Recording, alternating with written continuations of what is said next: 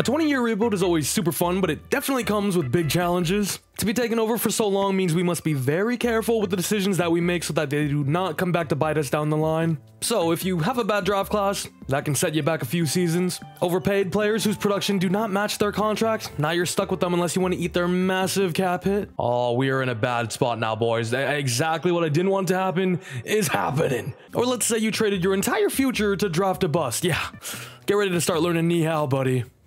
So today we'll be taking over the Detroit Lions for 20 full seasons with the goal of not only winning them their first ever Super Bowl, but turning this franchise into the next big dynasty. And yeah, enjoy.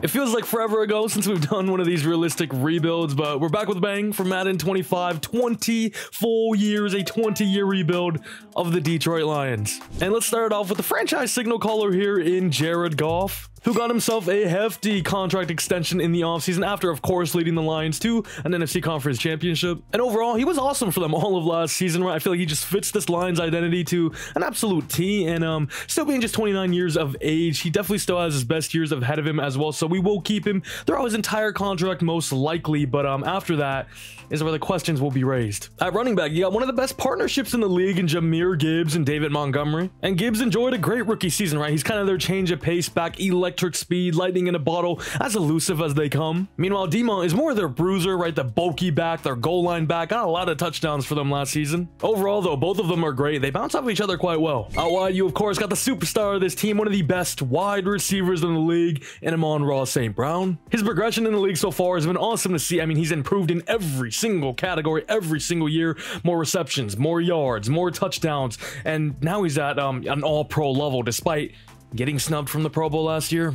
Make it make sense, man, but sitting here at a 96 overall with that superstar X Factor tag now and still just 24 years old, I mean, I want him on Raw for this entire video and I want him to retire in a Detroit Lions jersey and become one of their best ever players. Also, he got a new contract extension as well, so the money's getting thrown around here in Detroit. Rightly so, though. Now, the rest of this group really isn't great. I'm a big fan of Jamo. He was an awesome prospect out of Alabama and game-breaking speed, no doubt about it, but he hasn't really been able to find a stride, hasn't really been able to find a rhythm yet in the league, but I think his potential is still through the roof, so if we can implement him and watch him develop here, I would be happy to do so. DPJ is a new pickup who I like as well, formerly of the Browns. Cleve Raymond always has a few splash plays a year, and yeah, the rest of the group isn't great. I'll definitely be looking to get maybe a number 3 or a number 2, especially alongside Amon-Ra. Well, here's the thing though, I guess you could just say the number 2 is Sam Laporta, who was record-breaking as a rookie tight end last season, put up amazing numbers and got in the end zone so much. Dude, what is going on outside? I don't really remember where I left off. Yeah, Laporta is great, right? He's an 86 overall already, is the number 7th ranked tight end on Madden, and is a superstar dev at 23 years old, also out of Iowa, home of K. We do not care.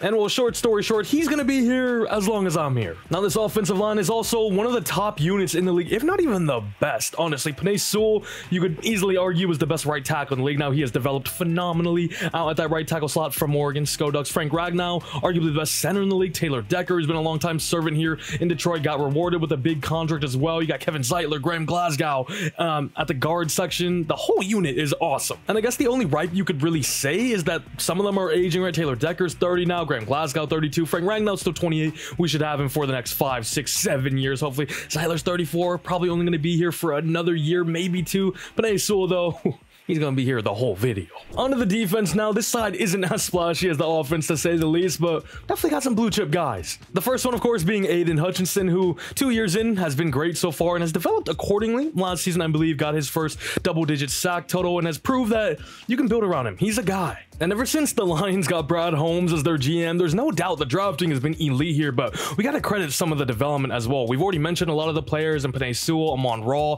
Aiden Hutchinson, even Sam Laporta in year 1. They've all been hits, and big ones at that. Now, they've also added in DJ Reader this season, who's been one of the most underrated defensive tackles of the last few seasons, a part of the Bengals, of course. Ali McNeil's been another one of their draft pick hits as well. Marcus Davenport they signed this season. Is there still some upside with him? Maybe. Doesn't hurt to gamble, though. Hopefully he can flourish here with us. And now, I think the biggest weakness of the Lions squad last season was their DB room, their DB depth in general, but they have revamped that room quite nicely in this offseason. Carlton Davis they traded for from the Tampa Bay Buccaneers. Terrion Arnold was their first round pick, a man, I did not think would fall to them all the way in the later half of the first round. So an amazing pickup there. Emmanuel Moses here to provide some depth. Amik Robertson as well. And they also got Ennis Rakestraw Jr. from Missouri State. Missouri, indeed. He's also hit in development, so we should be able to develop and grow as we go along deeper in this franchise. Like, I definitely believe these two rookies are the future of this cornerback room. Maybe we add someone later on as well. We'll go ahead and make Terrion Arnold our number 2 right away. Make Ennis Rakestraw our number 4 to hopefully get him some snaps, get him some game time as well. It's a revamped room. And the safety group isn't half bad as well. Ifeatu Melifonwu is high.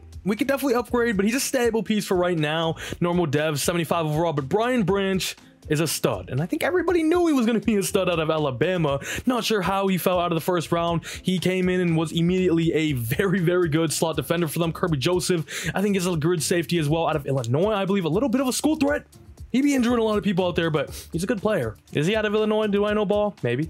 I just might. Now, the linebacker group is all right. Nothing crazy here. Alex Anzalone's a good player. Malcolm Rodriguez, Derek Barnes, solid. Jack Campbell was their first round pick last season. I think the second one that they had. He didn't blow you out of the park, but I think he's a good player, can develop with us into the future. Also, I don't know why we're in a 3-4. This is definitely suited for a 4-3. So, you know what? Our first move of the new Detroit Lions coach is going to be to make it a base 4-3, which is 100%. Also, yes, I did a face scan as the coach. You know, you can do that now. Shout out to Jack Fox and Bates at kicker now. They don't have Riley Patterson anymore. Doesn't matter because Dan Campbell was a psycho. Specialist gonna be looking like this if you're curious for your 1 D-Mount power back. Jameer Gibbs, third down back, of course. Amon Ra in the slot where he is a monster. Brian Branch at slot corner where he is a monster. Everything else pretty much the usual. Jack Campbell, I might honestly make the 1 just to hopefully increase his development for us, get him more snaps, get him more tackles and all that good stuff. Teams in 84, it's a great team, right? Last season they made a conference championship run, so we should be pretty solid for these first few seasons. It's really after that where I'm excited about this rebuild. You know, maybe after the Goff era we get a new franchise QB, revamp a few of the O-line, the defense a little bit. That's where the fun is going to start. It's going to be a long one, but I'm here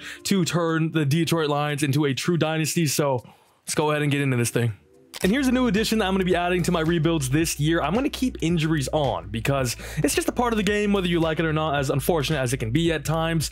That's why you got to get depth, you got to get players, you got to fill out the entire roster and make sure you get those hidden gems later on in the draft or at the end of the free agency pool. So we're keeping injuries on and we're just going to have to deal with it no matter what. All these other things are off though, I don't care about them. So like, dang it, if I come in week 2 and Peso fractured his femur or something stupid and is out for the whole year, the game's the game. Next man up mentality, Sorsdow. Yep. Who played at William and Mary. Huh? All right, and here's the thing. I actually haven't played franchise at all yet in the new Madden. All I've done is make that wheel video, and I'm not really playing in that. I'm just simulating for the most part. So this is going to be my first in-depth experience of Madden 25. So let's see what's new. Training camp seems to be relatively the same. They did add some more, though, with some offensive linemen, which is nice to see. Will I get a dev trait still? No, but damn it, I'm gonna try. First try, that's a good sign. All right, never mind. A Devi on Jameer Gibbs would move mountains. Bro, do y'all hear this thunder? It is going crazy.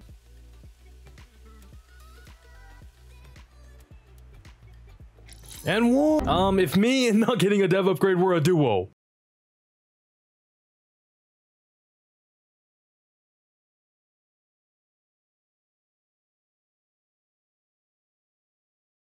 Talk to me nice, Jammo. No. Oh, do I miss? Oh, I did the wrong one. This one is... I did the wrong one. Okay, lock in. Don't matter, though. I'm really like that, so I'll get it anyway. You guys think we can still get gold? What in the heck? Is this new? DB Battle Red Zone? It still doesn't show the... I'm cooked. I'm cooked. It doesn't help I'm matched against Amon-Ra St. Brown as well. Oh, you remember last year when there was only a Zigro on that? Okay, I actually just got gold first try. Maybe I am like that. That deserves a little Devi. A little superstar. All right, we're never doing those again. Our OC just gave me a heads up about the press conference this week about position battles. I don't even know, man. Do you guys care about this? I feel like, honestly, it's just a little long. Am I not an Asian lady? Who is that? That's not me. You should. I haven't been reading. Which stat will determine the winner of the battle between Davenport and Josh Paschal? For what, preseason? Most sacks. And I did not mean to click. You know what I'm gonna do? I'm gonna start the dude that's younger with a higher dev trait. That's just my philanthropy, my Philadelphia, my philosophy. That's what I meant to say. What? Steelers get elite hooker. Whoa. Preseason's over and it looks like our position battle is complete. Davenport won the battle. Yeah. Okay, Davenport has earned +3 to block, shed, finesse, and power moves for the next 3 games. And +5 the team earned +5 morale. Oh.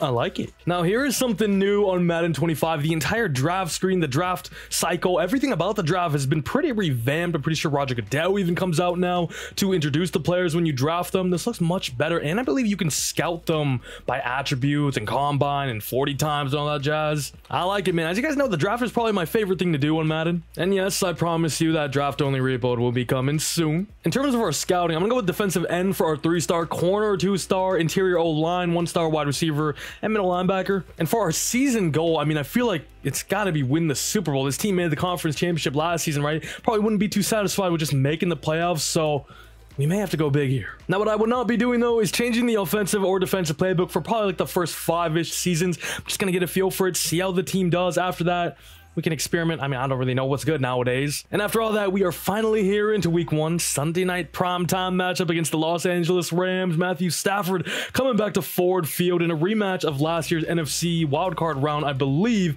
Can we start off with a dub? And it's a convincing one, 20-3. I like it. Apparently Hendon Hooker thinks he could learn a lot from Jared Goff, so he wants to be mentored by him. Like, sure. I feel like all of these messages would be really fun if I was playing the franchise, like week by week, playing the games and all that stuff. For a rebuild, they're kind of just in the way. You're lucky that I'm a team player. I'll do it. I think that has to do with like his personality trait or something. I wonder what it would be, or I wonder what would happen if he wasn't a team player. I don't know. Rumor, Jared Goff will mentor his backup all season. Would ESPN actually tweet that? I don't know if that's doing numbers.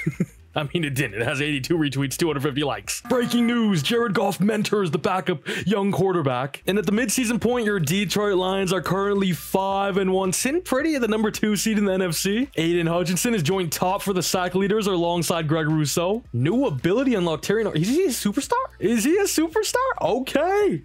Okay, that makes things even better. Oh, we also have a defensive line breakout. I'd actually be happy with any of the guys we have there. Hey, I'm still confused why I'm just a regular white man. It's Hodge.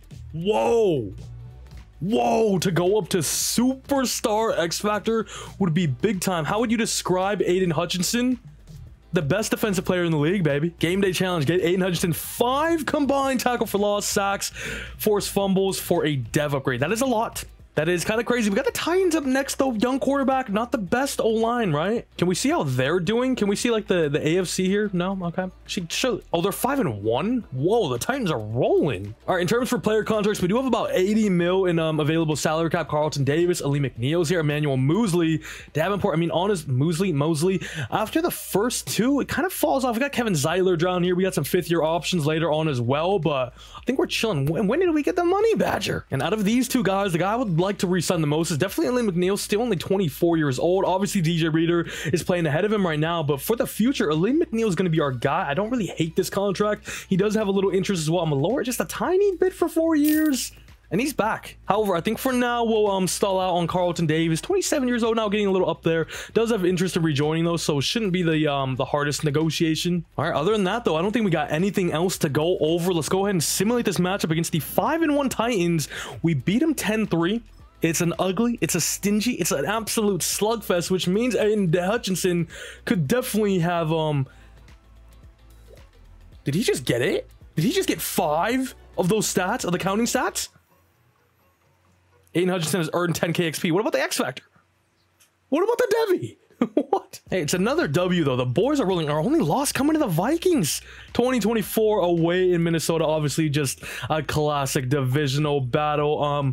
We did beat the Titans, though, as Aiden Hutchinson did not look like he did a thing. His name is not anywhere to be seen. He's all the way to... He had 1. All right, whatever. Then we'll take the 10k XP. Week 9 against the Packers. 3-5, interdivisional in Lambeau. They smoke us. Okay. Week 10 now against the Texans. They're only 3-6. They beat us as well. 28-14. What's going on now, boys? Wait, where is the private workouts? It's week 11. Ew. Okay, looking over our draft picks, we do not have our 3rd or 4th round pick, which is a little brutal. Not too sure where that went exactly. Maybe Carlton Davis one, and then another one was maybe trading up for somebody. I don't really know, but we only have 1 and 2. Oh, Kirby Joseph now has superstar development. Wait, what? Where did that even come from? I didn't get a breakout challenge or anything. He just straight up got it. Wait, no, game day challenge, get him 2 pass deflections. Did he get it or what? I am so confused. No, he already got it. All right, I don't even know. I didn't even do anything. I didn't even get a challenge or anything. He just straight up went up to superstar. And hey, for the future of this franchise, we'll take that all day. Wait, scouting focus is here. It's in week 13 now. What was the point of that change? Our very first focus players, though. Let's see if we can find any gems. I think our first of 3 is going to go on corner out of UCF here. Khaled McQueen doesn't look too bad and should be available at the end of the first round. Second one's going to go on a free safety, Connor Medlock here out of Boston College. We don't know too much about him, but a little Justin Simmons-y, if I say so myself. And then the last one, I'm just going to go ahead and take a gamble with George Brandon here, left guard out of UCF. Whoa! We just missed the playoffs. We went 10-7, finish as the 8th seed, and miss out. We were leading the division pretty much the entire season. Well then, that is not what you like to see. When we were here, we were what, 5-1, 6-1? And the second half of the season was an absolute meltdown. 4-game losing streak here to the Colts, Bears, Packers, Bills. We end off hot, but it was too little too late. That is brutal. Definitely not what we wanted to see. 14th in the league in offensive yards. The defense was actually elite. Goff put up okay stats, nothing really too crazy though. Only 3,338 yards there, 24 touchdowns to 11 picks. Has he regressed? Is the contract looking valid now? Those questions are most certainly up in the air now. Jahmyr Gibbs only with 2 touchdowns. D-Mall with 12 there. Jahmyr Gibbs had 1,000 yards, 4.6 carry, but man, Amon Ra even came back to earth a little bit numbers wise. It is only 10 touchdowns, 1,200 yards, still a good year. I think we just need another weapon though. We need another standout number 2 alongside him. Really disappointing year from Laporta as well. Only 486 and 2 touchdowns. I mean, the thing is, we still ended off with a decent record at 10-7, but we just missed out on the playoffs, which is brutal. Hutchinson had a great year. Davenport, not bad as well. DJ Reader with 16 TFLs. Definitely solid. Jack Campbell, Carlton Davis, and Kirby Joseph, all with 2 interceptions there. But overall, when the lights were brightest, we folded. We folded. At least we're not the Bears, but still, damn. As the Super Bowl is going to be Eagles, Ravens. Look at the My Team ranks. The defense was actually really good, right? We didn't really put points on the board this season for whatever reason. Kind of the complete opposite of last year's run. MVP goes to this dude, and I mean, how can I even be mad when he's doing stuff like this? Mahomes keeps it, goes behind the back. Kelsey's got it for the first down. Brandon Ayuk is your offensive player of the year. Deep boy goes to Derek Brown. Cool to see him get some love. Caleb Williams is your offensive rookie of the year, despite them only going 3-14. He probably put up some decent numbers still. Dunze in there as well. Edgerrin Cooper. So both the defensive and offensive rookie of the years in our division. We got Dallas Turner up here too. Where is Terry and Arnold? Jared Verse straight up won best linebacker as a rookie. That's crazy. Jalen Johnson won best DB. Yeah, you're still on the NFL top 100, buddy. What a freaking season, though. Complete disappointment. Do we have any Devies to cheer me up? Don't look like it, especially not on this offense that struggled for the majority of this year as well. Defense, we can get some people, though. Terrion Arnold was already superstar. Hutch, I was hoping maybe could go up to a superstar. We literally did not get one Devy, unless it's just not this week anymore. I don't really know, honestly. And the Baltimore Ravens finally win themselves a Super Bowl with Lamar Jackson, who is Super Bowl MVP, beating the Eagles 35-21 in the Battle of the Birds. Mock Draft 4 is here, and I might have to check this thing out, because we're going to have a solid pick. Missing out on the playoffs here. We're pick number 18 there. We're projected to go George Bowen right now. We know Nathan Beasley's kind of nice, kind of a gem. His counting stats there don't look great, but we know he's a round 1 talent, and that could be what we need alongside Terry and Arnold. The Giants ended up with the number 1 pick. Daniel Jones without a beard, with a beard, don't matter. He's still ooh, okay, look at this guy projected to go number 9 to the Panthers. Kareem Burns, top 5 true talent at corner out of Florida State, 6'3", 185. I wouldn't mind, I wouldn't hate a little trade up to potentially grab him, you know. Harrison Smith finally retired. Thank God he's out of our division. Ooh, okay. We have a 5th-year option for Aiden Hutchinson. He actually has no re-sign interest at all. Is there a reason for that, Aiden? Historic champions, warm weather state. Dude, you live here. You grew up in Michigan. I've never understood the historic champions thing as well. Yeah, we've never won anything, but we're good now. We're competing now. I mean, we just missed the playoffs, though. Jamo, I guess we accept. Honestly, maybe not. Maybe not. He's an 82, 24. I mean, we do have money, though. Carlton Davis, I think we re-signed on a 1-year deal. I don't hate that at all. I'm going to decline Jamo. He hasn't shown me enough so far. Next year will be a legacy, a prove-it year deal. Alrighty, we head into the offseason with a fresh slate and some money to our name. 83.2 mil. Drake Greenlaw's here. Justin Simmons. Some big names. JOK would be an awesome addition. He will be expensive, though. He will be very expensive. Ryan Kelly, Kevin Zeiler's here, 35 years old now. Could re-sign him to a one-year deal. Could draft his replacement, though. Diop, some older players definitely here. Wow, look at this free agency quarterbacks. Trey Lance, Zach Wilson, Mac Jones. War a draft class that freaking was. And as much as I want to add another weapon to this team, none of the names really here speak out to me in any sort of way. Hey, yo, I'm tempted. I really am. Now, this is crazy money, though. I think they're trying to pay him like he's a pass rusher because he's an outside linebacker, even though that's not what JOK is at all. We got money.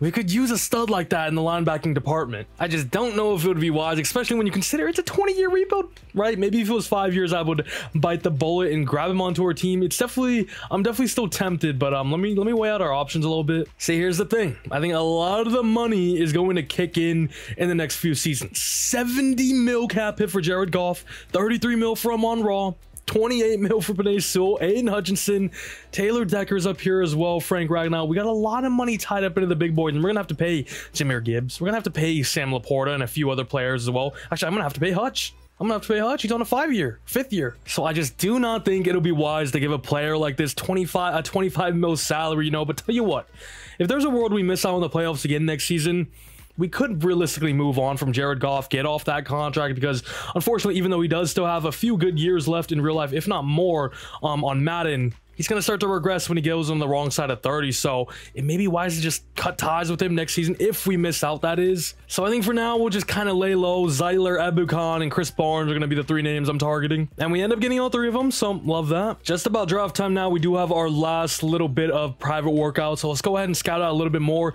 See if we can find any more gems like a Kareem Burns. The safety I did blows. However, we do now know Khalid McQueen's a true round 1 talent as well. Ooh, and check out a little Jimmy Buckhalter here out of Notre Dame, round 1 to 2 talent there, going around 2 to 3 projected. And the left guard we did, George Brandon, is a round 1 to 2 guy as well. Okay, Gordon Graham is a receiver prospect here at UNC, only 21 years old, round 2 to 3 projection. Could be our future Jamison Williams replacement if we decide not to re-sign him. This dude ran a 4.2 440 at the pro day, at the combine. We see the elite speed and the great acceleration, agility, change of direction. He's an absolute speed demon, to say the very least. Gonna go ahead and throw my first one on him. Low-key, we do need some linebacker help as well, so I'm gonna throw our second one on Adonis Craig out of Georgia, and then the last one I'm gonna throw on another linebacker, Johnny Allen here out of the U. We got some calls around the league for our new superstar Kirby Joseph, and I mean, these offers can kick rocks. Actually, this Blake Fisher fella is not half bad, is he? It's still a no from me, dog. I'm not gonna lie, this screen right here is awesome. Like, I love it. It gives you so much information. You can pretty much see everything in the draft. I definitely still have to get used to it, but for now, it's looking pretty cool. Who did we put it on? Adonis Craig, who's a round 1 to 2 talent. Johnny Allen, round 1 to 2 talent. Okay, that's big time. Who else did we put it on? Graham, who's also round 1 to 2 talent. Here's the problem, though. I only have 2 picks the first 2 rounds. Hell, in the first 4 rounds, actually. Oh, what do we do? I want all of these players. Dude, I'm not gonna lie. I've been recording for an hour and a half, and I'm still in the first year draft. This is gonna take forever. Please like the video. Because that's not to even mention how long it's gonna take to edit this thing as well. What is this? What's up, Bijan? Well, we had a little cutscene for the draft now. It best not be doing this every draft, though. That's all I'm gonna say. Oh, look at this 2024 NFL draft. The clock is rolling. Let's go ahead and pause that bad boy. Wow, this is nice. Okay, here's the thing. Khalid McQueen is all the way down here at a number 43 rank. So, and we didn't see him in the mock draft number 5 as well. So we could potentially trade down to like maybe the top of round 2 and nab him. I definitely want him because he's a round 1 talent. Graham, I would like. Brandon, I don't think we need yet. We re-signed Kevin Zeiler to a 1-year deal. Would love Jimmy Buckhalter because he's only 21 years old as well. And then hopefully one of the 2 linebackers. Can I just sim the first pick and see like him walk to the podium? Look at this. Okay, EA did their thing a little bit with this one. Roger Goodell setting up. The draft only rebuild is going to hit like crack. That's all I'm gonna say. Oh no, that's the right end. They didn't even go quarterback.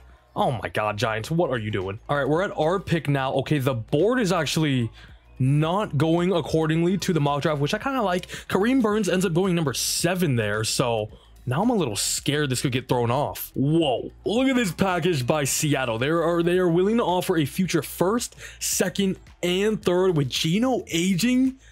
Those picks could be kind of nice, you know. The Giants offering me their future 1st. They were the number 1 pick this year and didn't go quarterback. That could be nice as well. Got some good offers here. The Bucks and the Browns are both willing to offer their second, third, and their fourth round pick this year. So just getting that abundance of picks that I'm kind of looking for. But I'd be lying if I said this package is not tempting me, dude. I think both of these packages would make a little more sense for the now. However, the Seahawks package would be incredible for the future. And considering this is a 20-year rebuild, I'm intrigued. Maybe see if we can get their second, which is at 44, and then their 1, 2, and 3 next year, potentially. Seattle, what we saying? Ooh, green. And yeah, their QB is still Geno Smith. He's 34 years old now, only a 74. How about this? Oh, that's so close. The thing is, as much as I like Khalid McQueen, we are not in dying need of a corner right now. Terrion Arnold, Carlton Davis re-signed for 1 more year, and his Rakestar are still all here. You know, they're all still good. It's solid. It's doable. It's serviceable. All right, we'll take away the 5th round pick in 2027. It is declined. Take away the 6th round pick, and okay, gonna add a 2027 6th round pick and our very first blockbuster trade of Madden 25 and of this 20-year Detroit Lions franchise rebuild has been completed.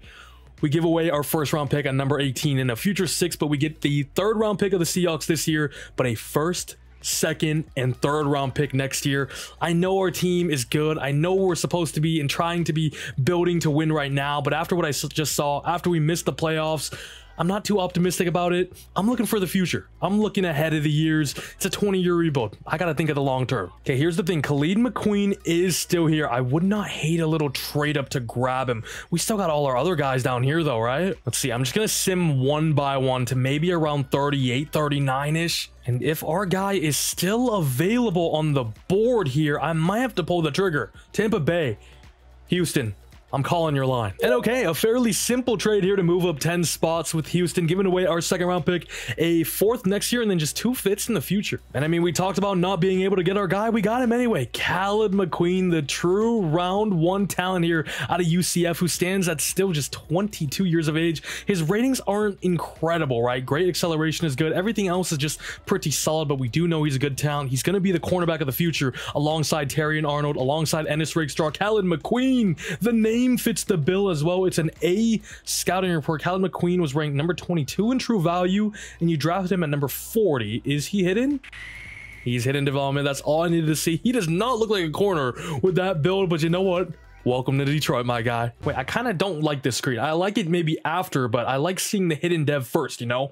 That's kind of like what my channel is about. Not even gonna lie, I might keep going 1 by 1 here. Okay, there goes Jimmy Buckhalter. There goes Adonis Craig.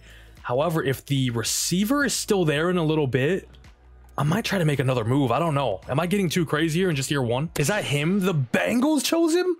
Out of all teams, I skipped them because I didn't think they'd go receiver. And it is this round where I got to make sure we grab ourselves Johnny Allen, who's still available. He is currently sitting all the way down here at number 97 ranked. Okay, and with pick number 12, he should easily fall to us, I hope. Okay, looks like he did. I love that you can see all the names now on the board, though. That is awesome. So now I can see whoever snipes me, you know, whether it's the Cleveland Browns or this freaking dude. All right, let's go ahead and get our guy, though. We've been scouting him for a while now. Johnny Allen out of the U pass coverage archetype there.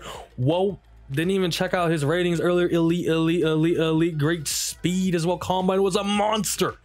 And everything. A awareness, a zone, a man, a tackle. This dude is an absolute gem. I think Fred Warner was chosen in the 3rd round. Johnny Allen, can you live up to those expectations? It's another B-, which was the same grade we had on Khalid McQueen. Except Johnny Allen, sadly, is only a normal dev. A little pain is all I gotta say, as our next pick is all the way in round 6. All right, draft recap time. We did not have the most picks, but I think we set ourselves up well for the future. Khalid McQueen ends up being a 74 overall. Johnny Allen right behind him at a 73. The rest of the draft was kind of a bust. How was the first class of Madden 25, though? 78 overall left tackle, goes number 2 in it, as he is the highest overall guy in the class. Here's Kareem Burns, who ended up going 2 spots higher than expected to Tampa Bay, as he ends up being hidden dev to the surprise of nobody. We knew he was going to be a good player, but he's only a star, and the fact that we didn't trade up for him, I'm kind of happy about it now, right? That would have been a spear through the heart. Good player nonetheless. The upside is just nothing special, you know? Let me try to find our guys. Here's Gordon Graham, who we did want to trade up for. He's only normal dev. Very happy we didn't do that as well, despite him having 97 speed. However, Jimmy Buckhalter is a 73 overall and hidden, and he looked good, man. Would have been fun alongside Aiden Hutchinson as well. He's only a star 2 though. This screen is very slow. I'm not gonna lie, I hate it. Look at this. I'm spamming it, bro. And I genuinely believe it's because the player has to do this stupid animation where he has to look up every time. Now, here's Adonis Craig, the linebacker. Wow, he went number 11 in round 2 right after Buckhalter. We had him scouted. We knew he'd be good, but oh my good God. We traded up, didn't we? We traded up for McQueen. We could have got him, dude. Damn, he was in our hands. Devontae Sweeney. Anybody see that new Sydney Sweeney picture?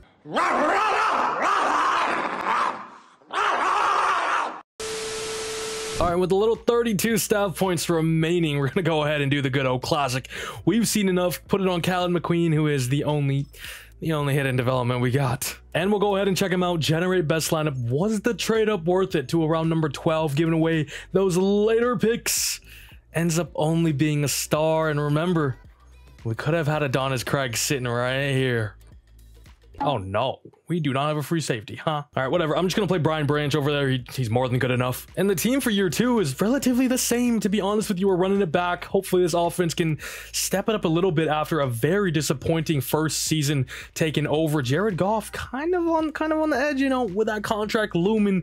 Things are a little scary. The defense was honestly elite last year. Terrion Arnold, I'm gonna make him our CB1 now. Rick Straw will probably still be our 3 as Carlton Davis is on his last season. Kirby Joseph and Brian Branch as a safety pairing, pretty awesome. We also have Johnny Allen here now as well, who I may just start. How old is Malcolm Rodriguez? He's not too old, right? 26, pretty young still. I think we just start the Rook though and just pray he can develop at a quick rate for us. Why am I still playing these? Wow, this downfall has got to be studied. We are sitting bottom of the NFC North currently in the midseason. Now we're 3-4. It's not bad. We could still jump the Packers in a few weeks, but it's not looking good. Also, the Seahawks are 3-4. We got to keep tabs on them. Remember, we have their first, second, and third rounder. And the players we got to re-sign this year include Kirby Joseph, Jameson Williams, Carlton Davis, David Montgomery, DJ Reader, and take a look at our cap hit now. That is why, or our cap room. That is why we didn't sign JOK. We only have 26 mil. If I'm being honest with you, I don't even really feel comfortable re-signing anybody right now. I think we wait till the end of the season, kind of figure out how we are, gauge how we do in the season, because we might need a revamp if we completely miss out again, like I mentioned earlier. I didn't really plan on doing that, but that's just how everything has fallen so far. I wanted to play Goff's contract out, but I mean, if he's not performing and we're not performing as a team, then he really leaves us no choice, especially when this rebuild is going to be 20 years long. I got to think of the future. Like I said, we want to get a quarterback in quick. We want to develop him as quick as we can and be successful later on in this video, you know. We're 6-6 currently in week 13. Okay, the Seahawks are the 5-7 second in the div. If they lose 1 or 2 more games, they could fall all the way to bottom there. We need that. I'm praying on Seattle's downfall. We're here now for more focus players, and I might have to scout some of these dudes at the top of the board. We might freaking be here. There are some really good cornerback prospects in this class. We don't really need it anymore, though. Wish I just went Adonis Craig last freaking year. Ooh, look at our guy Doug Johnston, though, out of USC. Looks like an awesome talent later on. Definitely still looking out for a partner alongside Hutch as well. James Owens looks pretty good. Dwayne Lake looks more of a defensive tackle. We could slide him inside, though. DJ Reader's on his last year. And okay, end of the season, we finished with 1 less win than last year, but make the playoffs this time around, ending as the 7th seed. Seattle ends up going 8-9 for the 9th seed, so the pick won't be incredibly valuable. Still good nonetheless, though. Also, wildcard round matchup, we got the Green Bay Packers, interdivision. Wow, and look at the passing leader there. It's JJ McCarthy of the Vikings. I don't really know how to gauge this season. 21st in offensive yards. Really, the defense has been awesome.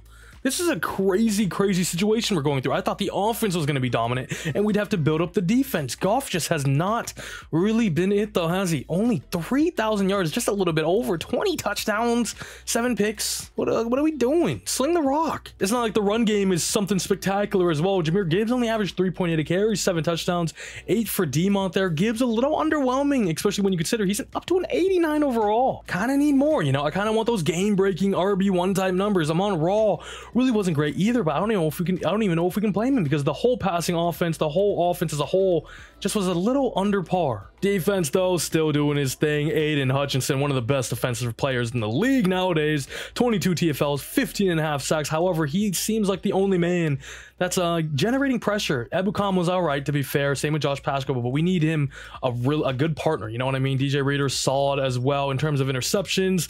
It's only 4 for the entire team. Now, the defense was still good overall, though, so don't get twisted by the counting numbers. Let's go ahead and hop in against the Packers here. They're an 84 squad. We're an 86. However, they won the division. We will be in Lambeau. Hey, if you're still here and haven't subscribed to the channel, please scroll down, subscribe, because around 80% of the people that watch haven't subscribed yet, so help a brother out. Let's get that number under 80%, please, especially if, you know, you enjoy this type of content. There's plenty more of it to come, and, yeah, that's all. Love you all, and, subscribe. As this will be our first playoff appearance, as the Lions head coach. I don't know why there's no game sound here.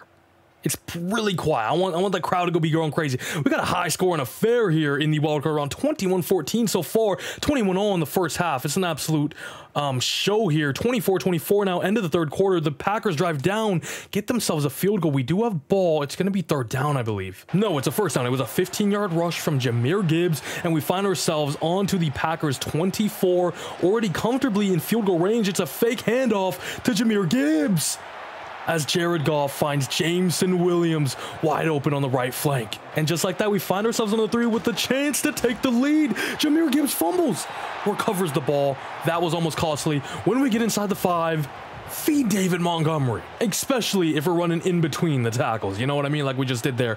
That was crazy. Almost cost us the game, Jahmyr, as he goes into motion there.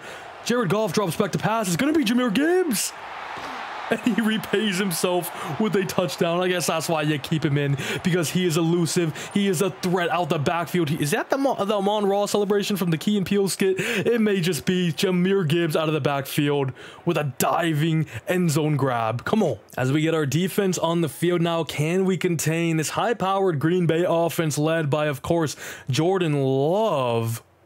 4th and 5. Wait, they scored? Wait, what? Jordan Love. Oh, I didn't even see it.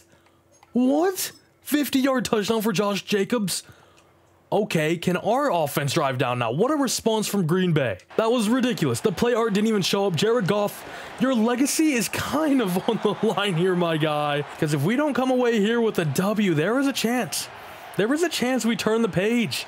We look to somebody else to lead us into the future. Jared Goff, time in the pocket. Not really. 3rd and 10 now. Lambeau is loud. Pressure is there. It's a screen pass, and Goff just couldn't get it out for whatever reason. Just lofted it up there. Give Gibbs a chance at least. Now 4th and 10. The game is not completely out. We do still have 3 timeouts. Amon-Ra St. Brown with a huge grab. Jared Goff's having a great game. 350 yards, 2 passing touchdowns to no interceptions. And just like that, when we were just almost out of the game, we find ourselves on the Green Bay 13, and Goff throws a pick. How can you go from 0 to 0 that freaking quick? I'm a poet, and I ain't even know. I just had to ruin it. Wow. We were in field goal range. We didn't even have to be aggressive there. We could have ran the ball once or twice at the very least and got a few yards and opened things up a little bit. Instead, Goff throws a pick in the most vital of moments, and the fans and the media have got to be saying, is that the last throw we see from Jared Goff in the Lions uni? Like I said, we're not completely out now. We do still have 3 timeouts. We just cannot have them get a first down. They don't. We have a chance to drive down here. It's a big gain right away to Khalif Raymond. 2nd and 10, 3rd and 10. Big gain again. However, there's only 8 seconds left, and Jack Fox missed the field goal. We went for it all there. He missed it. Jack Fox field goal? Do I not have a kicker? Oh, this might be on me. This might be on me more than anything. Did I not sign a kicker? I was looking for one in the draft, but they were all trash. Oh, no. Of course Jack Fox missed a 51-yard field goal. He's not even a kicker. Oh, have I sabotaged this team? Have I sabotaged Jared Goff's time here in Detroit? Because honestly, he had a pretty decent showing. I mean, the pick was very costly and is, at the end of the day, what costed us that game. Maybe other than us not having a kicker, but still paying. Jahmyr Gibbs has been very disappointing for us. 2.5 a carry, really? Khalif Raymond was a monster. Amon Ra was great for us as well. Man, I mean, we lost the nail biter. They were the better team. They did have home field advantage. We did have the advantage on defense, though. 3 sacks to their none.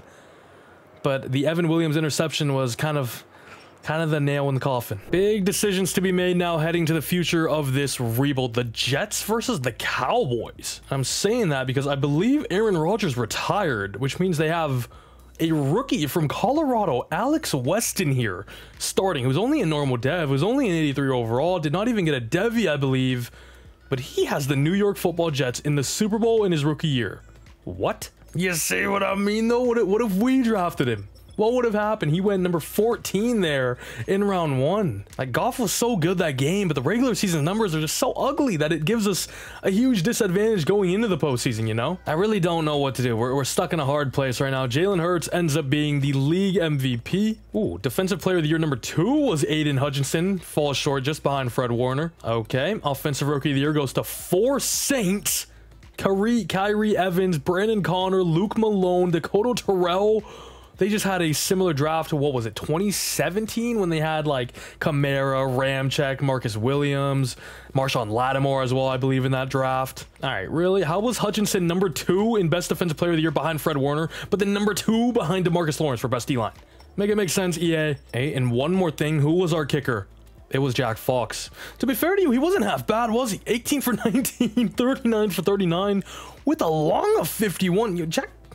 Jack Fox held his own. I mean, look at these stats. They're kind of nice. A long of 59 is crazy, dude. He went 5 for 6 from 50 out. He could have well more than made that 51-yard field goal. Nah, man, you can't even put the blame on me now. I saw what Jack Fox was doing in practice. I said, you're a versatile punter. You can play kicker as well, my boy. You can play kicker as well, yeah. Are devies a thing? I don't know. I mean, the offense was ugly, so I didn't expect one. However, Aiden Hutchinson does go up to Superstar X Factor, which is definitely big time. Was hoping maybe a Johnny Allen could go up, maybe a Jack Campbell or somebody else, but so far it's just the one devy 2 seasons in, which has been a disappointment to say the very least. Jack Fox, he had a historical year. Come on. Dude literally played punter and kicker and was elite in both of them. We've never seen an athlete like him before. And the Super Bowl winners in 25 is going to be the Dallas Cowboys, edging out the Jets there 34-32. Super Bowl MVP goes to DeMarcus Lawrence. And now we're back to hard decisions. We have a storyline for a player meeting. Why am I a little scared? What is this going to be? Coach, I can't be at my best unless I have great linemen blocking for me. Jameer? We got damn near the best lineman in the league, bro. What else do you want? Come on, coach. You know we need to upgrade. Where? Guard. Okay, fair. We could use upgrade at guard. I promise to trade or sign an elite. I don't know about elite. I promise to draft one, though. That's a great run blocker. I will draft one for sure. And it's crazy for you to be complaining, though, when we actually have elite tackles and elite center. You know what I mean? How do you respond? He'll have at least 72 overall and 74 run block. How can I even tell? Okay, 72 overall. I think that's a little safer. Nah, I'm sorry, Jameer. You're playing the victim card right now. You were just trash, my boy. You were just trash. And I also forgot we didn't do any of these. You know, speaking of the devil, Jameer Gibbs is a 5th-year option that I think we will go ahead and accept for now. We have 56 mil now in the bank. Kirby Joseph wants 27 mil, despite him being a superstar, right? It looks all flashy, you know, he's only a 79. Now, he's not asking for the most money, but he also does not have interest on our team. And he's gonna go, I'm fine with letting him walk, honestly. Jamo is here. I mean, he is up to an 85 now, which is nice. He's asking for 15 a year, though, on a 3-year contract. His counting numbers have haven't been blowing anything out the park as well, so I think Jamo's got to go. We might have to reset the squad here. I'm not going to lie. Jack Campbell, 5th-year option. We'll go ahead and accept that for now. He has a little interest in rejoining. Demon's going to have to go. He's a 78 now. He's regressing heavily, honestly. Same with the DJ Reader. We might have to revamp the squad and maybe even start to build from the future, because things are not looking good right now. I know we just made the playoffs and had a really good game, but if we're not competing, I mean, we gotta build up the squad a little bit more. And as of right now, it's kind of hard to do that. Coach, my agent's been telling me that my #1 motivation should be more meaningful. Dude, I'm not re-signing you. I already let you go. What do you want? Do you recommend a change? What do you... Oh, okay. I just had a little convo with Jameson Williams, and now his meter is actually full in wanting to rejoin. Now I'm a little tempted. I mean, he's an 85, you know? I feel like we could bump down the money a decent amount as well. I'm gonna bump it down to 7 there. If he has full green interest, so he should. Okay, well, I bumped it down a little too much, but I was gonna let him go anyway, so whatever. Franchise tag would be 33 mil. Nah, he just wants too much money currently, and his play on the field, his numbers on the field have not been representing that at all. In terms of free agency, we do have Zach Martin, Charvarius Ward is here, Jameson Williams also there. I mean, we could re-sign him here. It wouldn't be the worst shot. He does have full green interest, of course. Quincy Williams, Kendall Fuller, Derrick Henry, Bradley Pinion as well. However, I think the story of the offseason is hands down going to be what we do with Jared Goff and his 70 mil cap hit, 55 mil cap hit next year, 61 mil in 2028 at 83 overall and 31 years of age now. He's only going to start going down. He's already starting to regress in his throw accuracy medium, throw accuracy deep, his play action as well. So things are trending downwards right now. It might be best for our organization to move on while we can, because a wise man once said, it's always better to trade a player 1 year too early than 1 year too late. Also, we have picks 14, 21, 46, 53, 78, and 85 this year. We're gonna be cooking. Let's just go ahead and see some offers though. Kirk Brazil from the Pan. Donis Craig. Wow, how awesome would it be if we had a player like that? Jake Franklin, that is literally all. Are you kidding me? And maybe we add like a second in 27 and a third in 28. I don't want to do anything too crazy. The money still isn't there. And oh yeah, I forgot his cap hit was 70 mil. Hello Rams, the last time we did business with you, the quarterback that we gave you won you a Super Bowl. You now have Devontae Pearman here, who's not great. Your team need number 1 is a quarterback. You have the number 10 overall pick and green interest in Jared Goff. All right then, they just straight up accepted that. I did not expect that. We just traded Jared Goff to the Rams for a 2027 first and second round pick. So next year, not this year. We already have a lot of picks this season, so wanted to make sure we could bolster up and get more draft capital in the future as well. Jared Goff is now heading out of town. It was a great stint in Detroit. Honestly, he kind of revived his career here a little bit as well. Had some awesome playoff runs as well. However, I think we just got to head into another direction now that I'm the big man in charge now, you know what I mean? The business decisions have to be made. The hard decisions have to be done. And as sad as it is to see him go, it's time to move on. As it is truly deja vu again, a Lions quarterback heading to the... Oh, actually, wait, I sent him back to the Rams. That just went over my head. Okay, well, whatever. They needed a quarterback. Goff's a good quarterback. But now here we have a bit of money to spend. I might just go back in for JMO. Honestly, it's a 85 overall. We need whoever our new signal caller to be in the future to have some weapons. What are the odds we give Hendon Hooker some run this season? All right, going in for Jameson Williams, Tyler Algier, Kirby Joseph. Maybe we bring back, although we're not his top offer. There's a chance we don't get any of these guys, to be honest with you, but we did at least try to get all of them, and the 2 former Lions decide to reject us. Algier is going to be our new backup running back, of course, with no more David Montgomery. However, Jameson has went to Vegas, and Kirby Joseph has gone to Seattle. All right, got some quality depth now in Kazir White. Josh Paschal is going to be running it back. Jordan Whitehead, and now Ronnie Hickman to complete some of the safety group up. As here's going to be mock draft number 5. The Commanders are the number 1 pick. I think we were down at number 14-ish, if I'm not mistaken. Yep, 14. We have Matt Lucas, currently a wide receiver from Georgia, who is a top 5 projection. Then we have number 21. They haven't going another receiver. I mean, hell, we could probably use them both.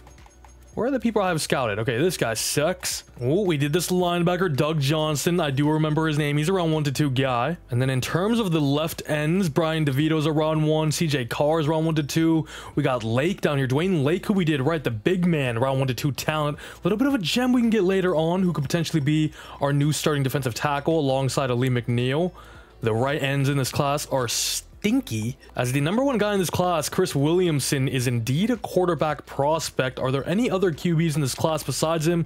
There's another round 1 to 2 guy in Matt Green there. The rest don't look too great. Hey, if they look special enough, I wouldn't mind moving up. We have the ammo to do so. Chris Williamson is a 6'1 improviser out of San Diego State, 22 years old, with elite acceleration, change of direction, great jumping, great agility, good strength, great throw power though is nice to see. His attributes as well kind of look awesome. Deep, medium, and short accuracy there. Awareness, throw on run. He looks the part. He's the number 1 guy though. He's going to be hard to get. However, weren't the Commanders the number 1 pick? Yeah, they were. They don't need a QB. Don't know why the Saints wouldn't be going him. Where is he projected to go? All the way at number 7 to the Steelers. Now remember, the mock draft isn't the end all be all, but if he's here at 3, 4, or 5, we might have to make that move up. So you know what? I think I will throw a private workout on him. And my God, this receiver class is not looking great. I think Derek Allen here looks like the best one of the bunch out of Oregon State. And then remember, I need to get a good right guard for Jahmyr Gibbs, so I guess Earl Olsen's going to be my choice. I'd really like us to go out and get a quarterback in the draft. Imagine being Justin Fields right now. Okay. We now know Chris Williamson is a round 1 true talent. He looks great, man. If he falls to that range I was talking about earlier, I probably will move up. If he goes 1, though, no chance, or 2. Earl Olsen's not great, round 2 to 3 talent there. Derek Allen, though, the receiver, looks the part. He's only 21 as well. However, I'm going to go a few more. Cardinals go DeVito there, a left end. The Giants didn't go 1 at number 1 last year, so they may not do it again. They go CJ Carr, the pass rusher. The Broncos have Bo Nix, but I might have to jump the Steelers here because the Steelers will take him. You saw what George Pickens said. And we have struck a deal with Denver to move up to number 6, giving away 14, 78 this year. Remember, we have 2 third-round picks, and then just a future 4 and 5. So honestly, not too overly expensive. I was doing get offers from them, and they were asking for a ton there. So to get that deal done and through the doors is happy days, because now we get ourselves Chris Williamson, the new franchise quarterback. This early on in the video, I was not expecting that, but Goff really just wasn't leading us into the right direction. Chris Williamson hopefully can be a breath of fresh air and the new franchise signal caller of the Detroit Lions. It is only a B ranking, but that's all honestly based off of his rating there. I'm just looking at that guy on the right. That does not look like the same Chris Williamson I know. Player profile is going to be a hidden dev. That is the big moment. That's the big thing that we're looking for. Now we pray to Superstar or Superstar X Factor. Who is that? Gonna trade down 7 spots here with Buffalo. Also acquire their future 2nd round pick as well. I think we can get the receiver a little bit later on. And judging by the board, our guys still should be available for us here at pick 28 in the 1st round. We're not gonna waste any more time. We're gonna grab ourselves Derek Allen. He's gonna immediately be our wide receiver 2 from Oregon State. Only 21 years old, 6'4", physical archetype. Alongside Amon Ra, it's probably the perfect build, the perfect archetype to have right next to him, and hopefully can be a red zone monster for our new QB1 in Chris Williamson. Derek Allen, welcome to Detroit. He's got to walk out first. We'll let him walk out and enjoy his glory real quick. As there is our guy. He was ranked 28 in the class. We drafted him at 28, so a great trade down by us. But he ends up only being normal, which is very, very hurtful. All right, then hopefully we can change our luck around in round 2 with Dwayne Lake, the big run stopper out of the Ohio State University. Going to be a great addition to our defensive line that kind of needs some help right now. It's kind of lacking in a few departments. Dwayne Lake is now, okay, this is a little too much. You know, he's number 49 in the class. We got him at 46, and he's going to be hidden development, so a great choice nonetheless. That is a crazy fit, brother. I'm not going to be honest with you. All right, I believe we traded our other 3rd round pick. However, I would love to get both of these guys in round 3, but with this pick in round 2, our final one here, I'm gonna go Bill Barnes. A deep threat here out of Virginia Tech, 5'9", but his stats look awesome. Great acceleration, great jumping, great speed. Ran a 4.39 40, which was number 3 in the class, and then a 4.33 on his pro day, which was number 2. His stats look awesome as well. A spec catch, A spin move, B deep route as well, C catch in traffic. He doesn't look bad. We need weapons to help out our QB right now because we don't really got any besides Barnes and Amon Ra St. Brown. So hopefully Bill Barnes can be a little special for us. He's number 57 on the big board, and he's going to be hidden development. And ladies and gentlemen, that is going to be our wide receiver room set. And I don't know what's going on with the player avatars, but they're not matching up with the dude on the left. You know what I'm saying? The Cardinals just drafted Keenan Allen. Okay. Giving away one of our 3 2nd-round picks next season, and then a future 4th to move up with the Giants here. At pick number 5 in round 3, and I know this guy's ahead of him, Earl Olsen, on the board, but we're going to go ahead and grab our guy, Doug Johnston, as soon as we can. We know he's a round 1 to 2 talent in the class. Elite ratings all around there. Only 1 is acceleration, but it's good. It's good. You know what I mean? We need to bolster our linebacking room as a whole. So Doug Johnston, get on the freaking squad. He's going to be number 48 in the class. 69 overall is where we got him, and he's that big hidden dev, which you'd love to see. Look at his stats on the top right. Monster, dude. Okay, now in terms of Earl Olsen, I'm just gonna have to pray he falls to us at 85. He went at 80. Hey, no. Remember, we kind of needed him big time for Jahmyr Gibbs as well. We're going to go ahead and just sort by run blocking here. We have 4 guys with a B here. Glenn Flowers, Damon Candidate, Joe Watkins, Sammy Dorsett. So I guess we're going to be going Sammy Dorsett. We don't really have a better option. Elite acceleration, ran the fastest 40 and had the highest vert jump and 3-cone drill and 20-yard shuttle. Whoa. Sammy Dorsett. Can you be special? He's number 38 in the class. Whoa, Sammy Dorsett. All roads lead home. Okay, maybe a blessing in disguise or Olsen went, because we just found this absolute gem out of UW later on at 85. Hey, where the generational kickers at, Madden? I've been looking, bro. I've been looking. Believe me, Ben Arietta. 85 in true value.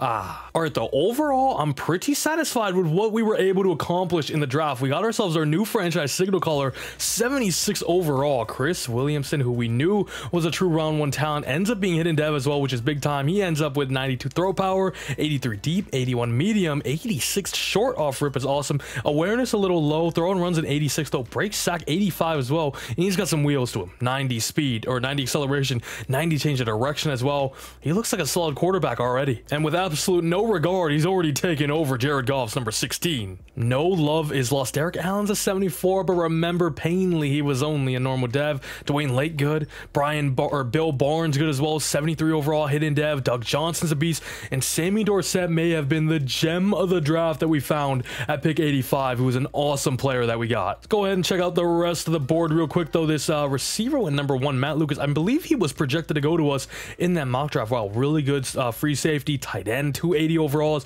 Kareem easily goes number 9. There was some amazing corners in this class. 78 there. That goes in the middle of round 2. Only normal though. Now the only dude that we really missed out on that class was Earl Olsen here, who went 5 picks before us to Baltimore. However, I don't know if you peeped it, he was an 72 overall, so 2 overalls lower than Sammy Dorsett, and he's only a star, so we don't care about him at all. Sammy Dorsett is clear of that fraud. And now before heading into year 3, let's go ahead and reveal the new QB1 of the Detroit Lions, Chris Williamson. Moment of truth. Will he be a higher overall than Jared Goff already in terms of development trait?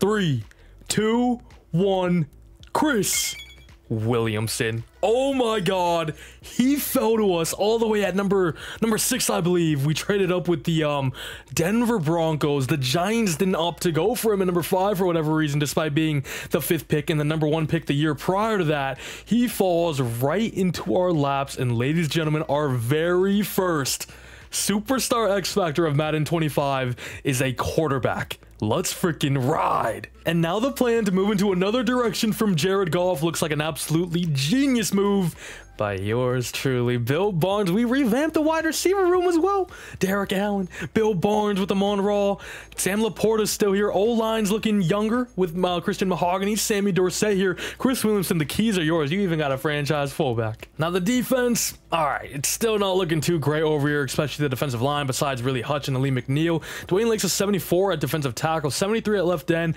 I think for now in his first year, he can kind of play as a rotational piece wherever we need him. The DB room looks good though. We revamped the safety room a little bit with Jordan Whitehead. Ronnie Hickman's now here.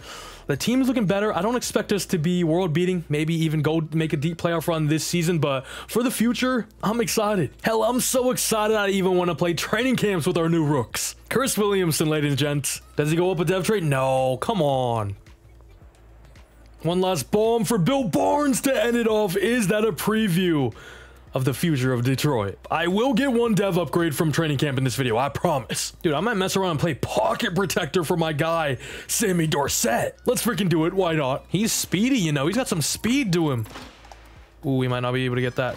Oh, I went in the... Ooh, okay. That's tough. Oh, no.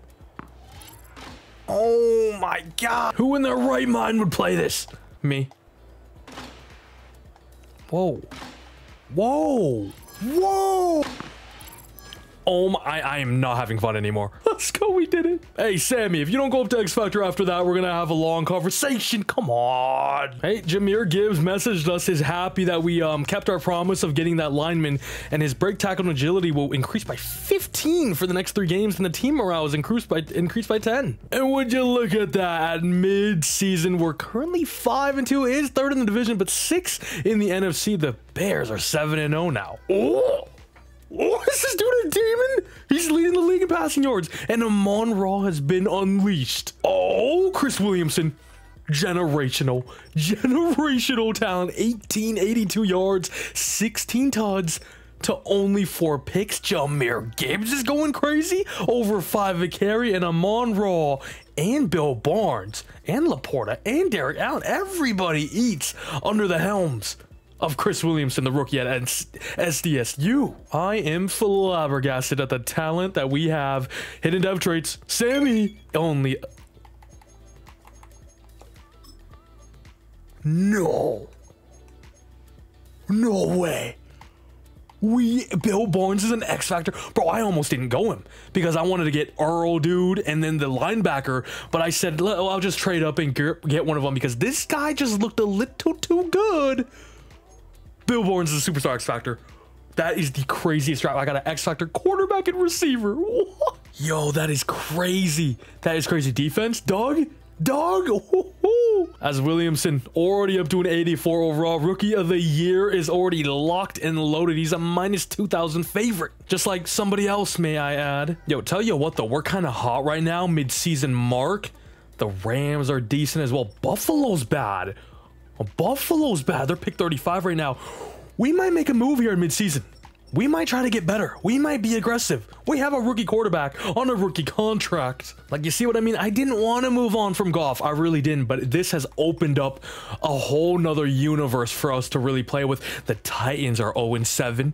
Maybe a little Jeffrey Simmons, you know what I mean? Cardinals 1-5, 1-5 for the Broncos. The Bills are terrible this year. Bengals bad. Falcons bad. Texans.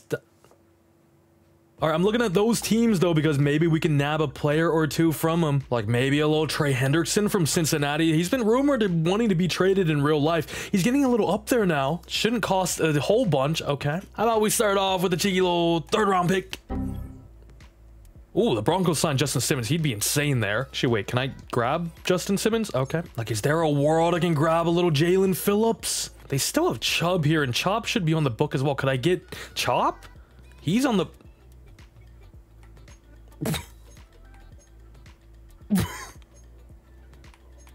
Okay, this feels like just cheating, so I'm not gonna do it, but I will do this one.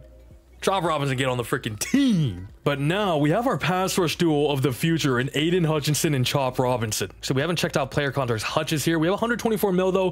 Laporta, not a fifth year. He was not drafted in round 1. Same with Brian Branch, Frank Ragnow. Whoa, big names here. Big names here. And yo, why does Hutch not want to rejoin us, the historic champions, warm weather state? Remember last year, Jamo got that little message thing, and he was able to boost his player motivations. Maybe we can get the same for Hutch if he decides not to rejoin here. I'm going to bump it up a ton. Obviously, we want to keep him around for as long as possible. He's our cornerstone on that defense. Still not enough to get the job done, though. Sam Laporta, as I mentioned earlier, as long as I'm here, I want him to be here. He's a beast. 90 overall now. And he's here for another 5. Brian Branch, another guy we cannot afford to lose at all. So versatile and so impactful to the way our defense works. 6-year deal until he's 30 years old. Still not enough. Very tough. Ragnow is 30 years old, has interest. I think I wait till the end of the year with him. Private workouts are going on, 2 safeties and a tackle. And boys and girls, we end off the year 10-7. Not bad. This division is tough though, man. Chicago 14-3, Green Bay 13-4. We stuck around though, finish as a 6th seed in the NFC. Now, unfortunately, Chris Williamson did not get up here for the past years, but we do see Amon-Ra as the receiving leader in the whole league, as this offense in total was number 2 in the league.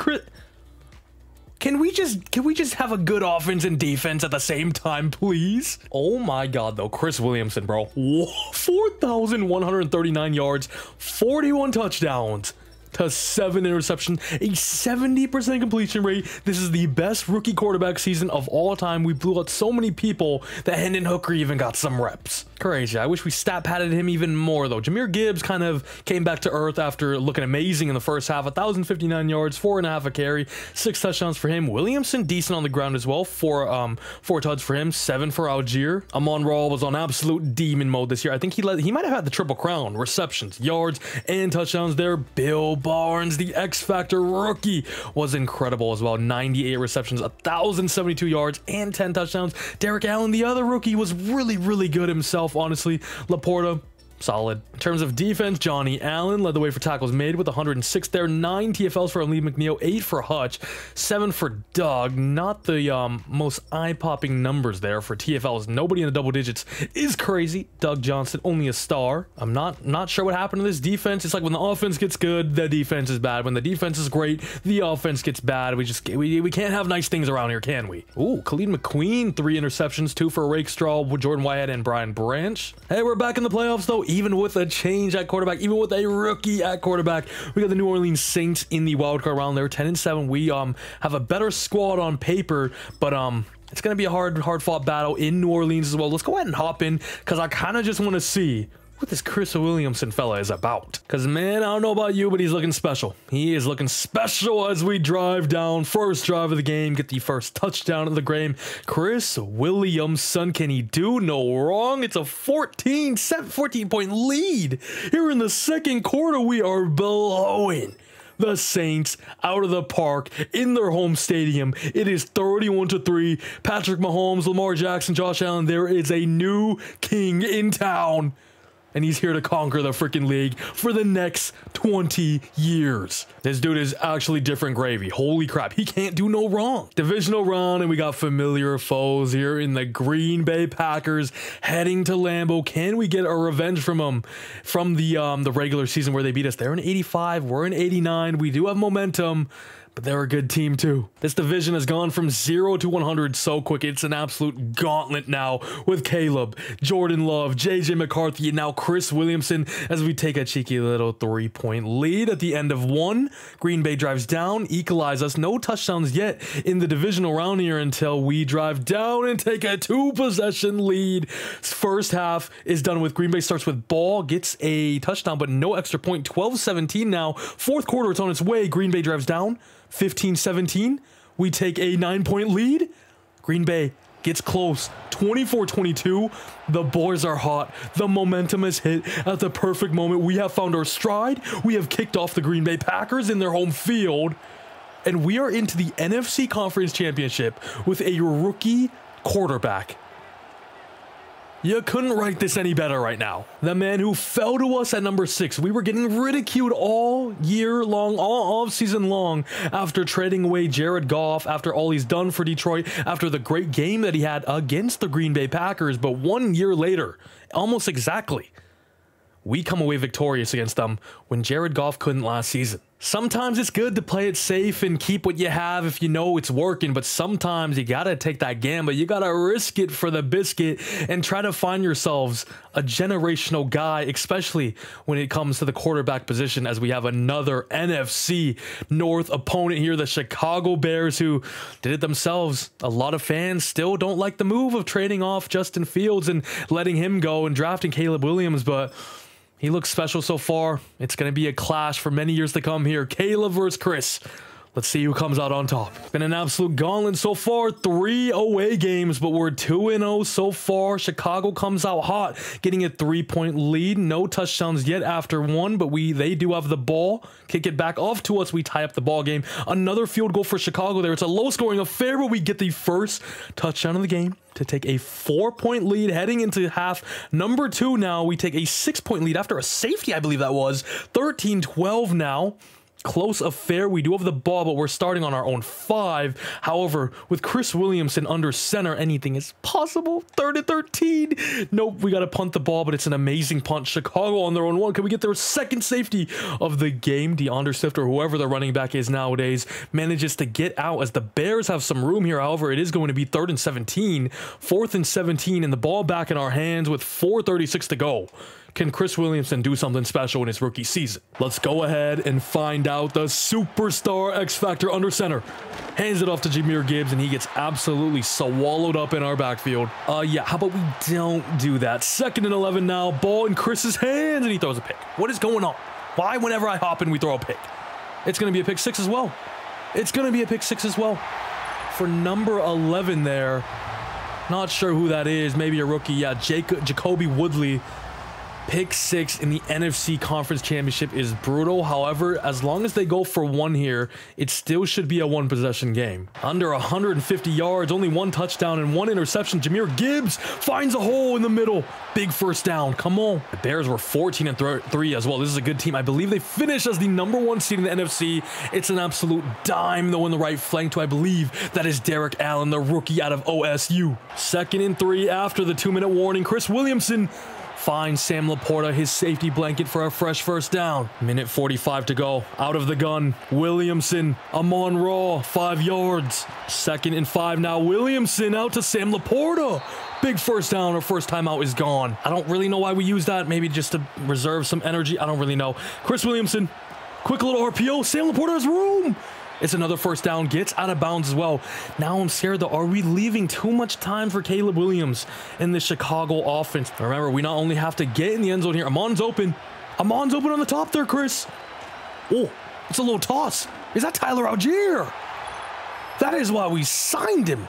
Ladies and gentlemen, that was a beautiful play design by our OC. Is Ben Johnson still here? I sure hope he is. And we find ourselves into the end zone. However, that is not it. We have to convert the 2-point conversion here to make sure we stay in this game, because with only one timeout left, if we do not convert here, the game is over and Chicago advances to the NFC Conference Championship. However, the end zone beast himself, Sam Laporta, as reliable as they come, and it's an absolutely clinic of a drive by Chris Williamson and the Detroit Lions offense. Time, however, it is 3rd and 2 now. Definitely not 4-down territory. If we can get a stop here. Yo, Chop Robinson, the man we made a move for in the midseason mark, is coming through when we need him most. And Chicago is now punting the ball back to the highest powered offense in the entire league of this season with a minute to go and a timeout in our pocket. Is there a chance for Chris Williamson to lead the boys to the not to the playoffs, we're deep in the play, to the Super Bowl? Would be one for the absolute history books. Williamson, it's a good start. Amon-Ra St. Brown, you know he's gonna find room in the zone. We gotta hurry it up. Oh no, we used our timeout. Okay, under 50 seconds to go. We're on our own 30. We only gotta get in field goal range. And that's what I like to see. Just feed Bill Barnes. Just get these little checkdowns and move us down the field little by little. We still have time. No rush. Amon-Ra St. Brown. We're in field goal range. Spike the ball. Spike the ball. Oh my God, we're going to do something stupid, aren't we? Okay, that's fine. That's fine. Thank God. I thought we were going to... Man, you know how this game works, man. All right, here we go. 9 seconds. I think this is Jack Fox. No, I signed the kicker. I signed Daniel Carlson. I signed Daniel Carlson before this season, right? Who is that? Richard? All right, we got our season relies on him now. About a 45-yard field goal here to advance ourselves to the Super Bowl. Oh my God. This is crazy. 3 away games in the playoffs with a rookie quarterback under helm. A man that we traded up to get at number 6 overall fell to our lap, ended up being a superstar X Factor. May have us. Oh no, Jake Moody. I signed Jake Moody. No. Who's Will Richard? I signed Jake Moody. Game is not entirely out. We've seen some crazy things in the NFL. Caleb Williams, moon ball, Hail Mary. Oh my God. Oh my God. Okay. Thank God he did not get out of bounds there. I think the time was out already anyway. But man, he actually came down with that. Almost broke a tackle or two as well. That would have been some Minneapolis Miracle type stuff. And we just beat the 14-3 #1 seeded Chicago Bears in the NFC Conference Championship after a wonderful drive by Chris Williamson and a great touchdown by Tyler Algier, 2-point conversion by Sam Laporta, an amazing 51-yard field goal, I believe that was, by Will Richard, whatever his name was. We're into the Super Bowl. This is an absolute fairy tale right now. I can't believe what I'm watching. This is absolutely wild stuff. In the Super Bowl, we got none other than the Kansas City Chiefs. Yearly awards is going to be Lamar Jackson for MVP, but look who's number 2. Chris Williamson as a rookie. Coach of the year is Seth Henry of the Bears. It would be an absolute shame if you got kicked out of the playoffs. Where am I? Look at this. Offensive player of the year is Amon-Ra St. Brown. Chris Williamson is number 2 there. Defensive player of the year goes to Rashawn Gary. Opoy is no doubt. Oh my God, we did what the Saints did last year. Williamson, Bill Barnes, Derek Allen. You'll love to see it. CJ Carr of the Giants gets it for defense. Best QB? This dude is unreal. This dude is unreal. Generational. Oh, Will Richard was the best kicker in the league. All right. I was unfamiliar with your game. And this dude is up to a 95 already with +5 morale, that is. But the number 9 ranked quarterback in the league as a rookie. And we're into the Super Bowl. Has spearheaded us into the Super Bowl. At the end of the day, Mahomes could lead 10 high schoolers to the Super Bowl at this point from what we're witnessing of him. The Chiefs have a 90. We have an 89. This should be one for the ages. And ladies and gents, let's get the Super Bowl underway. The Chiefs drove down immediately and found themselves in the end zone there. It's a 14-3 lead so far as our offense is struggling to find the back of the end zone, but we are driving right here. Hopefully come away with 7. We do not. It's 21-6 now. The Chiefs have just been clinical driving down, and that is the difference of a vet at QB and a rookie. 3 points versus 7 goes a long way. We cannot find the back of the end zone here. Our offense is struggling. 28-9 now, 28-16, but the Chiefs drive down again. Our defense was not great in the regular season, and it has caught up with us in the most pivotal game of them all, giving up 35 points to this Dynasty Chiefs roster with Patrick Mahomes. We fall short. We fall shy after what would have been one of the best seasons of all time from a rookie, or from any player, especially with a rookie quarterback doing it as well. However, the team in front of us was just too strong. We will be back though. Chris Williamson is doing the Stephon Diggs there as well. We'll be back. If you're telling me this is what happened, this is what we do, this is what we accomplished in year 1, I would say you're lying. But here we freaking are anyway. My God, though, that Super Bowl was quicker than Aaron Rodgers' playtime last season. Mahomes was just pretty much perfect. Chris Williamson wasn't bad, but wasn't clinical enough in the red zone. As Mahomes ends up winning Super Bowl MVP as well here in 2026. Like I said, though, for us to be there is extremely promising. And here we are back again with player contracts. Hutch, Terry, and Arnold. It's a 5th year, but he has no interest. Brian Branch Little as well. Chop is here with a 5th year already. So it's safe to say this could get a little pricey to say the very least, but he is one of the best, if not the best, defensive player in the league now. We're going to have to pay him the big bucks, especially as a pass rusher as well. 4-year deal. He is up to 27 years old now. I'm pretty fine with giving him that big of a deal. Aiden Hutchinson is here to stay for 4 more. Terry and Arnold absolutely will accept his 5th year. Brian Branch is another guy we got to make sure we keep around. He is a big part of our defense, and with a rookie quarterback, we can afford to pay a few people the big bucks. Dude, how much do you want? Like, that is actually crazy. We're gonna go ahead and franchise tag him anyway. 22.5 mil. And then Frank Ragnow, 31 years old now, wants a 2-year deal, has interest in rejoining. Should be easy as. Are you actually serious? Why? You have interest, and I gave you what you wanted. Chop Robinson, 5th year. We're going to go ahead and accept that. Hopefully, I can get Frank Ragnow back in the offseason. Actually, wait. I got a trick up my sleeve. We got Unlocker over here in the player personnel section. Unlock 1 player in re-signing who is not interested in negotiating. So Frank Ragnow already declined us, but we get another chance. And I mean, it really shouldn't be too difficult because he has interest, but he's already declined us once. We'll just give him double 8s there for 2 more years. He's one of the best centers in the league. Welcome back. Oh my God, Fred Warner is here. I don't think I've ever seen him in free agency in any Maddens. He has 19 teams interested in him as well, so no chance we grab him. Ooh, Joe Tippmann would have actually been nice if Frank Ragnow decided to not rejoin. There's nobody really too crazy here though. After Fred Warner, it jumps off an absolute cliff. Kind of wanted to like make a big splash or something, but there's nothing really to do that with. Dude, what is this dude looking at in his picture?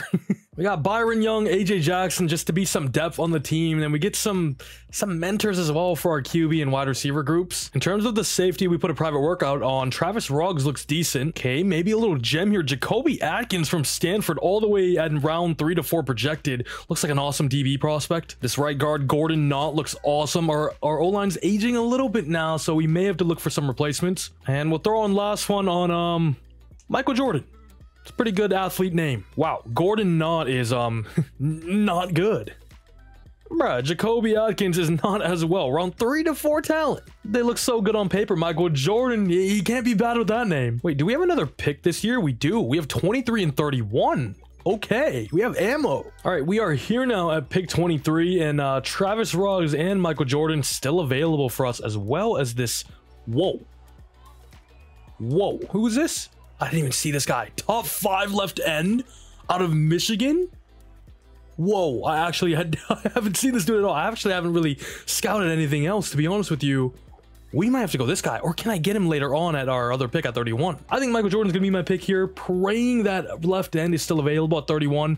Our first pick at 23, though, is gonna be Michael Jordan. We get a B grade, as he is ranked number 13 in the class, and is a hit in development, which is awesome to see out of Georgia as well. Great school with great defenders. Okay, now I just gotta cross my fingers. I'm gonna sim to our next pick. Please tell me that other guy did not go. I don't think I see his name up there. Travis Ruggs goes 27. Jonathan Patterson goes 30 right before us. That was the other guy ahead of Mr. Marquez Robinson, the top 5 true talent out of Michigan, power rusher out of Michigan. I already said that.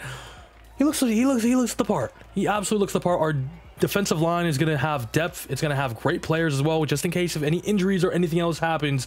Marquez Robinson, get on the team. We know it's going to be elite value, as he was number 2 in the entire class, and it was too good to be true. So you know what? We're trading out. We're getting a 2nd and 3rd and 5th and 6th and 6th from the Eagles here next season. Might as well. That haul is crazy. Whoa, whoa, whoa, whoa, whoa. We have another gem down here. Jimmy Roman out of Florida State is around 1 to 2 talent. It's another right end. Our edge group is kind of beefy now, right? We got some players all around, some good talents all around. Why not? You can never have enough edge rushers as it is. Jimmy Roman is ranked 44 in the class, and is it in development? There's some upside with this fella. And you know what? Round 3, I'm gonna go ahead and just take Jacoby Atkins. His stats look awesome. We know he's around 3 to 4 talent, but at this range, it's pretty fair. It's pretty fair game, you know what I mean? We're gonna bank on the athlete that he is as well, which is not a great one, to be fair. Whatever, just get on the freaking team, will ya? He's number 99 in the class. Hidden Dev. All right, I think I found a good kicker. We're in round 7, pick 31 now. That was my next pick. Josh Bolin looks the part. I promise I don't have to see this right now. We're Roger, number 66 in the class. Generational kicker. This is a Josh Bolin career simulation, baby.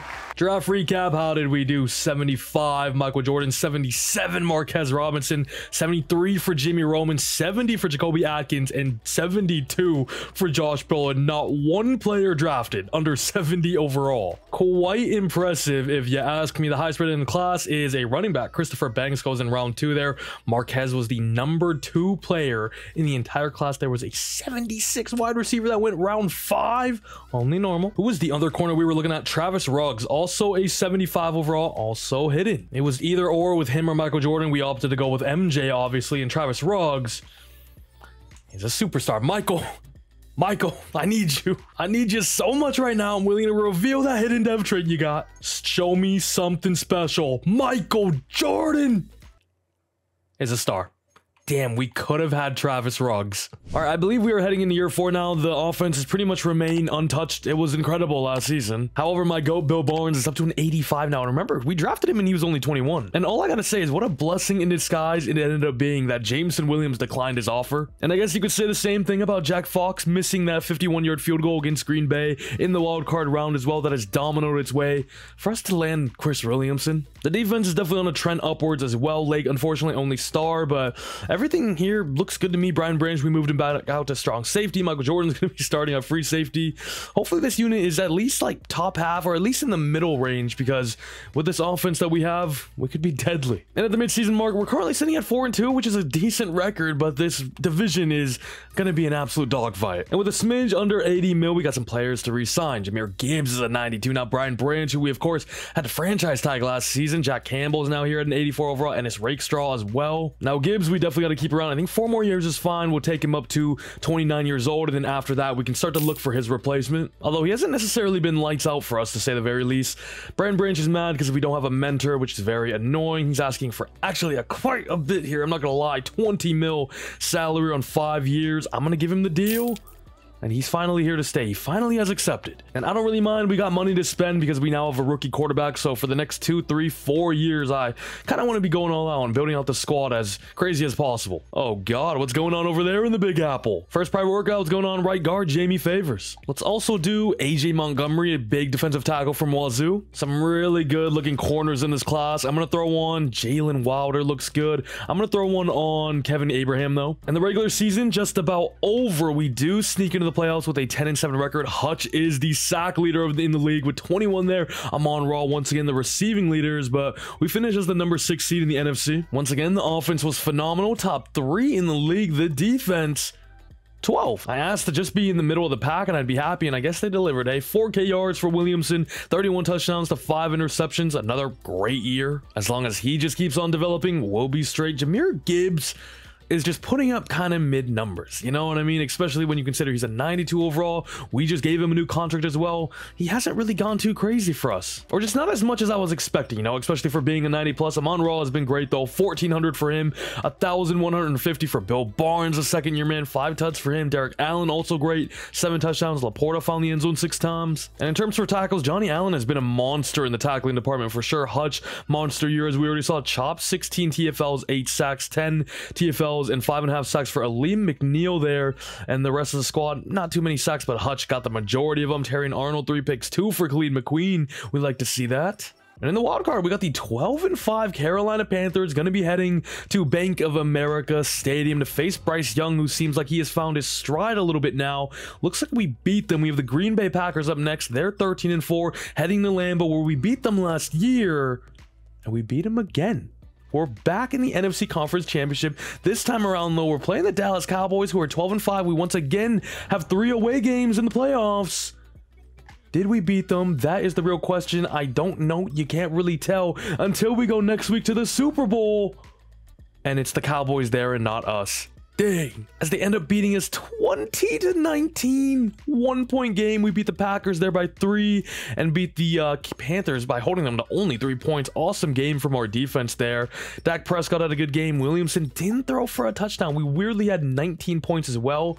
How did that even happen? I guess 7 points and 4 field goals. By the way, look at our team now. 91 overall with a 95 offense, 91 defense. This rebuild has gone swiftly. Yearly awards, and Joe Burrow takes home the MVP this season. Chris Williamson all the way down here at number 10. Hey, Amon Ra is your offensive player of the year though, and Hutch is your defensive player of the year. We swept. Go check out our squad real quick. Gibbs still remains at a star. 96 now for Williamson, 92 for Bill Barnes. Defensively, did we get any upgrades? It sure don't look like it. Jacoby Atkins is only a star dev. We still do not know what Roman is. Oh no, Terrion Arnold goes up to Superstar X Factor. That is pretty cool to see. Brian Branch, I feel like, should maybe even be a superstar as it is already, but he still remained at star. And the Chiefs win another one, putting up 49 points on the Cowboys Dome. Super Bowl MVP goes to Justin Reed out of all players as well.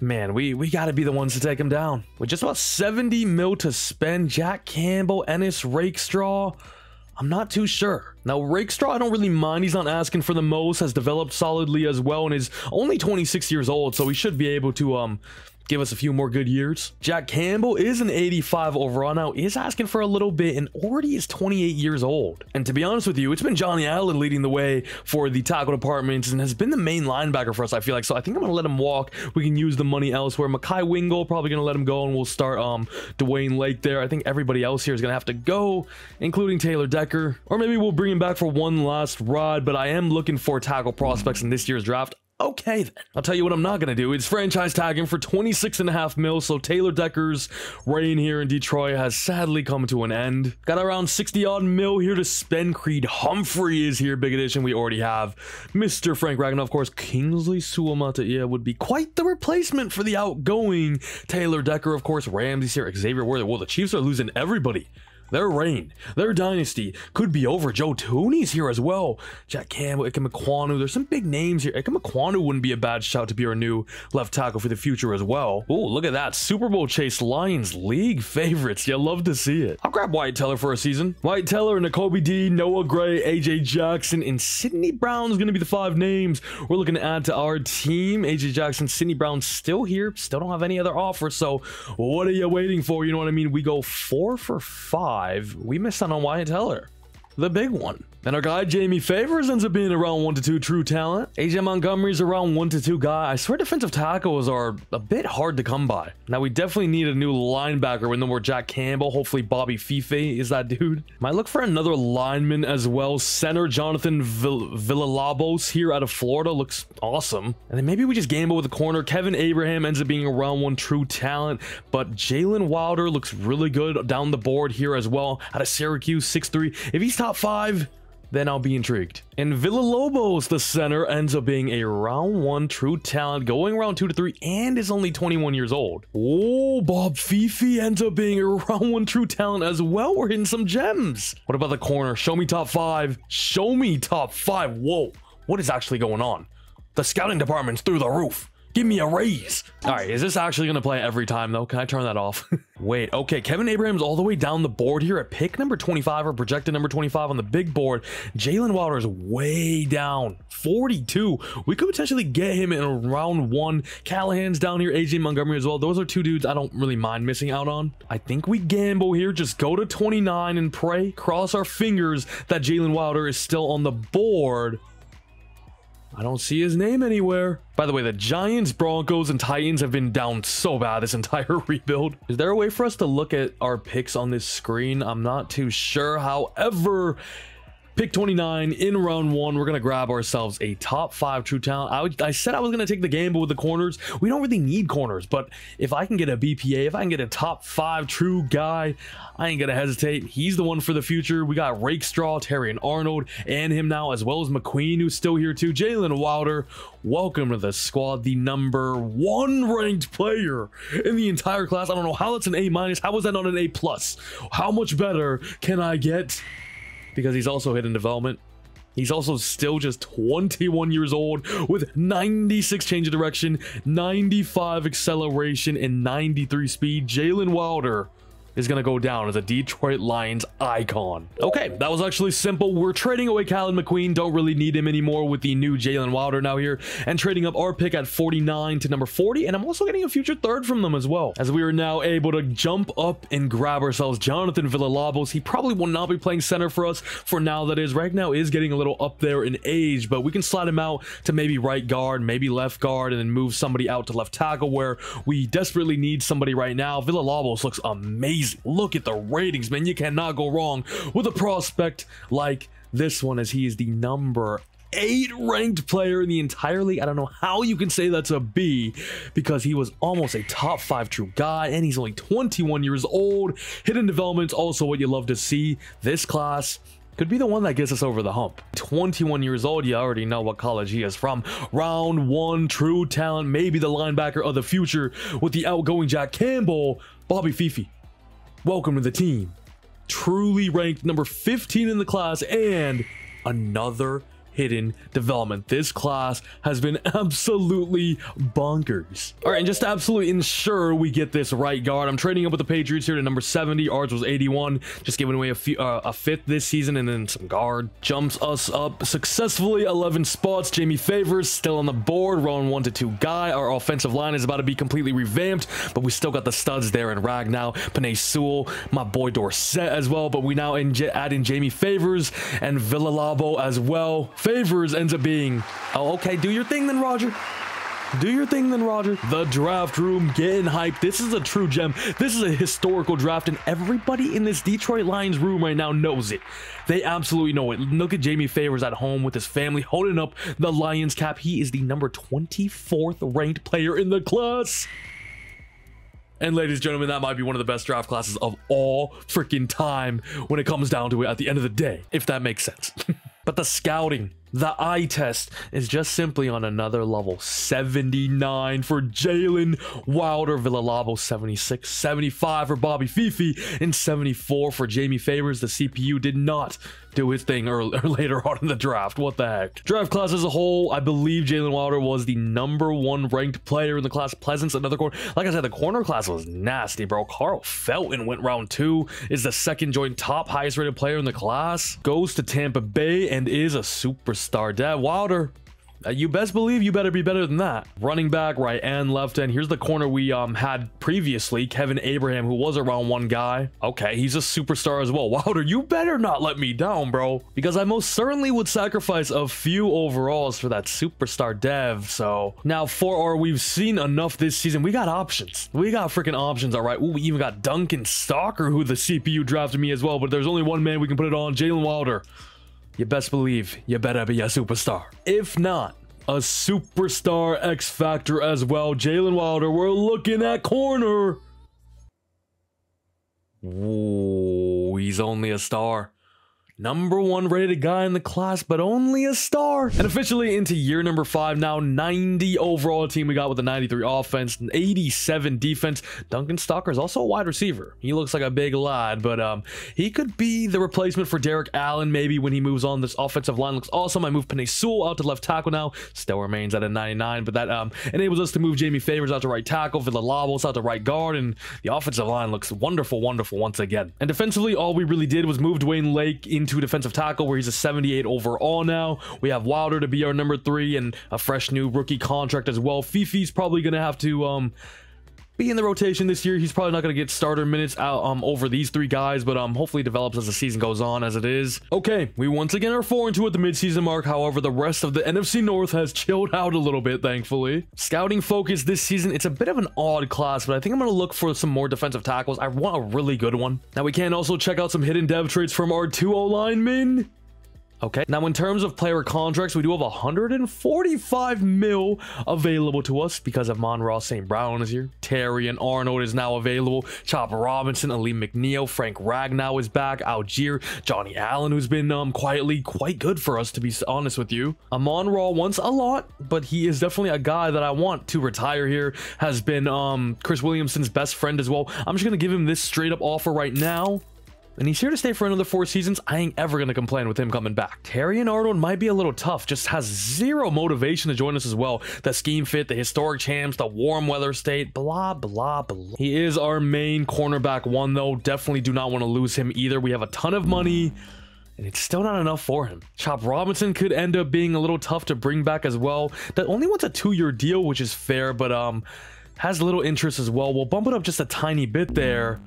And his is the same response as Tarian. Tough love from the 2024 rookies. Ali McNeil, Frank Ragnow, I think we wait till the end of the year. All right, sent Tarian another deal, and he's decided to stay for another 3. Now, Chop, I'm going to hold out on, though. Let's see what numbers he puts up. And I'm going to put the 3 focus players on 3 pass rushers because we may be in need of one if Chop goes. And oh, freaking K, we end up going 13-4, win the NFC North, unfortunately fall just shy of the Carolina Panthers, who end up with the same record as us, but nabbed the number 1 seed. Amon Ra, once again, he's just been going crazy. I think that's 3 seasons in a row, and we paid him accordingly. Top 4 in offensive yards this season, once again really good. And top 3, the defense was even better. This has got to be the year, man. It's got to be the year. Chris Williamson, another 4K season, 36 touchdowns, 10 interceptions. These are pretty much regular numbers for him nowadays. And okay, Jahmyr Gibbs, as efficient as he's ever been, 4.7, 9 touchdowns as well, but only 970 yards. Didn't have too many carries, to be fair to him, but the ground game was pretty solid this year. Amon Ra broke 1,500, 16 touchdowns as well, 7 there for Bill Barnes.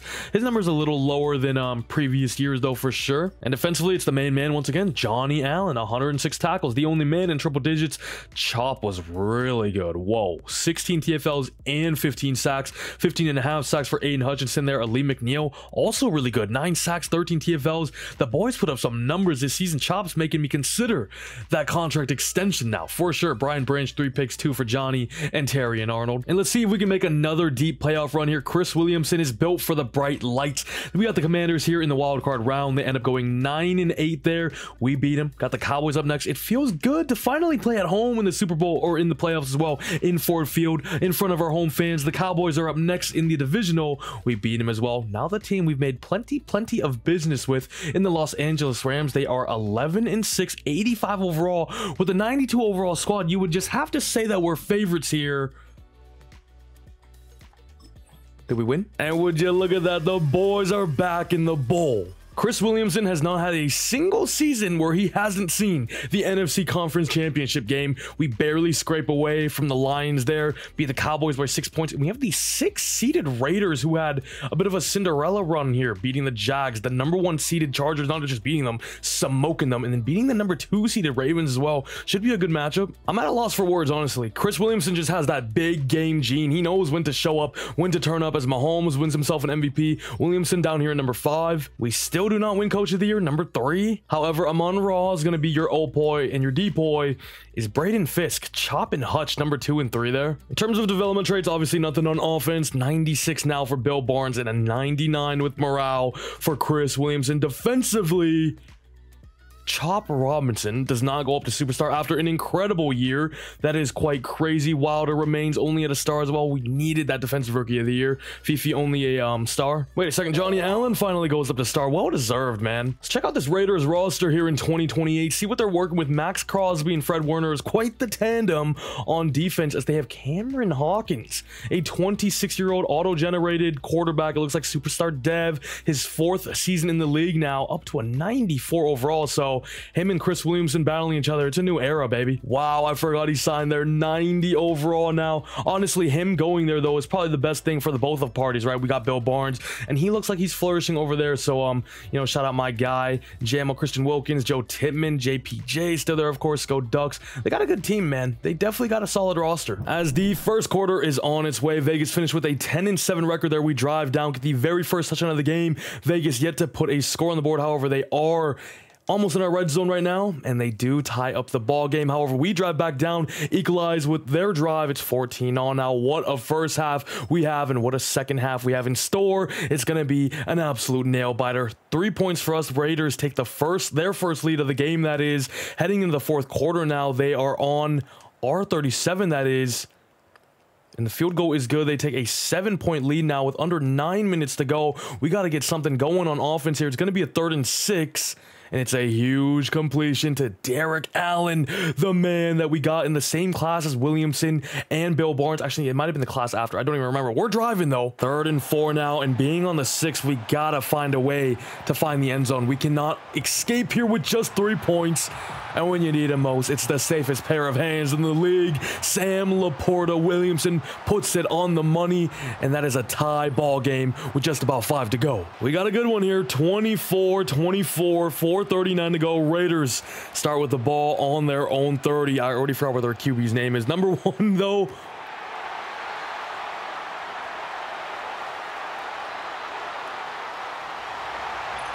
He's making me eat my words. That's what I get for forgetting his name.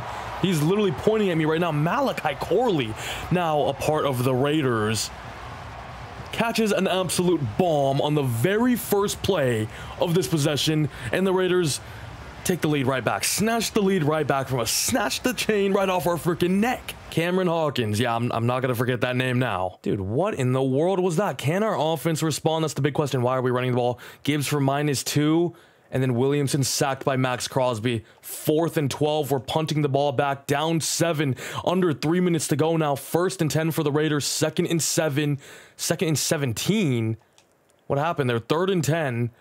7-yard rush. 2-minute warning just about here. 4th and 10. They kick the ball back. I don't know why that was so confusing. I swear the play art was like going in the wrong direction. I don't know. 1st and 10. We need to find the end zone here. And this Raiders D-line is generating pressure like there's no tomorrow. Dude, there's no way, right? There's no way we're going to lose another Super Bowl. Williamson, I need you more than ever, my boy. That's an absolute dime. Wasn't a big window, was it? 3rd and 5. Chris Williamson, moonball. Bill Barnes. What a grab. Oh, my God. Bill Barnes with a diving grab puts Chris Williamson into the zone. 50 seconds to go. Holy crap. He is targeting Bill Barnes like an absolute madman right now. Hey, and I don't even hate it. Those dudes were drafted together. The chemistry is off the charts. And Bill Barnes again is 3rd and goal now, though. I wouldn't even hate a little run here. 46 seconds to go. Amon-Ra lined up in the slot. Find Amon-Ra. Find Amon-Ra, man. 3rd and goal. It's Derek Allen, I believe that is. big number 83, the big physical archetype receiver, comes down with a touchdown to tie up the ball game. This game, this Super Bowl here in 2028 is an absolute certified hood classic. Oh my God. The only thing is, did we leave a little too much time for this high-powered Raiders offense led by Cameron Hawkins? Only took him about 8 seconds last time to drive down the field and into the end zone. They do still have all 3 of their timeouts as well. And that was Will Richard, their kicker, our former kicker, our former best kicker in the league, into the flat to their running back. Jukes out of man. We do keep him in bounds, which is big time. And they're opting to not use a timeout for whatever reason. So the clock looks like it's going to go to the last wire. I'm not sure why they wouldn't try. They have 3 timeouts. That's just Madden CPU logic. I don't really know. The time is up. Oh my God, what are we doing? What kind of defense are we running right now? And why are you celebrating, Malachi Corley? Absolute thriller, though. 31-31. We're headed to OT here, as it looks like the Lions will be starting off the ball on their own 30, of course. Big 9-yard reception from Brock Bowers. They're driving already. 2nd and 5. However, a huge sack by Nakobe Dean now gives this Raiders offense a 3rd and 8. This would be a massive stop for us, and all we would need is a field goal to win the game. That is, if Vegas do not go for this, which it being 2 yards, they might. They just might. And they are. They are. Offense stays on the field. Cameron Hawkins stays on the field. He drops back and finds a wide open Brock Bowers on a crosser. That's as easy as it gets. Guess we should have seen that one coming after they ran a run play on 3rd and 8, obviously, with the intentions of going for it on 4th down.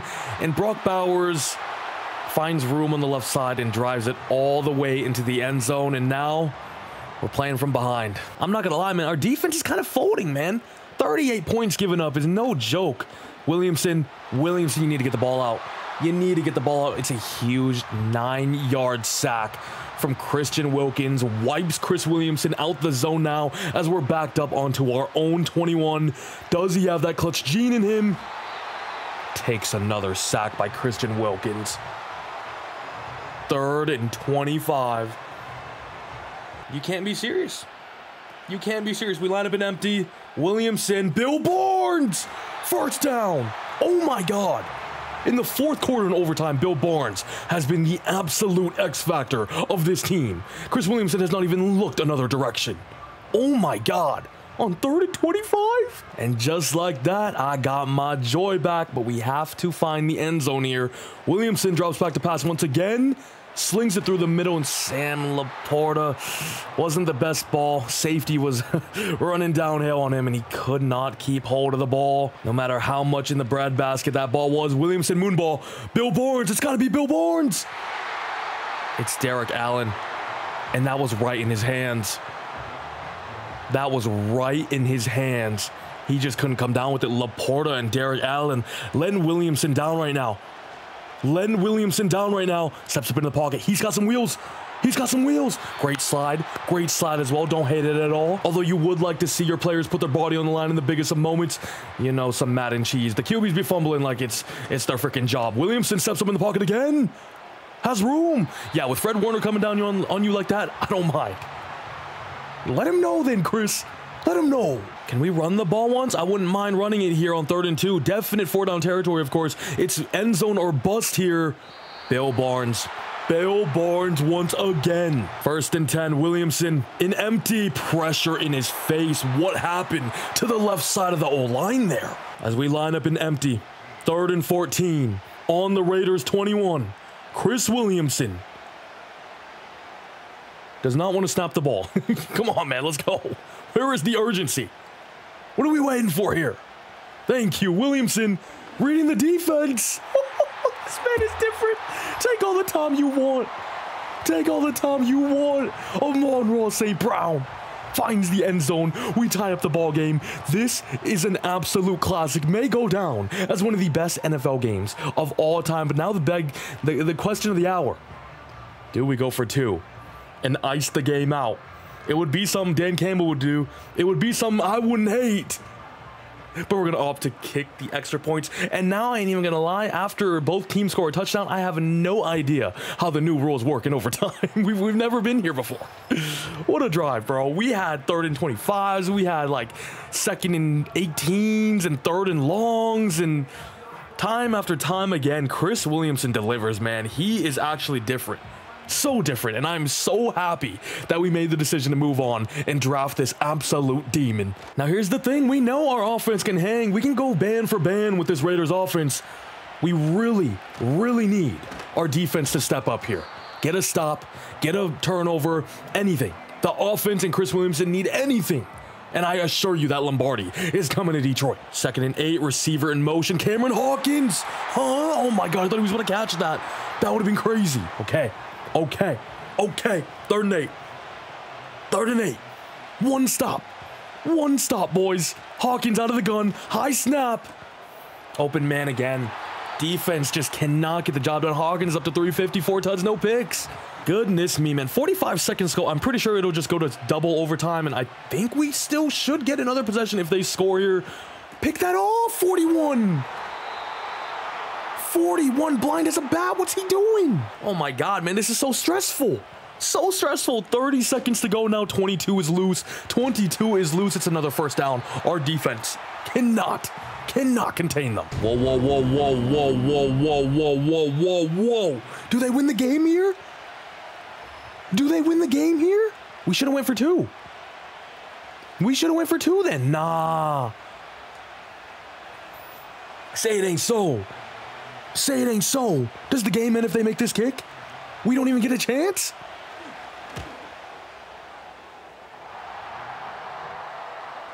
Surely we get a chance. It's our former kicker as well, which makes it even worse. Surely we get a chance.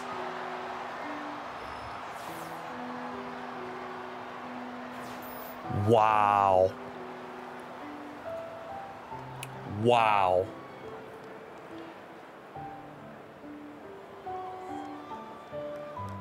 Another Super Bowl loss to our resume. 0-2 now to 2 AFC West teams. First the Chiefs, now the Raiders. I don't know how much more we could have did that game to win, man. We played damn near a perfect game, I would say. Both quarterback stat lines will go down as one of the most iconic pictures of all time. I mean, what a freaking matchup these two guys just had. Almost perfect games from the both of them. And unfortunately, Jahmyr Gibbs just not too efficient on the ground. 20 attempts, only 77 yards. Christopher Banks completely outplays him. Less attempts, more yards, way more on average, and found himself in the end zone. Williamson had a great day on the ground as well. We got to see that firsthand. He even found the touchdown. The end zone. What am I saying? I'm just hurt right now. I really am. 108 yards for Barnes. 100 for St. Brown. 61 for Allen. Laporta with 2 touchdowns. Brock Bowers 2 touchdowns. Malachi Corley killed us, especially with that 70-yard bomb that he caught in the 4th quarter as well. 70 long for Christopher Banks as well. Our defense was giving up big play after big play after big play. I'm dumbfounded. I don't know, man. We played such a good game, but we still fall just short. Look how many tackle for losses the Raiders had. 5 people and had 2. We didn't have one person there. Christian Wilkins, we saw how crucial those sacks were as well. And the Kobe Dean one was at the tail end of the quarter too. I can't believe we lost that, man. I really can't. That honestly may have been one of the best games we've ever hopped into to watch. Absolutely crazy. I can't believe we lost though and didn't even get a chance to respond. I thought that's what the new overtime rules were for. And I know we did respond once already, but you're telling me they get another drive and then we don't? You know what I mean? That doesn't really make sense. I really wish we just went for 2 now, though, because our defense, we knew they weren't going to get a stop, right? As we now have some big players looming. Chris Williamson, 5th-year option. Of course, we're going to be accepting that. His re-sign interest is still low, though. So once next year or the year after that comes, I'm not sure what we do with him. Chop Robinson has been great. He was really good in elite this season. Contract year. Can't believe that. I don't think we're going to re-sign him. Just too much money. We're going to have to play Chris Williamson soon. Bill Barnes, I definitely want to keep around as well. Lee McNeil is probably going to have to go. Frank Ragnow, 33 years old now. probably gonna have to go as well. You know, center, one of the most replaceable positions in the draft. Of course, one of the easier ones. Just get an interior lineman. So a Lions legend's gonna have to go. I really wish we could have ended it off with a ring. Derek Allen's got a 5th-year option. I do think we go ahead and accept that. I think Bill Barnes was chosen in the 2nd round, so we are gonna have to pay him next year as well. Johnny Allen, how much is he asking for? About 17, 18, 19 mil a year. It's a bit, man. It's a bit, I can't even lie. And the good old classic, you're not historic champions. We just made this so... Man, I like Johnny Allen a lot, but like Frank Ragnow, it's a position that's easily replaceable in the draft. We already drafted Bob Fifi last year as well. I think that's the direct replacement. So as good as Johnny Allen has been for us, he's probably gonna have to walk as well, man. We got to make these business decisions now. It's a long rebuild. We got 15 odd years left after this one, and we got to build around. We're gonna have to pay Chris Williamson soon as well. So I gotta think about that, you know? All right, here are the players we're looking at. Frank Ragnow and Lee McNeil, I actually am gonna try to bring back. Ragnow's just a 1-year deal, so that's fine. Lee McNeil, 2-year deals. I think after that is when the Chris Williamson contract negotiations are gonna kick in, so we can afford to have him for at least 2 more years. Mailata 1 year, then Javonte Williams and Jared Goff to be our mentor. It would be a sweet fairy tale. By the way, Javonte Williams only on a 1 year as well. We got everybody here. Well, bug off, but that's fine. All right, also going to look to add a little bit more depth to the team. Renardo Green, Marcus Harris at defensive tackle, Terrell Bernard, and TJ Edwards as well for some linebacker depth. 4 of those names are gone. I'm not sure why Goff is being so dang stingy. Maybe he's got a little bit of a vendetta against us now after we traded him away and we kind of replaced him with Williamson. I think we got everybody we were looking for, though. The squad is revamped. We have been so close to that Super Bowl ring. Hopefully these players can take us over that hump. Wait, and I totally forgot to mention to you guys, I don't know if you saw, but right before the Super Bowl, we did have actually an injury message, and it was Ennis Rakestraw, who dislocated his elbow. He was out for 5 weeks, so he completely missed that game, and honestly, maybe that was a big reason why our defense was just open as ever, right? And as it currently stands, our offense is a 97 overall. That is crazy. Kobe Singer is a true round 1 talent. That is a big little gem. But with this pick right here, I think I am going to go with strong safety, Hugh Choice. He's probably going to be the future replacement for Michael Jordan because we're probably going to opt to not re-sign him because the money's going to be tight in a few years. So hopefully this could be the perfect replacement later on. It's a B. He's number 13 in true value, which is big time. But he ends up only being normal dev. There was a reason why he was still available there at 31, and I fell for it. I really did. Oregon biased. Maybe I throw in like a Jacoby Atkins. He's a 5th string corner now. He's not going to be playing too much ball for us, you know what I mean? Maybe we can get rid of those picks and throw him in. And it's accepted. Okay, we move up all the way to 36 now. Whatever, though, this player is going to be worth it. Marcus Smith, we already saw all of his attributes and his physical traits. He looks otherworldly. Is only 21, out of Texas as well. True round 1 to 2 guy. Hopefully, and just praying that he's also hit in development. Roger Goodell, thank you very much, but not right now. He's number 34 in the class. And another normal dev. Another normal dev. Well, all right, then we gave up quite a bit to go grab him. Kobe Singer is number 82 here on the board. He's not too far down. We might have to trade up again, honestly. Let's see. I'm going to gamble with it a little bit. Browns, Bills, I was going to trade up with the Browns. I was going to trade up with the Browns. And they are the ones that sniped him from me. That's crazy. Pick 29 here in round 3. Middle linebacker Manny McIntosh out of Clemson. Looks the part. Is he the part, though, with that hidden development? That is the real question. Good value. Another normal dev. This one is going down in the history books as one of the worst draft classes of all time. Oh my god, I am folding right before our eyes. When my team needs me most, when we're this close to winning a Lombardi, I fold in the draft. CPU, handle the rest. Do my job, but better. Hey, you can't hit every draft class, right? That's just the reality of it. Hugh Choice is a 75. Good player. 73 for Marcus Smith. Same with McIntosh. Honestly, this for the end of round 3 is very good value. I also drafted this corner later on to be our 5th string option, and the CPU did its thing as well, drafting me Charles McCain, sadly only normal. Let's go check out this class, though, which definitely looked like it had some studs in it. Taylor Hodge, I don't think we've seen one generational player yet in any of these draft classes, like 84, 85 plus overall. Here's Kobe Singer, who went to the Browns, 74 overall, only normal. I'm honestly glad we didn't trade up now. All right, year number 6 now, I believe this is. Let's go ahead and do what we've seen enough to reveal one of our However, that is a-okay because our roster is still unbelievable. This is similar to like the Niners trading up and drafting Trey Lance. Absolute bust. Guess what? It's fine. The absolute roster is on crack anyway. And that's of a similar note here. However, we do need some people to step up this year. I'm looking at you, Dwayne Late, Marcus Robinson, Roman. Should I start Roman instead because he's star dev? And Marquez Robinson's already 25 years old. What in the world? Didn't I draft that brother like yesterday, bro? Jimmy Roman, 24, but he is star. And also for sub linebacker, I'm actually gonna put Manny McIntosh as our sub linebacker number 2, Fifi as our number 3. Though the young bucks, I want them to get reps and develop. Alrighty, at the mid-season mark, we're currently 3-3. 9th seed in the NFC, 3rd seed in the NFC North. What's going on this year, boys? Oh no. Player contracts, we have $4.5 million, and Bill Barnes and Penei Sewell are both here, as well as a lot of other great players. Oh no. Wait, what did I do? Was it just because of the 5th years? Chris Williamson's 5th year was $67.8 million? Oh my god. Amon Ra is obviously getting a ton. Same with Hutch. Derek Allen's 5th year was $30 million. What in the world? Wait, why is it so freaking much? You know what I mean? Oh, we are in a bad spot now, boys. Exactly what I didn't want to happen is happening. I gotta do everything in my power to somehow get these guys back. See, that is why, though, sometimes it's in your best option to just not choose the 5th year option. That is crazy. I'm actually shook. I don't really know what we can do this season. We might be stuck. And now we sim to the playoffs and pray. We left off at a 6-5 record. We were sitting around the 9th seed, 8th seed, 7th seed. Can we squeeze our way in? We do. 10-7, and we end up finishing as the 5th seed in the NFC. Dude, Amon Ross, that's like 4 in a row, right? That dude is actually going stupid. Williamson, numbers a little bit lower this season. Still a phenomenal year, though. Still over 4K yards, 28 touchdowns, and only 5 interceptions, which I believe is the lowest total he's had so far. Jahmyr Gibbs just is kind of mid, isn't he, man? He has not been putting up good numbers at all. Under only 914 yards, or he is a 94.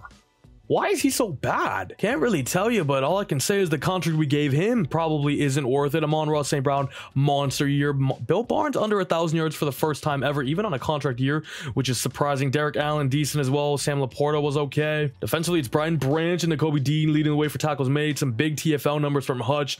Marquez Robinson had a good year. 12 for Ali McNeil, 10 for Doug Johnson. Actually, Hutch had 17 sacks. Second was Dwayne Lake with 6 there. Marquez only 3.5, Fifi with 2, Brian Branch with 2. Looks like our other guy, Roman, didn't even really get on the field much. But here we go, first round matchup against the Atlanta Falcons, and this is the least confidence I've been so far in this team. We did not have a great regular season by our standards and what we did last season. However, we do come away victorious there in the wild card, and now we're at home against the New Orleans Saints, also a 10-7 team, 87 overall. I think they just beat us. We lost 26-20 to the 6th-seeded New Orleans Saints. Wow. I mean, I'll be honest, though, we were on a pretty crazy run of making the NFC Conference Championships every single season. Brandon Connor just outplayed Williamson, honestly. And they have this absolute monster as well, Dakota Terrell. 20 attempts, 150 yards, 7.5 a carry, 1 touchdowns. I sure am jealous because we got this freaking and this freaking team with this freaking rating only went 10-7 and just got knocked out in the 2nd round, bro. Pain. Like, honestly, I think on paper, this is probably the best roster we've had so far. And of course, it's the one we disappointed in. It's going to be Bengals Cardinals Super Bowl. Look at our team ranks. Terrible this year with the defense. Wow. What were we ranked in the league? Because I actually didn't even check it out. 7th in offense, 31st. Wow. Chop Robinson was our defense. Johnny Allen was our defense. We lost a lot of big pieces, man. I'm not going to lie. And I'm not sure what we do in this offseason. We're going to lose some more. Lamar Jackson is your MVP. Man, I want to win Chris Williamson one, but he's just teetering around this 4 to 8 range. Disappointing year, though, and there are some massive question marks heading into this offseason as well. We got to keep Bill Barnes. We may have to let Penei Sewell go. I'm paying Derek Allen 30 freaking mil a year when I would have been more than happy to give Duncan Stalker here the wide receiver 3 position. You know what I mean? Defensively, any Devies over here don't look like it. It sure does not look like it. And as awesome as Laporta is in real life, he honestly has not been putting up the craziest of numbers. I think he just is not utilized that much in this playbook, to be honest with you. Probably shouldn't have given him all this money. However, maybe next year we go Kansas City playbook so we can just feed him the freaking ball more and make him play up to his contract. But at the same time, I kind of don't want to change anything. We've been rolling for the 3-4 seasons that Chris Williamson has been under helm. And the Cardinals come away victorious here in 2029, beating the Bengals by 6 points there. They have a new QB under helm. Aries Hamlin is the Super Bowl MVP. Players ready to negotiate now. We have 8.8 mil. 8.8 mil. I think I'm gonna do Bill Barnes. Honestly, he's the future of our team, and for Madden simulation purposes, I think he's just a little more impactful than a right tackle. So we're gonna lowball him absolutely with this deal, but we're now gonna go ahead and franchise tag him for 41.1 mil. I'm gonna do it, man. We're gonna have to say goodbye to the best offensive lineman in the league, 99 overall, a guy that we drafted ourselves in the Detroit Lions franchise. We're gonna have to see him go. We're gonna have to see a lot of people go. Michael Jordan, we can't accept that 5th year. Sammy Dorsett's gonna leave, 88 overall. Doug Johnson, Dwayne Lake, guys that have been here for a minute. This is literally, though, the exact situation I was hoping and trying to avoid, and I find myself back here again. I'm just too, like, contract happy. Like, I want to just offer everybody big money. Sam Laporta, Jahmyr Gibbs, like, I probably should have just let them go, and our offensive line now looks disgusting. Oh my god. Defensively, it probably, oh dude, what am I gonna do? We don't have money. We don't got money. I think I quite literally am gonna have to draft 3 offensive linemen in this draft and like a linebacker. I should have addressed it more last season, but I went with a backup safety. We need O-line, and we need O-line bad. Dominic Gamble. Love the last name, brother. Put another one on Rick Callaway, center out of Clemson, and maybe Adonis Overton as well out of Stanford. We're going all out. We got to revamp the entire unit. Just poor management by me. I'll take it to the chest. Let's check the boys out. Left guard. Whoa, whoa, whoa, whoa, whoa. Dominic Gamble's a top 5. Okay, that'll be my first round choice. Callaway's good. Round 1 to 2, and 2 to 3 down there, and 2 to 3 for Overton as well. I'm pretty happy with those. A top 5 freaking guard. I need him. I need him more than ever. And our guy Dominic Gamble is projected to go number 28, or he's number 28 on the big board. That is kind of scary.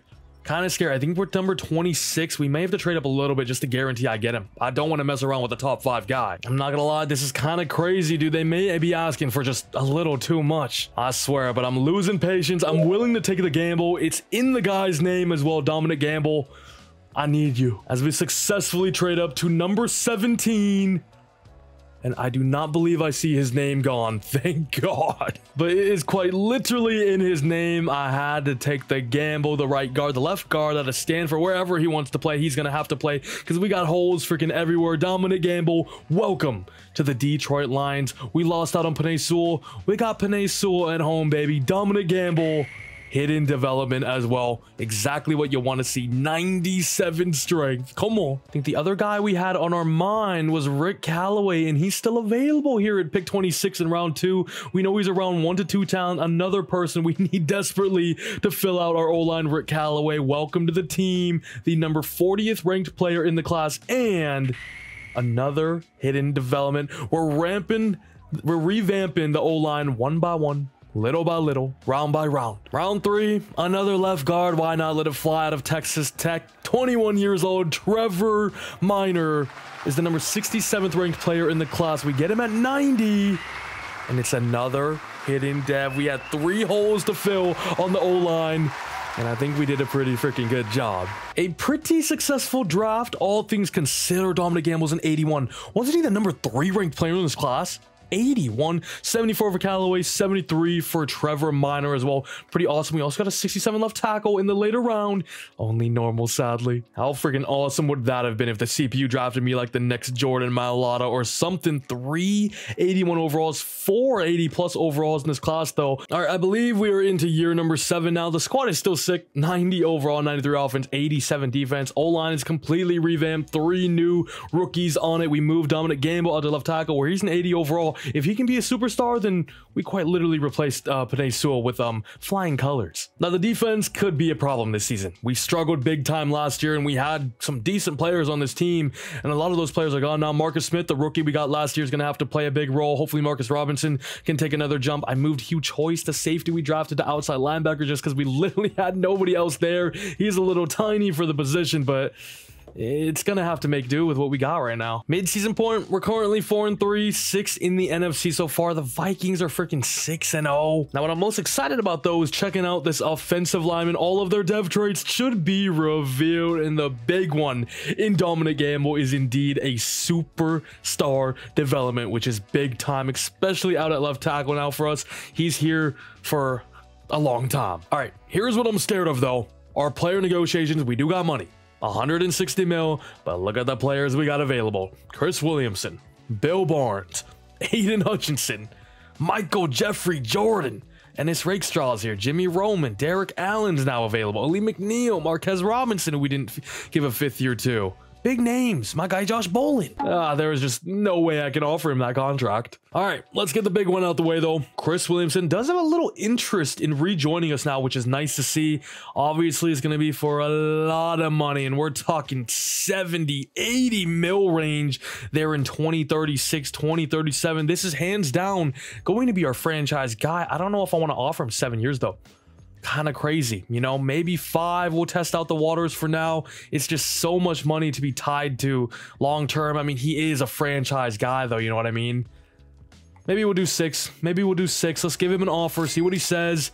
Chris Williamson's back, and I mean, how can I complain? This is a hands down generational type guy, so to have him locked down for another 6, over the moon about it. I mean, Hutch just has no interest. We're not historic champions.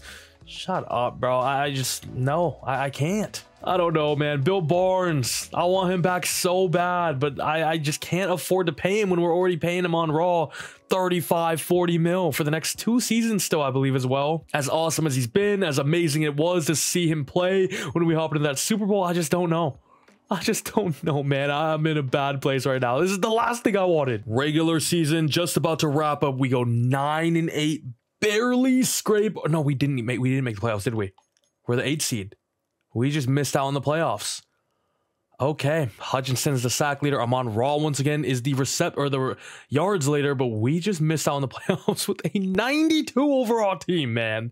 All right, well, that is not good. We might have to blow some things up this offseason, honestly, and maybe move on from a few older players. Our offensive defensive yards don't look too bad. Not really too sure. Williamson was awesome this year. Did have under 4K yards, but barely. We'll round it for the brother, but 30 touchdowns.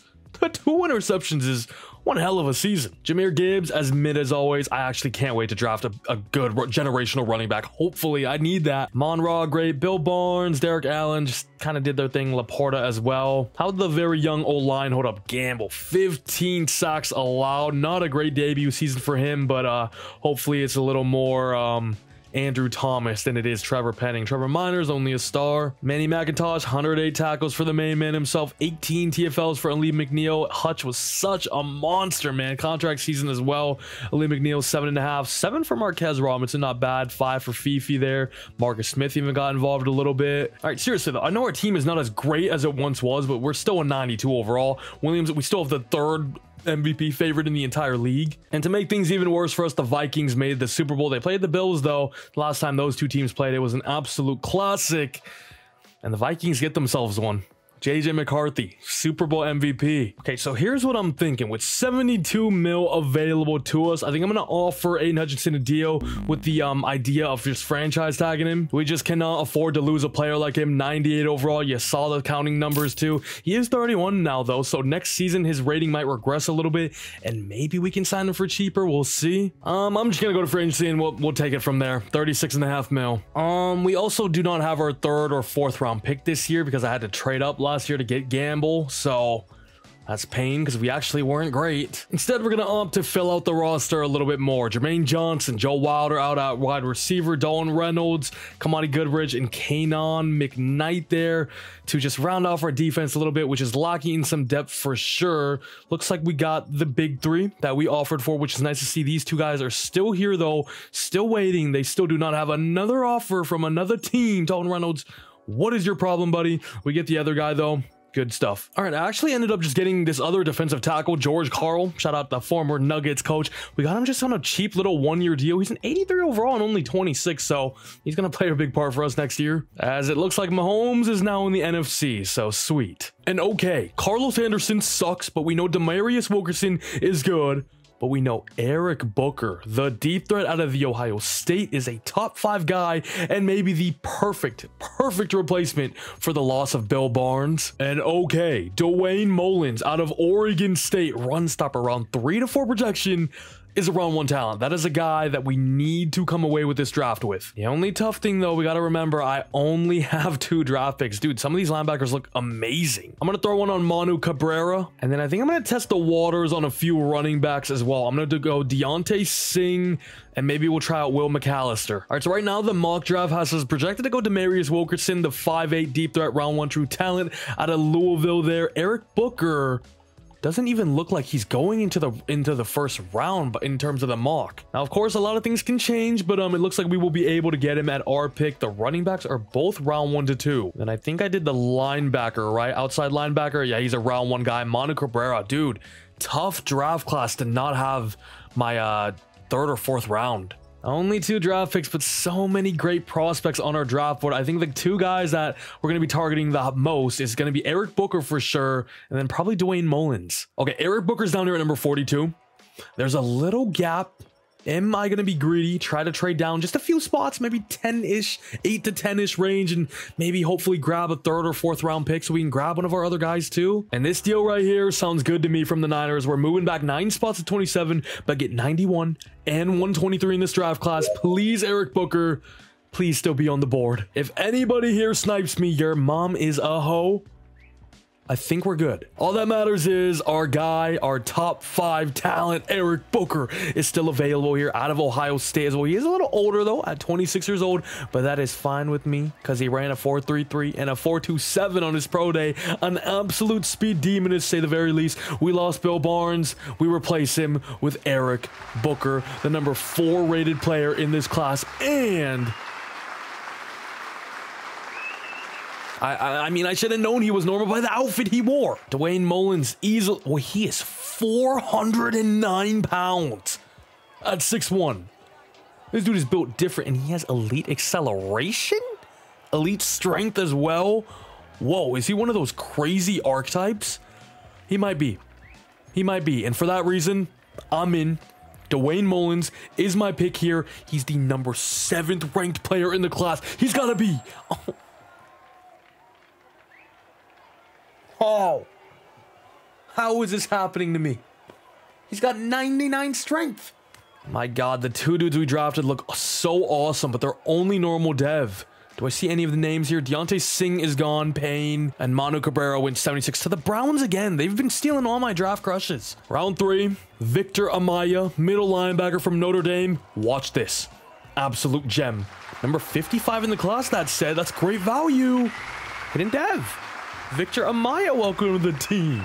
Round 4, I'm going to grab this running back, Caleb Rucker. Elite jumping, elite strength, power back archetype out of Ole Miss. Hopefully he's something special. Number 54 in the class. You saw that. Number 54 in the class. We get him at 123. A little Taylor Peppers action. Is that what I'm smelling? All right, round 5. Let's go ahead and take that wideout we saw out of New Hampshire. His key ratings there do not look great, but we do know he's around 2 to 3 talents. So the value here in the freaking 5th round is phenomenal. Number 73 in the class. Only normal though. He's 6'6" playmaker. Weird draft to say the very least. I think we got some great players though. Some great additions to the team. Booker's a 77, 76 for Dwayne Mullins, 73 for Amaya, plus the hidden dev, Caleb Rucker as well. Could be the gem of this class if he's a good dev trait, that is. 72 for Roby. I got a kicker later on as well. Not bad, not bad, not bad. In terms of this class, I see a 63 overall right tackle go number 6 to the Packers. Green Bay can freaking suck it. Oh my God, this is one of the worst players of all time. Dwayne Mullins is up here, 76 overall. The linebacker, Manu Cabrera, goes to the Browns. Only normal dev. Can't be too mad. And then I think the last 2 we'll check out are the 2 running backs. I think Will McAllister was one of them, right? He's only normal. Rucker's a hidden, remember. And then Deontay Singh, who went round 3, 21, 73 overall. He's hidden. Okay. Wow.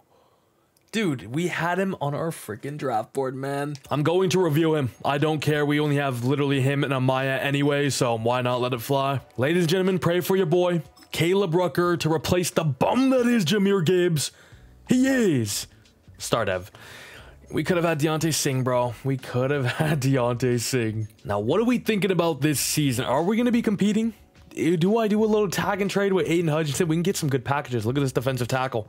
90 overall, X Factor, awesome corner, Tristan Wirfs, Marvin Harrison. There's some great players here. Emmett Hogan, a 3rd round pick, Chop, but a 2nd and 3rd round pick there in the future years. Some good offers here from other teams for sure. I think we just got to ride though. As long as we have Chris Williamson, we have a shout of winning that Super Bowl and going all the way. So I got to keep the squad as strong as possible. Okay, honestly though, I really want to trade Jahmyr Gibbs. He sucks. Like, he has not been putting up good numbers at all, especially when you consider his rating, and he has 1 year left on his deal. I think Laporta may have 1 year left as well. He does. Look, I know they're high overalls, but you guys have been seeing their stats. They have not really been contributing too much anyway. Keon Coleman. Here's this Griffith dude again. Philip Yarborough, 91 overall middle linebacker X Factor, and we get picks alongside it. Wirfs, Marvin Harrison. Here's this Emmett Hogan guy again. A great free safety there from the Commanders. Tyler Smith, Chop Robinson once again. Bijan. Whoa. Bijan's a little tempting. I saw he was the rushing leader last year. He put up like 1,700 yards. Zay Flowers in a 2nd, 3rd, 4th, 6th, 7th. Whoa. Malik Neighbors. DY. Here's this defensive tackle that we saw earlier as well. Right tackle Puka Nacua, 30 years old now. Creed Humphrey. Blake Fisher, decent. Kareem Easley, awesome looking receiver. Dude, these are some good packages. Actually, you know what I haven't done? Let's try to find some gems on the trade block. See if we can get any players that are young with some high development traits. Jay Barker here from the Colts. Quite literally a perfect representation of what I'm looking for.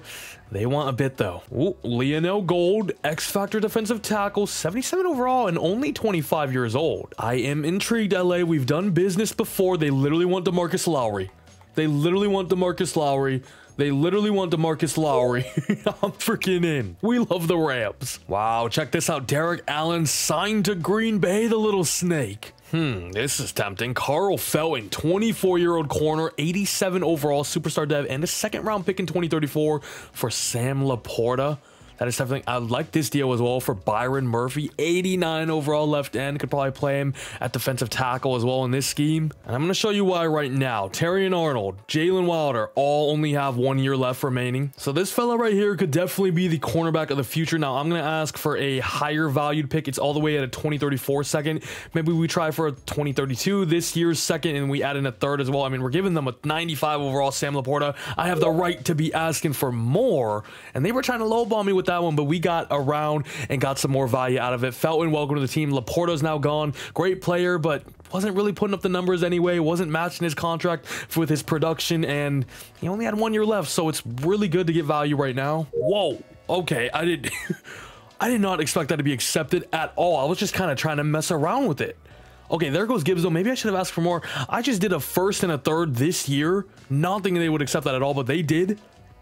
I guess we have the Bucks pick now. See ya freaking later, Jahmyr. Well, okay then. Not gonna lie, we now have a massive hole at running back and tight end. However, we're just gonna start our guy Rucker. We drafted him for a reason, and I gotta find somebody here. Patriots have a really good tight end on the trade block. Jerry Samuels, 23 years old, star dev. What would you want for him? A 3rd round pick, Deontrez Bush, and Walt Mitchell? I don't even know who those brothers are. All right, though. We just made a lot of moves. I know. Reshuffled the team quite a bit, but we got some new players now, and I'm kind of excited. Got rid of some dead wood, have some money available now, and kind of just freshened up the team a little bit. But the defense looks kind of better. Felton is now here, 87 overall. Him alongside Terrion Arnold, Jalen Wilder should be really fun. And Lionel Gold, I feel like I'm just going to make him our #1 right now. He's our DT of the future. Wow. Okay. At mid-season, we are currently 1-6. Great. As Jahmyr Gibbs is #2 for rush yards. Are you kidding me? All right, this might be a reset year. I think we kind of figure that out anyway. 3-star scout is gonna go on the end. Maybe we trade Hutch then, honestly, and maybe even some other players. But yeah, I guess no Bill Barnes, no Derek Allen. It's gonna take a hit on your team. No Sam Laporta. That's fine though. Honestly, we needed a year like this. All right, I'm gonna look to move on from Hutch. Another 5th round pick for next year, and the trade has finally been accepted. 2 1st round picks in the next 2 seasons from Tennessee, as well as a 2nd this year as well. Aiden Aiden Hutchinson, absolute Lions legend, put up some amazing sack numbers for us and was definitely the best defensive player in the league for a large majority of this rebuild. But like I said, you gotta trade him 1 year early than 1 year too late. We gotta get value, because right now we're struggling. We're only 1-6 anyway, so he's not really playing for anything here. We also have player contracts to go over, have a ton of money now. Terry and Arnold, Carl Felton's already here. Gonna have to re-sign him because I literally just traded for him, but he can kind of back us into a corner. Villalobos is here. Leonel Gold here as well, who we traded for. Jamie Favors, a right tackle. Bobby Fifi, Jalen Wilder, Duncan Stalker, some big names. Terry and Arnold actually doesn't want a big deal at all. He wants a big deal, but it's only 1 year, so I'm willing to up the money for him. Okay, but Carl Felton here is the big one. This is the man we traded for, so he can kind of ask for whatever he wants, and I'm gonna have to offer it to him. So I'm gonna bump up the money to 7.5. He's gonna develop into one of the best corners in the league, so I think as an investment, this is more than worth it.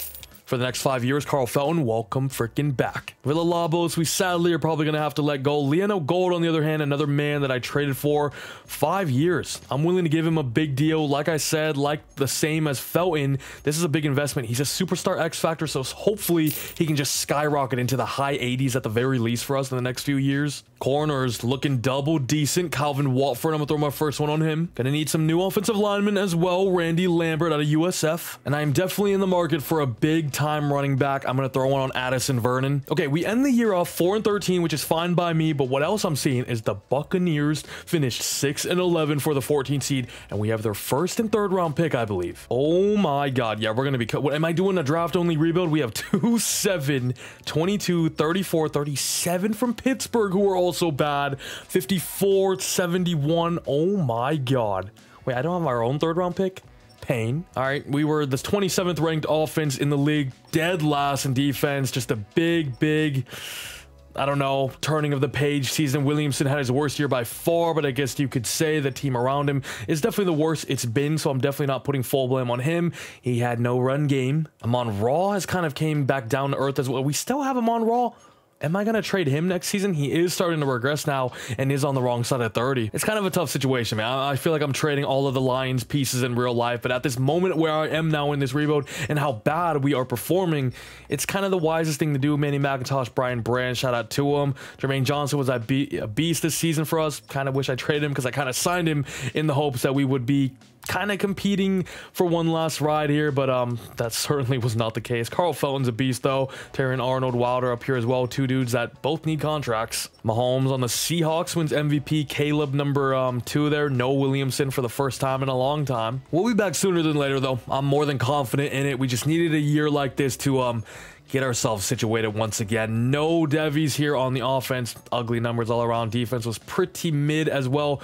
Brian Branch finally goes up to superstar development. I see McIntosh go up. I think this Goodrich dude went up. I think Amaya is revealed now as a star dev, and I'm not sure why Leonel Gold is down there when I want him to play every snap. Chargers beat the Panthers here in 2031. Herbert still on the Chargers, wins himself a Super Bowl MVP. And now with 109 mil available to us, what do we do? I think we got to move on from Terry and Arnold now. Wrong side of 30. He's only going to keep going down. And instead, I'm going to look to tie down Jalen Wilder to a long-term contract. He actually is not looking for the most money as well. 86 overall, still 25 years old. I'm going to bump it up to 4.5 here, and hopefully he's back and will be alongside Carl Felton for the future. No, he still declines. I think the trio of Jonathan Villalobos, Jamie Favors, and Bobby Fifi are all going to leave us as well. We are not really a home run destination, to say the very least. I think I'm just going to tag Jalen Wilder there for 25 mil. We should have more than enough money to spend and splash out here in free agency to improve the team. All right, some decent additions made in free agency. Jabari Davies going to be our new left end, solid 83 overall, 25 years old.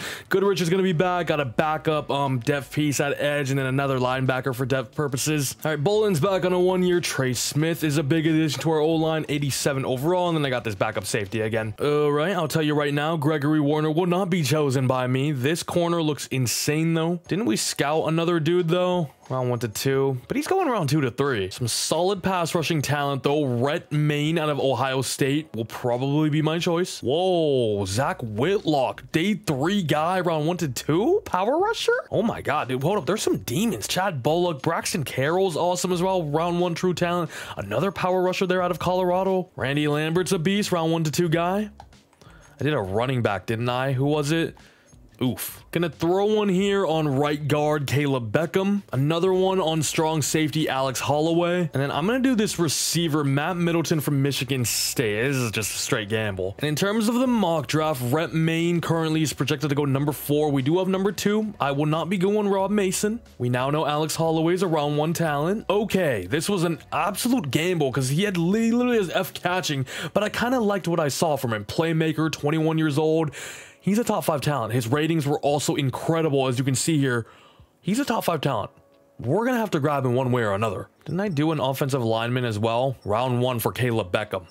Okay, we got to hit this draft. We have to. But now at number 2, what do we do? Alex Holloway is here, strong safety. Brian Branch is not getting any younger. I think about to hit 30.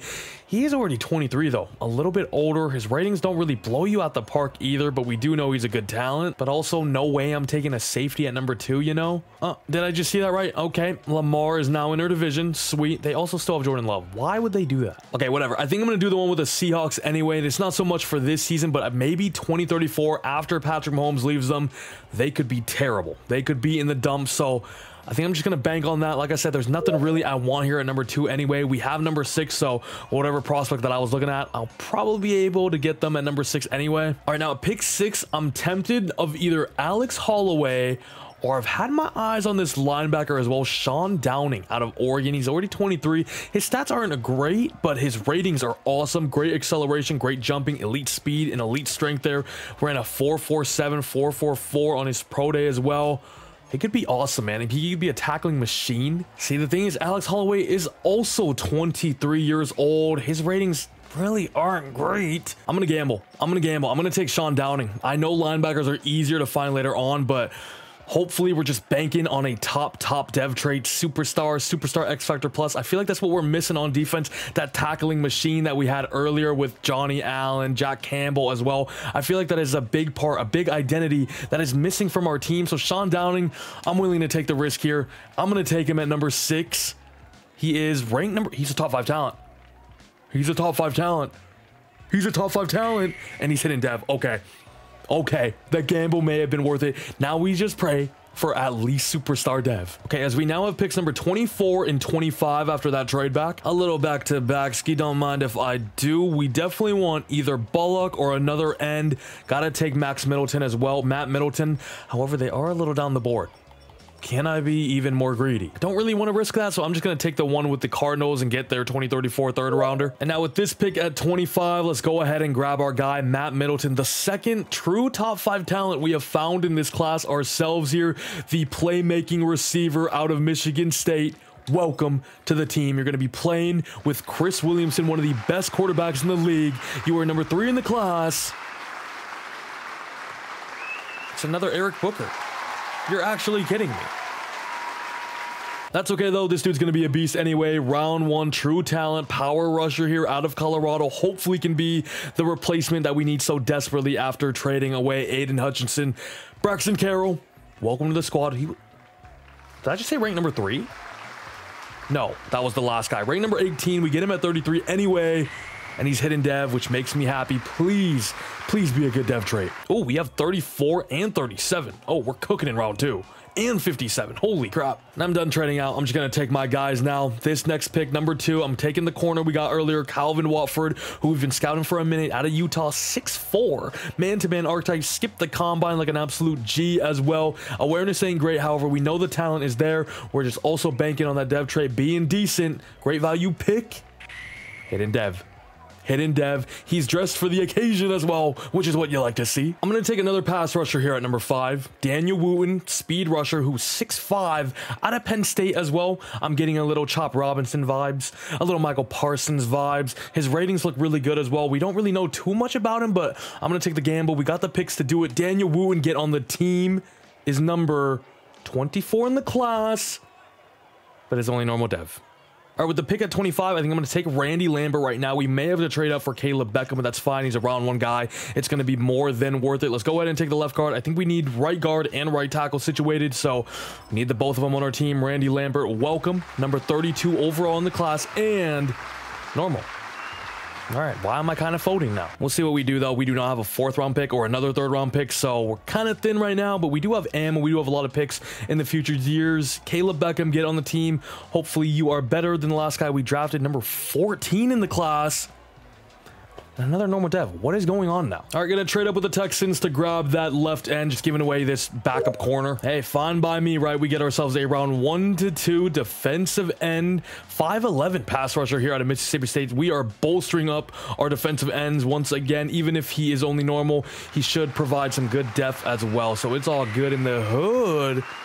But he's a hidden dev. He's dressed for the occasion as well. I love the fit. All right, like an hour later, that was an absolutely enormous draft. Look at the amount of players that we are adding onto this team. Downing and Matt Middleton, both 76 overall, 74 for Braxton Carroll there, 73 for Watford, 74 for Daniel Wooten, who was only normal, sadly. Same with Lambert, same with Beckham. Whitlock was a hidden, 73 as well. And then the CPU did the rest. Pretty decent draft. We didn't really come away with anything super spectacular, though, as there was an 82 overall center who's going to be playing in our division now, which is annoying. Combs, we saw. Middleton, Downing. We did get 2 top 5 guys in this class, so I can't really complain about that. Here's Alex Holloway, who we were tempted to go with at pick number 6. Ends up being hidden, goes number 15 to the Commanders. Thank God. And all right, I've been recording this session for way too long. Let's go ahead and reveal Sean Downing. We got the edge rushers in Watford, Whitlock. I don't even know. There's so many names. Dolph Gaffney. I think the CPU drafted me that guy. Let's put it on Downing, though, the middle linebacker that we gambled on at number 6. And let's absolutely pray he can be special. Ooh, Gaffney's a quarterback. Okay, receiver room's looking good now. Revamped O-line. Actually forgot we signed Trey Smith as well. We're looking at middle linebacker. That is why we gambled. That is why we gambled at number 6, baby. That is going to be huge. Absolutely huge for us moving on into the future with a superstar X factor at middle linebacker for us, making all the plays, making all the tackles we need. That is big time. Okay, I'm tired though. I'll see you guys tomorrow. Before I started recording today, I was playing some training camp, and I actually got a dev upgrade. And it's actually an awesome one as well. It is for Matt Middleton, the rookie receiver we just drafted, who at just only 21 years old and a 77 overall after we give him his upgrade there. He's most definitely the future here in Detroit. Heading in year number 9 now, and we are still in the midst of this little revamp, right? But I think this roster overall should be hopefully good enough to find ourselves back into the playoffs. Now, Amon-Ra is regressing, and quickly at that as well, down to a 94 overall now. But everybody else on this offense, bar Trey Smith, who we just signed, is still relatively young, so the future is looking good. Now, of course, defensively, we did come away out of the draft with a superstar X-Factor linebacker and Downing there. Brian Branch also regressing like Amon-Ra St. Brown. This defensive line, though, has been revamped a little bit. I think I'm going to start Carroll here at right end. David we signed for I think a year or 2, so I'll sit Whitlock for now. Leona Gold we now have. Felton we now have as well. It's a solid young roster. This is actually quite funny. I was looking around the league just to see the highest overall players. Number 1 is Chris Williamson, of course, the only 99 overall. Number 2, Bill Barnes, who was once alongside him. Number 4 is actually Aiden Hutchinson as well. So we really had these 2 dudes on the same team. That was really unfair. It's like Tyreek and Patrick Mahomes, pretty much. Well, then at the midseason mark, we're only 2-4. And I am recording this a day after. I don't remember the picks we have. We have Seattle's pick and then Tennessee's pick, but they're quite good this year. Actually, in the corner, who's only a star. Although, could this be him with a little breakout? Ooh, it's going to be Carl Felton to potentially go up to Superstar X Factor. Oh no, he just got X Factor. I'll take it. I'm not complaining. I'm confused on that's happened a few times now. If they get the challenge, do they just get upgraded and then the extra stuff is just extra XP or something? I don't really know. That is pretty freaking awesome, though. The man we just traded for as well is now the highest dev trade you can be. Now, in terms of player contracts, Jalen Wilder is here. Amon-Ra St. Brown, 32 years old now. Manny McIntosh, Brian Branch, Jamin Samuels, our tight end. Now, Manny McIntosh is actually a guy I would like to bring back. Downing should be on his rookie contract for at least 3 or 4 more years. I'm going to bump down the years, up the money just a tiny bit, though. Hopefully accepts. I think for 4 years, it's a fine deal for us. And then Jalen Wilder is another player that I do not want to give up on. I believe he declined us last year as well. 87 overall, 25 years old, will be the partner alongside Carl Felton for many, many years to come. I think a 4-year deal is fine. And he still declines. Okay, back at Jalen Wilder. I'm going to lower the years down to 3, bump up the money to 6.5 and 7. This is my final offer. If he doesn't accept, I think I'm going to let him walk. This actually does look like a decent running back class by the first few guys here. I'm going to throw one on Alonzo Foote. Next one's going to go on tight end Mark Colombo out of Clemson here. We may need a new tight end one for next season. And with Jalen Wilder a foot out the door already, I'm going to look for Isaiah Hill out of Penn State here. We actually end off on kind of a high note, finishing 8 and 9 there, which is way better than what we were in midseason. And when you look at who led the league in interceptions, Carl Felton, the new X Factor man. And then I see third in tackles is the rookie Sean Downing. Dead freaking last. Williamson, pretty good, pretty similar numbers to what he's been putting up. Yeah, we desperately need a run game. Ooh, look at the rookie Matt Middleton though, almost 1,200 yards and 12 touchdowns as our leading receiver in just his rookie season, taking over. The torch has been handed off from Amon-Ra St. Brown. Booker not too bad as well in year 2 for him. Tackles, and Sean Downing is going to lead us in tackles for the rest of this video. I can guarantee you that right now. Davey, 14 TFLs, 11 for Carroll. Gold with 11 as well. 9 sacks for Davey. He had a pretty decent season. Gold from defensive tackle, 6.5, 3 for Carroll. Actually had a lot of picks this season as well. 5 for Felton, 4 for Watford, the rookie out of Utah, 3 for Brian Branch, and 2 for Victor Amaya. And the MVP this season is going to go to Jaden Daniels, still on the Commanders. And the offensive rookie of the year goes to Matt Middleton himself. Can we get a little superstar dev? Oh, and Sean Downing's defensive rookie of the year. Watford number 2, Carroll number 5. However, no doubt another disappointing year, and you gotta ask, is Chris Williamson content with sticking around in Detroit for longer? He's a 99 overall. Feels like his prime is getting wasted right now. I'm not sure why Matt Middleton is now hidden development. I'm assuming he went up to superstar dev because of offensive rookie of the year, and he did. I like it. However, it doesn't seem like we got anything else on offense. Rucker looks like he also got hurt, so we were relying on this Waters dude in the regular season, which is just not great. Is it Brian Branch finally goes up to superstar X Factor, which is cool to see. Wilder got hurt as well. What is going on to this team? Carroll's only a star, sadly. Wait, McIntosh got hurt as well. Yo, the injury bug hit us like a truck. Hey, the rookie Sean Downing's already up to an 87 overall with morale, though. This dude is a monster. And the Panthers, under Bryce Young, still win a Super Bowl here in 2032, beating the Titans 27-17. I believe we have the Titans pick as well, so pain. As Justin Jefferson has decided to retire, thank God. Okay, though, this is going to be a big offseason for us. We have a 5th year for Dominic Gamble. I think I'm actually going to decline it in hopes of just re-signing him long-term next season. I definitely want him around for the foreseeable future. Wilder, like I said, we're going to let go. Amon-Ra, the Lions legend, one of the best Lions of all time at this point, is going to be leaving us as well. 33 years old now. I am not offering him north of 90 freaking mil. Brian Branch, another legend as well, is going to have to go. 31 years old, 85 overall now. I think I'm going to let everybody here go, including Hugh Choice, Antoine Jenkins, Marcus Smith. Dudes that have honestly been here for a minute, but we're turning the chapter. It's a new era here in Detroit. Free agency and no real world beaters over here, but just signing more depth overall to our team, really. Oh, we got one. We got one.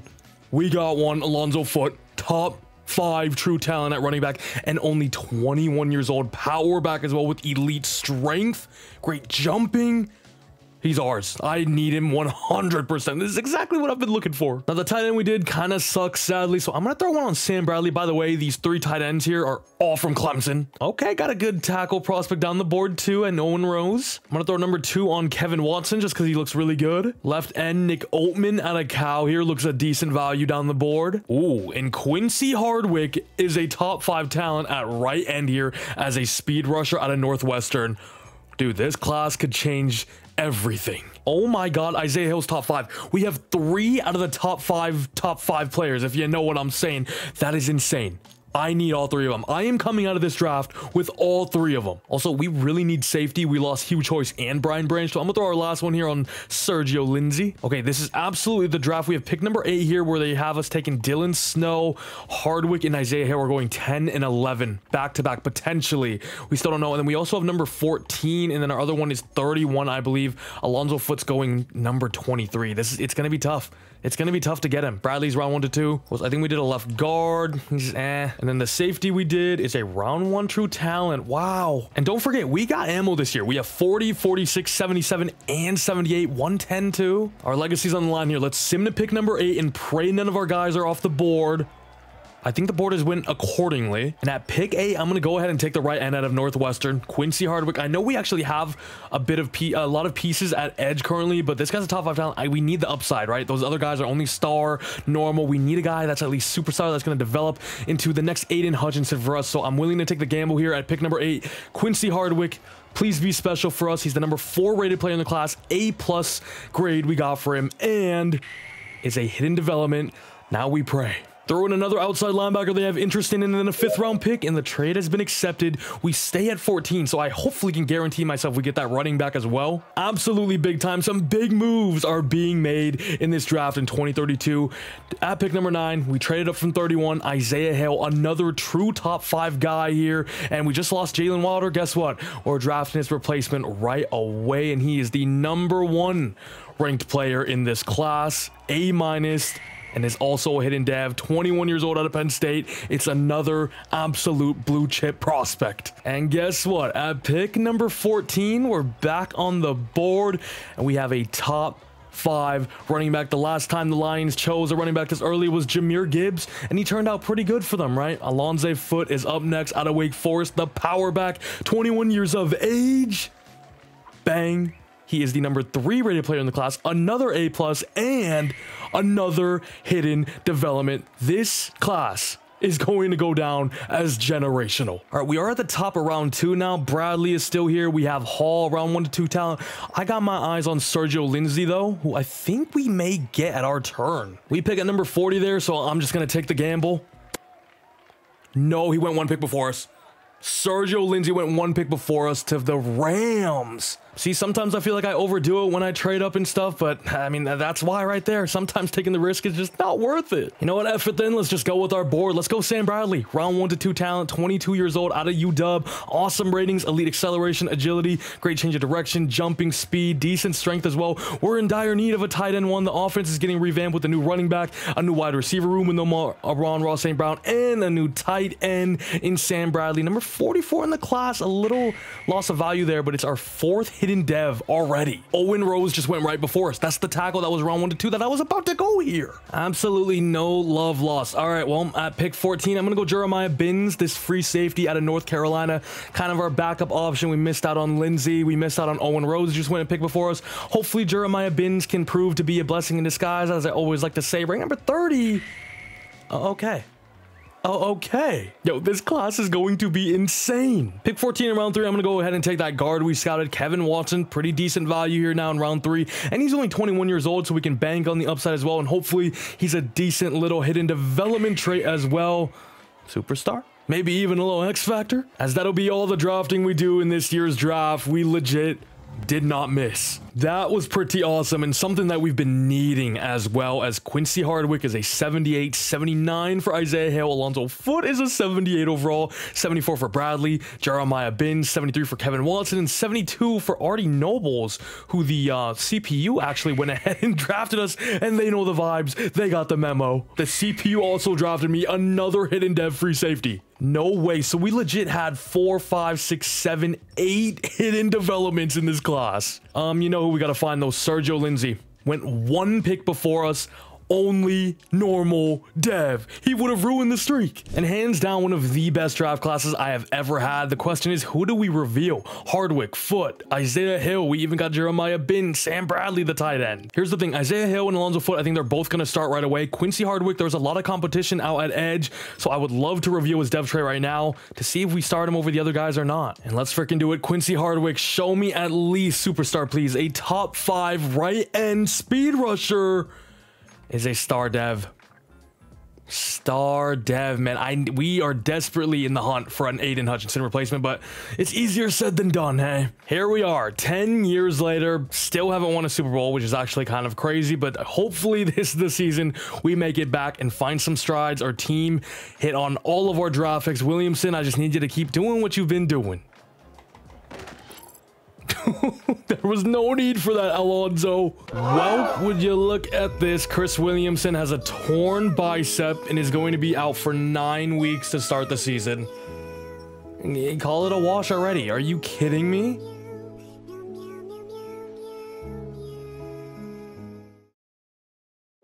Yeah, I mean, obviously we're 0-7. I mean, what did you expect, though? He's out still for another 3 weeks. Davey broke his collarbone as well, was out for 6. Crazy. Well, I mean, the good news is we should have the #1 overall draft pick, #2, and then Seattle is currently number 16. Actually, one thing we can look forward to, our dev traits, the running back, Alonzo Foote.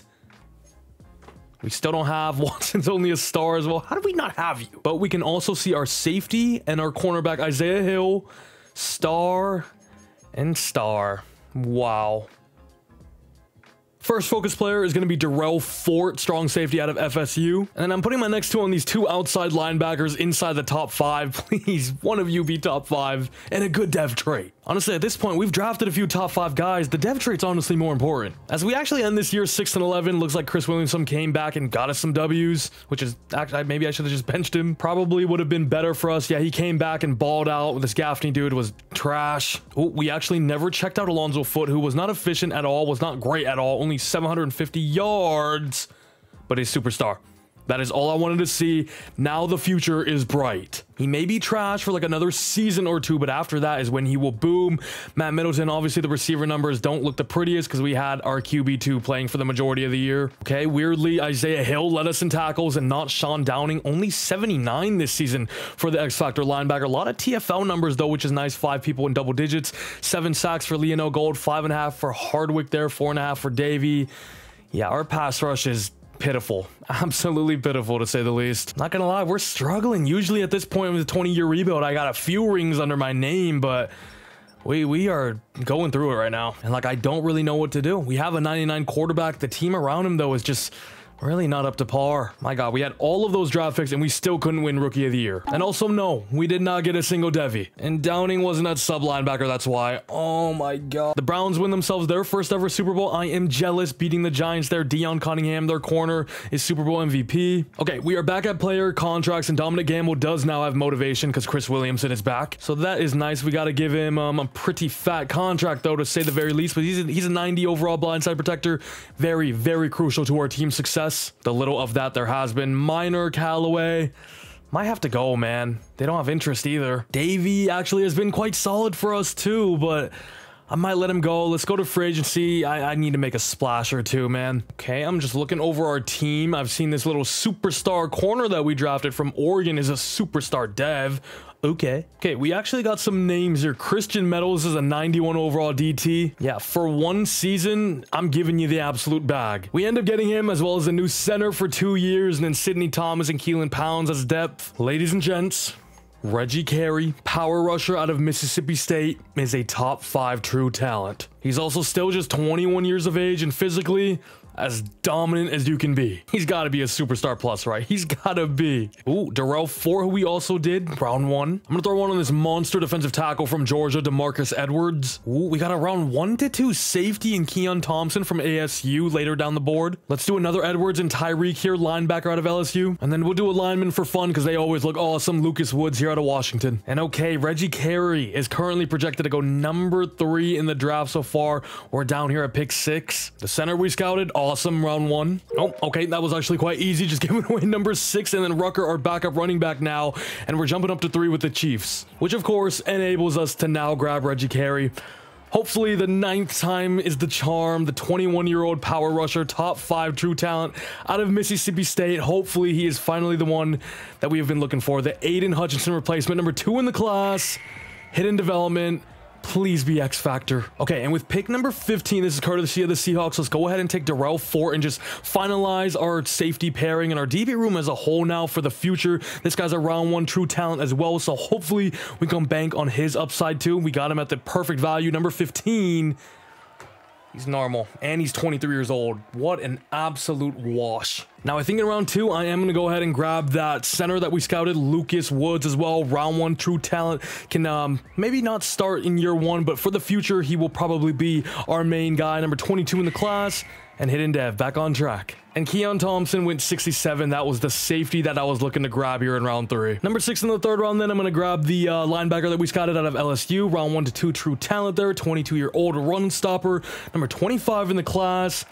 And another horn, and another. I can't even talk anymore. I'm getting so mad. I mean, we can't hit on all of them, though, and last year we literally quite did, so I guess we're just coming down to earth. Here's DeMarcus Edwards, the defensive tackle we did. Round 2 to 3 true talent there. Decent value. He's a little younger as well at 21. But there is no upside to this, brother. Well, all right, there's my saving grace. I just got a hidden development fullback in round 7. Let's go. Not the most exciting draft for us this time around, but hopefully we can hold our head high with Reggie Carey, and hopefully he's a special player for us. Everybody gather around in a circle and pray with me. Please let Reggie Carey be a generational pass rusher. This team needs you more than ever. I know you're only a rookie, but you're gonna have to carry the load, my guy. Reggie Carey! Where is he? He's a star, dude. I just can't hit one. Just cannot hit one. And now into year 11, I'm not gonna lie, Chris Williamson is 30 years old now, and he's running out of patience here. The team is not winning. The squad around him isn't good enough despite him being a 99 overall quarterback. This could potentially be his final season here in Detroit if we don't start winning. Oh my god, I feel like it's been so long. We are finally back with a 6-1 record. In terms of contracts, we have Victor Amaya. Christian Meadows is back here, 31, but he's been a massive game changer for us. Our safety, other safety, honestly, no real like top of the depth chart type guys here. Ooh, Matt Middleton, Sean Downing has a 5th year. Guys, I'm not gonna lie, we've lost 4 games in a row. We're now 6-5.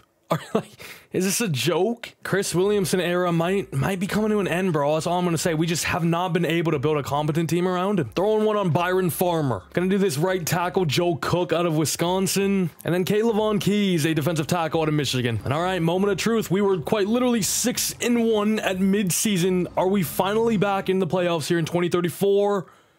We finish 11-6 and we miss out. With an 11-6 record is kind of crazy, but we miss out again. Chris Williamson might say goodbye. Just crazy. I don't really understand. 5th top offense. Defense was terrible though. Defense was terrible. Williamson put up his regular numbers, but he is sick of losing.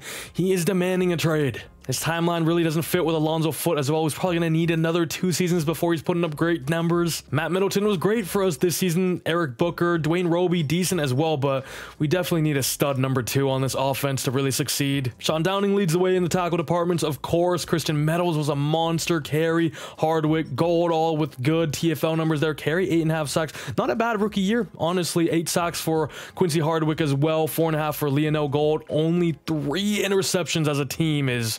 wow. I mean, the record this season is good, 11-6. The team performed fine, but we miss out again.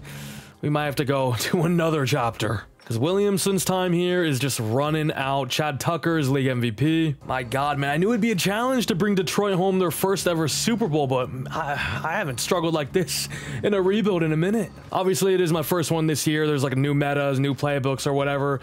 Oh my god. 2034. Look who Super Bowl MVP is. Are you... get out of my face, man. And here's my thought process. I think we run it back 1 more season with Chris Williamson. I'm going to accept the 5th year here on Matt Middleton, Sean Downing as well, of course. We're going to try our best to re-sign Christian Meadows, who was a beast for us in the interior this season, and he's back. But everybody else here is going. Can we make one final push with Chris Williamson as our QB1?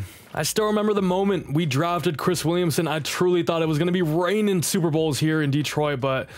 It has been tough around here, to say the least. Everybody, welcome back. Derek Allen got a new punter here and then another backup tight end. Also, I was very happy Caleb Williams was not going to be in our division anymore. He goes to Green Bay. I'm checking out the mock here. We do have a top 5 power rusher out of Clemson here, but he's projected to go number 1. I believe we're all the way down here. Yeah, at 18. Ooh, Kaylavon Keys, top 5 as well. Yo, this is kind of crazy. We're at pick number 5 now, and that outside linebacker top 5 dude is still available, who was projected in mock to go number 1. That is very interesting to say the least. Was there something off field that was a problem? He's still there at pick number 7. Wait, he has just fallen. Something's got to be wrong. That boy's got to be on normal dev. He finally goes at number 8 there. Moving up 2 spots with Seattle here, so nothing crazy at all. Just giving away our backup linebacker as we go ahead and jump the Texans and grab our guy, Kaylavon Keys, the defensive tackle prospect out of Michigan, who looks like an absolute beast. True top 5 guys. We only have medals for 1 last season, and he's getting up there anyway. Hopefully, Kaylavon Keys can be the perfect replacement for him. Number 5 in the class and normal development.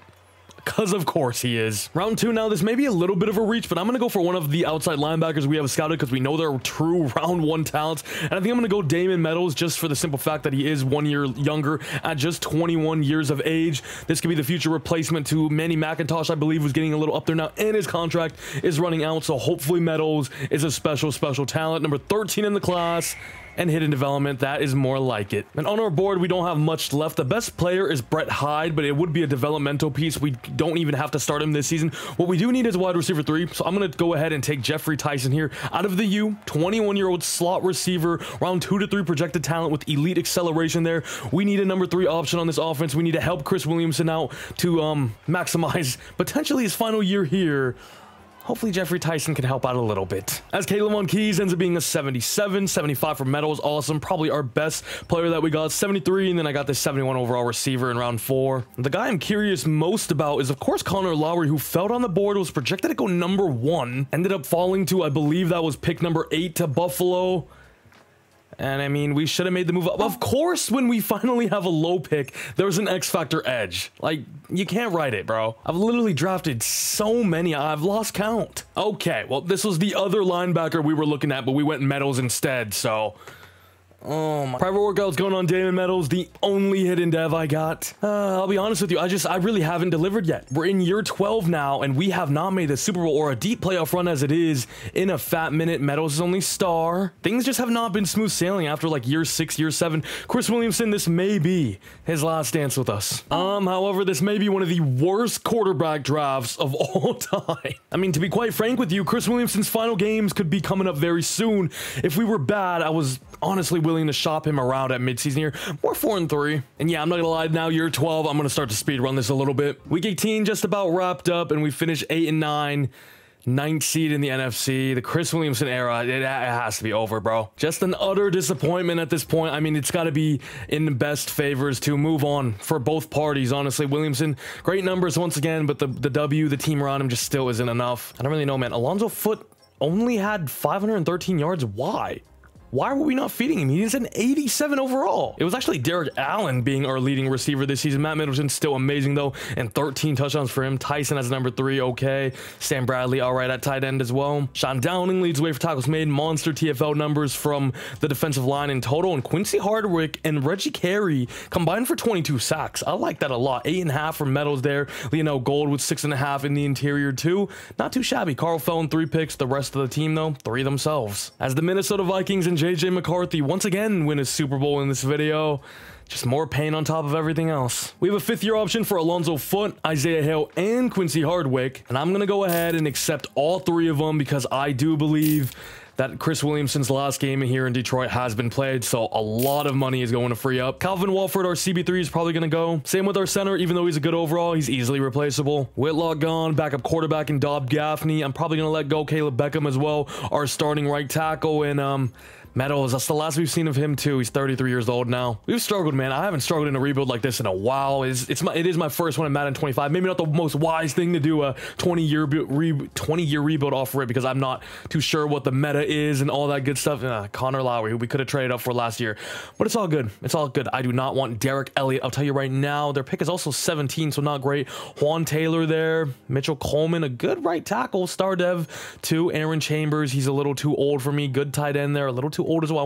I want a younger blue chip guy, maybe under 25, under 26 years old, as well as 3 first-round picks. As you can see, though, Chris Williamson is on his final deal, which is actually quite cheap. All right, I'm back here again. I have 2 deals on the table right now. One with Denver for Micah Shields, who's a decent young superstar wide receiver, X-Factor tight end here, Max Ross, and then a decent young guard, 3 first-round picks. And my other one's with the Giants, who have an X-Factor strong safety and outside linebacker. Then we get their number 9 pick this year, 41, and then 2 future firsts. And I feel like if we did the one with the Giants, our defense would be absolutely insane. And I think with the picks they are offering, I like this offer a little bit more. Now, I actually don't know if they're going to accept it, but I think I'm going to send this one through. The trade is accepted. Chris Williamson is now a New York Giant. His time here was legendary. The first few years were amazing, and but he may have peaked a little early. We saw amazing playoff runs early on, but just stalled out later on in his career. We couldn't really build a great team around him, but now it's time to reset. As here were his numbers, if any of you guys were curious. These first 3 years were historic, man. We had a Super Bowl run. I think we had 2 Super Bowl runs, right? We had one against the Raiders we lost, and then the Chiefs as well. I mean, he put up amazing numbers every single year. Was unfortunately injured in 2033, but still put up decent numbers all throughout, right? But unfortunately, we just could never get over the hump later on. on. Will most definitely go down as a legend, but in his 10 years here, never got us a ring. All right, but with Bonds and Stanford now here, we have 5 superstar X Factors on this defense. This side should be elite no matter what. And what we got to do on this side is bolster up the offensive line again, find another stud receiver alongside Matt Middleton, and pray for a new franchise QB. Detroit, welcome your new QB1, Chase Bruce, baby. Hold up, Mom, what happened to Chris Williamson? We got Chris Williamson at home. I am depressed. It's all right, though. Just give me a good draft here. Let us tank next season, get a high draft pick as well, and we may just be back. Here now on private workouts, and there are some studs at the wide receiver position. Jimmy Barber, Jaleel Wakefield, Matthias Durant, Chad Poole down here. Round 2 to 3 is also a round 1 true guy. Whoa, Zaire Gardner, Tremaine Abbott. Some awesome receivers. Where was this help when we had Chris? You know what I freaking mean? Okay, as you can see, though, there's no QBs in this class. I'm going to put one on Grayson Vernon just to see. I did a center earlier who's run to 1 to 2. Love to see it. There is currently a right guard projected to go top 5. I'm a little intrigued. Is he superstar X Factor?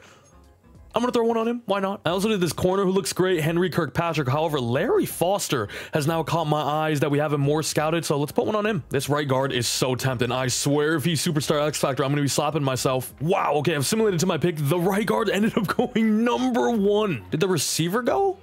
He went number 6?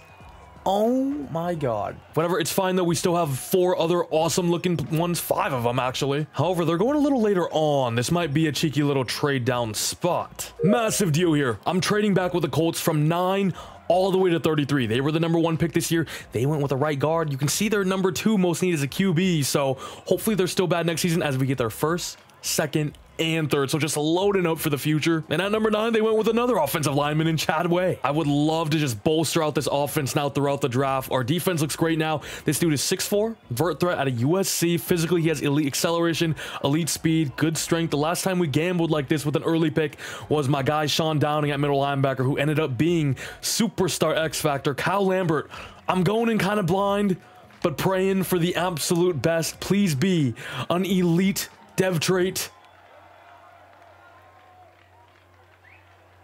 Goodness me, man. Okay, I did that though because of course this receiver class is loaded. So I'm gonna go ahead and grab him out of USF here. The key ratings don't look amazing, but hopefully he's a developmental type receiver and can boom for us. He's actually number 7 in the class.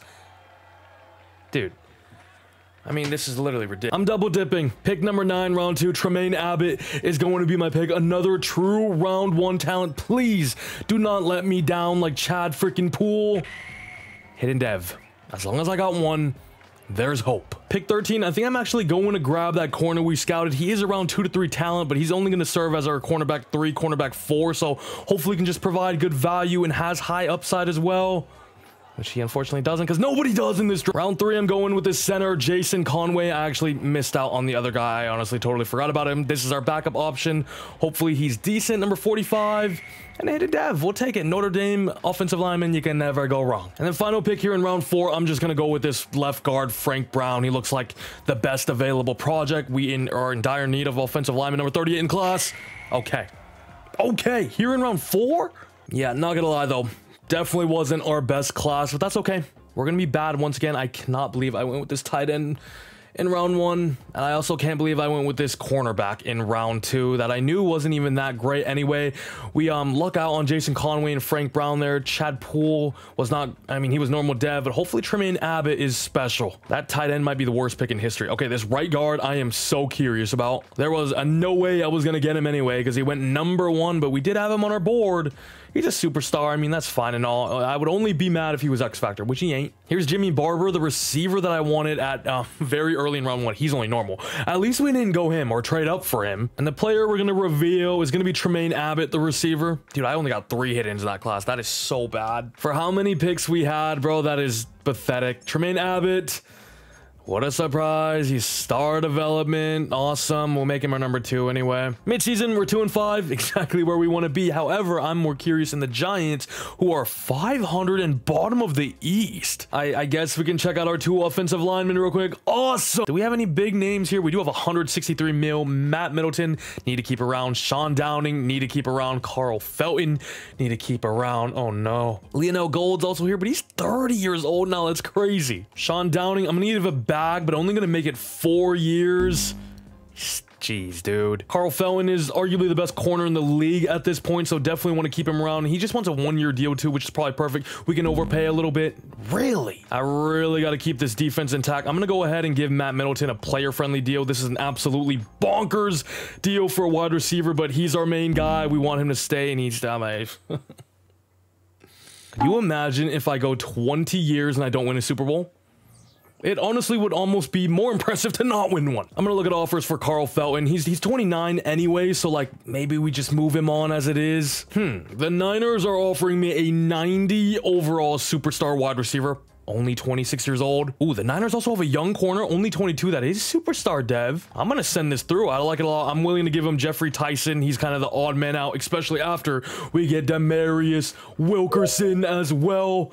Felton's gone, 29, doesn't want to rejoin us, gave him the absolute world as well, so getting a stud receiver now, awesome young corner, and more draft capital. The tankathon is in true effect. I'm going to put 2 private workouts on these 2 quarterbacks down here at 4 and 5, and after trading Felton away, we definitely need more corner help. Ben Porter. Yo, we just made the playoffs at a 9-8 record.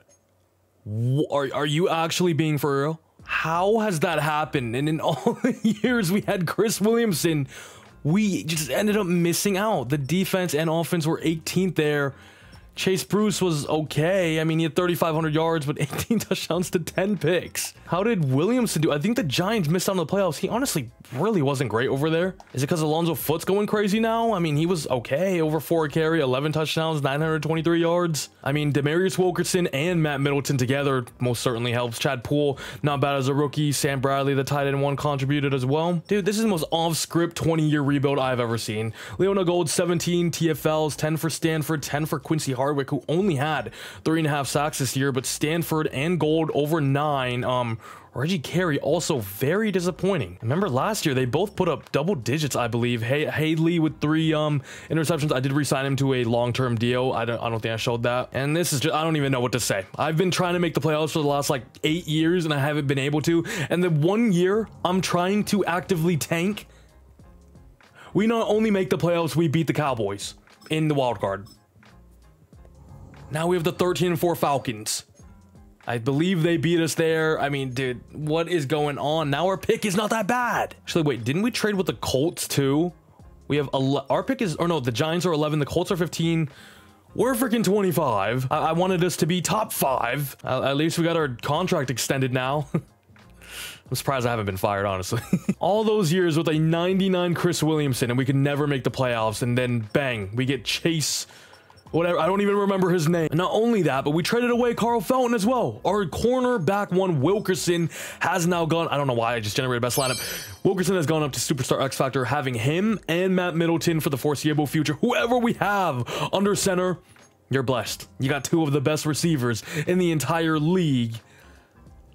Nothing on this side of the ball. When have I ever gotten anything? Who is this? And just when things couldn't get any worse, the Dolphins got smoked in the Super Bowl in 2036, losing to the Falcons, the team that beat us. Zach Gibson is just a monster, I guess. My God, we're so deep in. CJ Stroud just retired. Purdy has retired. Cooper DeJean, a literal rookie in real life, is retiring. Micah Parsons is gone. Burrow. And oh yeah, I kind of forgot about this. Sean Downing, I'm gonna give him a crazy deal. I don't even, dude, this is like real. I was really planning on re-signing him and then tagging Matt Middleton, but it looks like it's gonna have to be the other way around. We're gonna give him the most ludicrous deal of all time. Matt Middleton, how can you say no to that, dude? Reggie Carey, 5th year, we are going to bring him back. I think I'm going to change our scheme on defense too. All right, I just bought the unlocker to do Sean Downing again, and I'm just realizing I should have put it on Matt Middleton because he's younger. Now I'm going to have to give Sean Downing a disgusting overpay with 5 years. He is 28, but I'm willing to do it. We're going to have a rookie quarterback for a long time.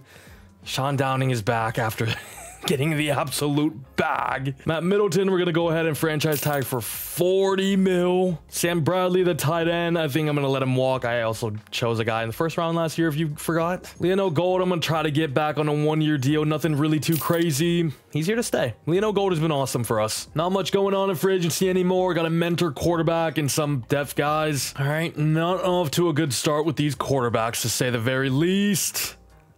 They all kind of blow. Oh no. Dude, that is terrible. I guess we throw one last one on Malcolm Knight.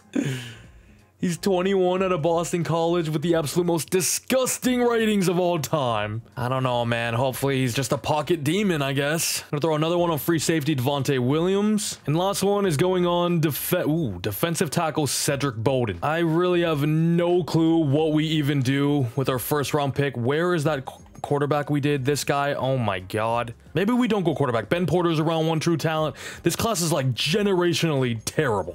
Terrible. Thing is though, I'm literally running out of time, man. Devontae Williams, awesome. And the DT we did, also round 1 to 2, but he was actually a round 1 to 2 projection, which I didn't realize. The 2036 NFL draft is live, and I have no clue what to even do here. Okay, first pick, we'll make it easy. Let's go ahead and grab Ben Porter, the round 1 true talent corner out of Colorado State. He was 6'4", 22 years old, looks awesome, can be the Carl Felton replacement for us into the future alongside Isaiah Hill. It's an A+ pick, which you like to see, number 6 in the class.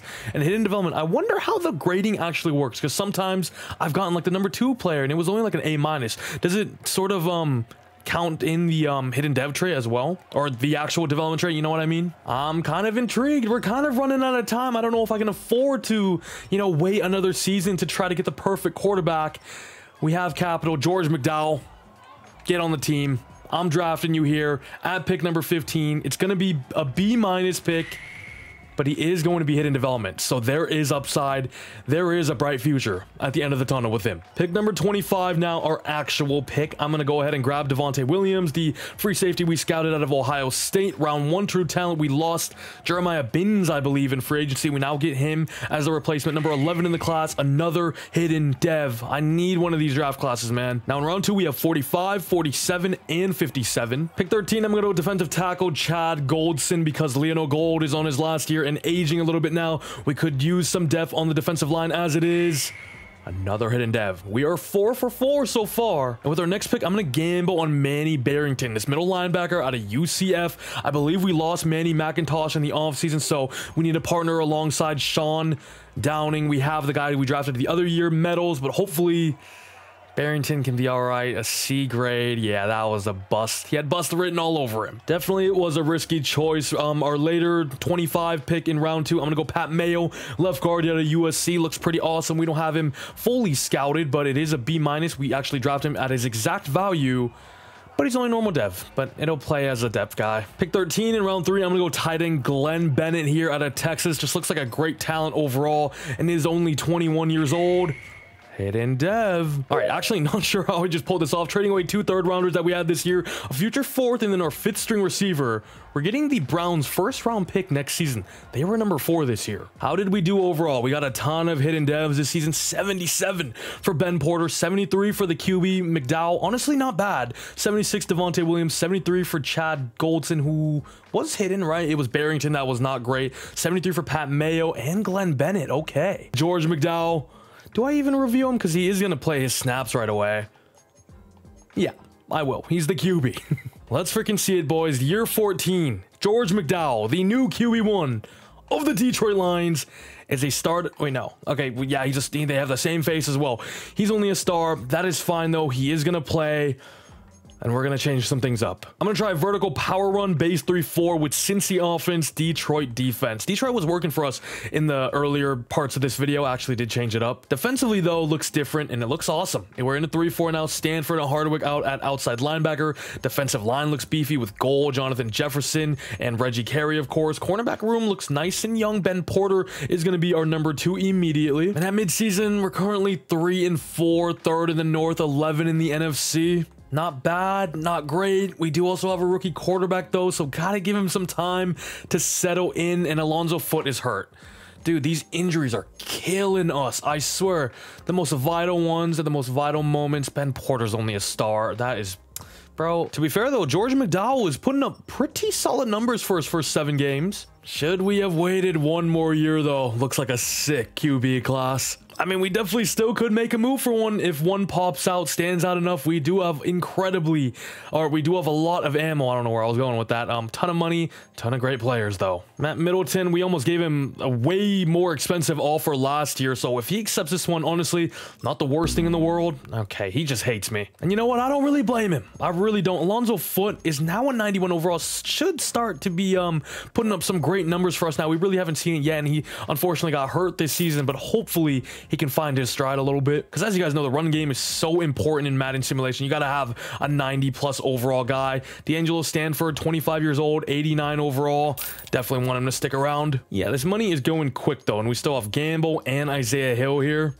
And Quincy Hardwick. With Ben Porter now here, do we really need Isaiah Hill? I mean, I'll try this deal if he says yes. Perfect. If he doesn't, though, it's not the worst thing in the world. He's back, though. Thank you, Isaiah Hill. I just needed to feel something, man. I needed to feel some love for my team. It's been so long. Dominic Gamble, of course, we would love to keep around as well. Awesome left tackle for us. He's here to stay as well. All right, the boys are running it back. This squad is good, man. We just kind of need our QB to develop a little bit. I literally can't focus scout anybody.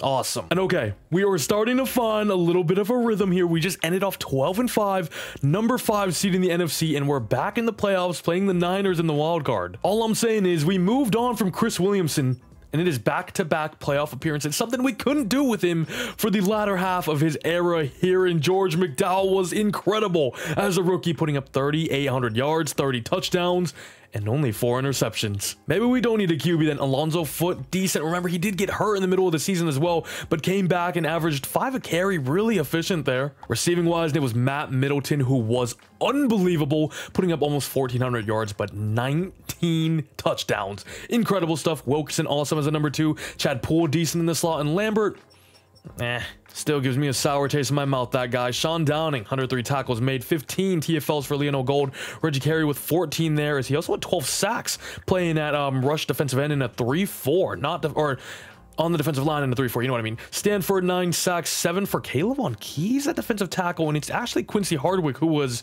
majorly disappointing. Whoa. Isaiah Hill had 7 interceptions. All I gotta say is thank God we re-signed him to a new deal, because he has to go up to superstar after that year. And all I'm saying is the Giants missed out on the playoffs again. We're looking like clear winners of the trade. Wildcard matchup here against the Niners in San Fran, and we beat them. And we have the Falcons, who beat us last year in this very divisional round in Atlanta. They're 13-4. They have a crazy roster by the looks of it. Can we get our revenge on them though? We cannot. The Atlanta Falcons seem like the team to beat right now in the NFC, but we just did all that with a rookie quarterback under helm. The future is looking bright. We might be back to our best. As this Jerry Reed fellow wins another MVP, but look who's number 2. The rookie, George McDowell. I'm getting flashbacks of Chris Williamson in his first few seasons here. Matt Middleton wins Offensive Player of the Year. Alex Turner, Defensive Player of the Year. Offensive Rookie of the Year, no doubt. George McDowell. We also have Ahmed Jet down here. I don't even know who that is. And Bennett actually made it too. Defensively, Ben Porter's all the way down at 7. McDowell wins Best Quarterback. He's got to go up to Superstar. Has to. And Isaiah Hill is your best DB. All right, man. Even though we didn't go far, it feels good to be back in the playoffs. It feels great to be winning awards once again, right? I've missed this feeling truly as McDowell officially goes up to superstar development. Bennett, unfortunately, only a star dev, but he's up to an 88 already. Now this offense in year 2, year 3 under George McDowell is going to be special. That's all I'm going to say. Isaiah Hill goes up to superstar. Reggie Carey goes up to superstar. I believe that is all we got on defense, but man, it's looking good. And the Falcons, I believe, just went back to back. They are definitely the best team in the league right now. They beat the Chargers. This Zach Gibson fella needs to be dethroned. George McDowell. Oh, wait. What did I just see? Chris Williamson says, I am not coming back. He has announced he'll become a free agent when his contract expires from New York. I think we have their pick. Ooh, the Browns were number 7. The Giants were number 16. However, we don't have their pick next year. That would have been huge. Okay, though, we have pick number 7 from the Browns. That is awesome. Matt Middleton still here. Hardwick sucks. I'm honestly just going to let him go. Maybe I should have traded him in the middle of the season.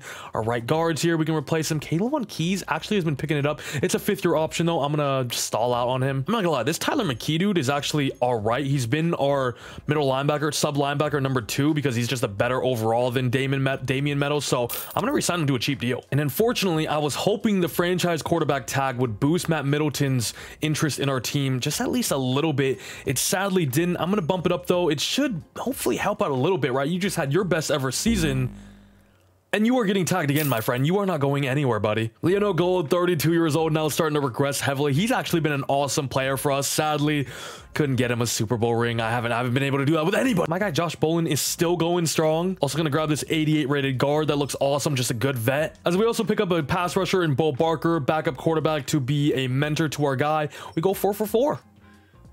Ooh, Goldson's a star. Yo.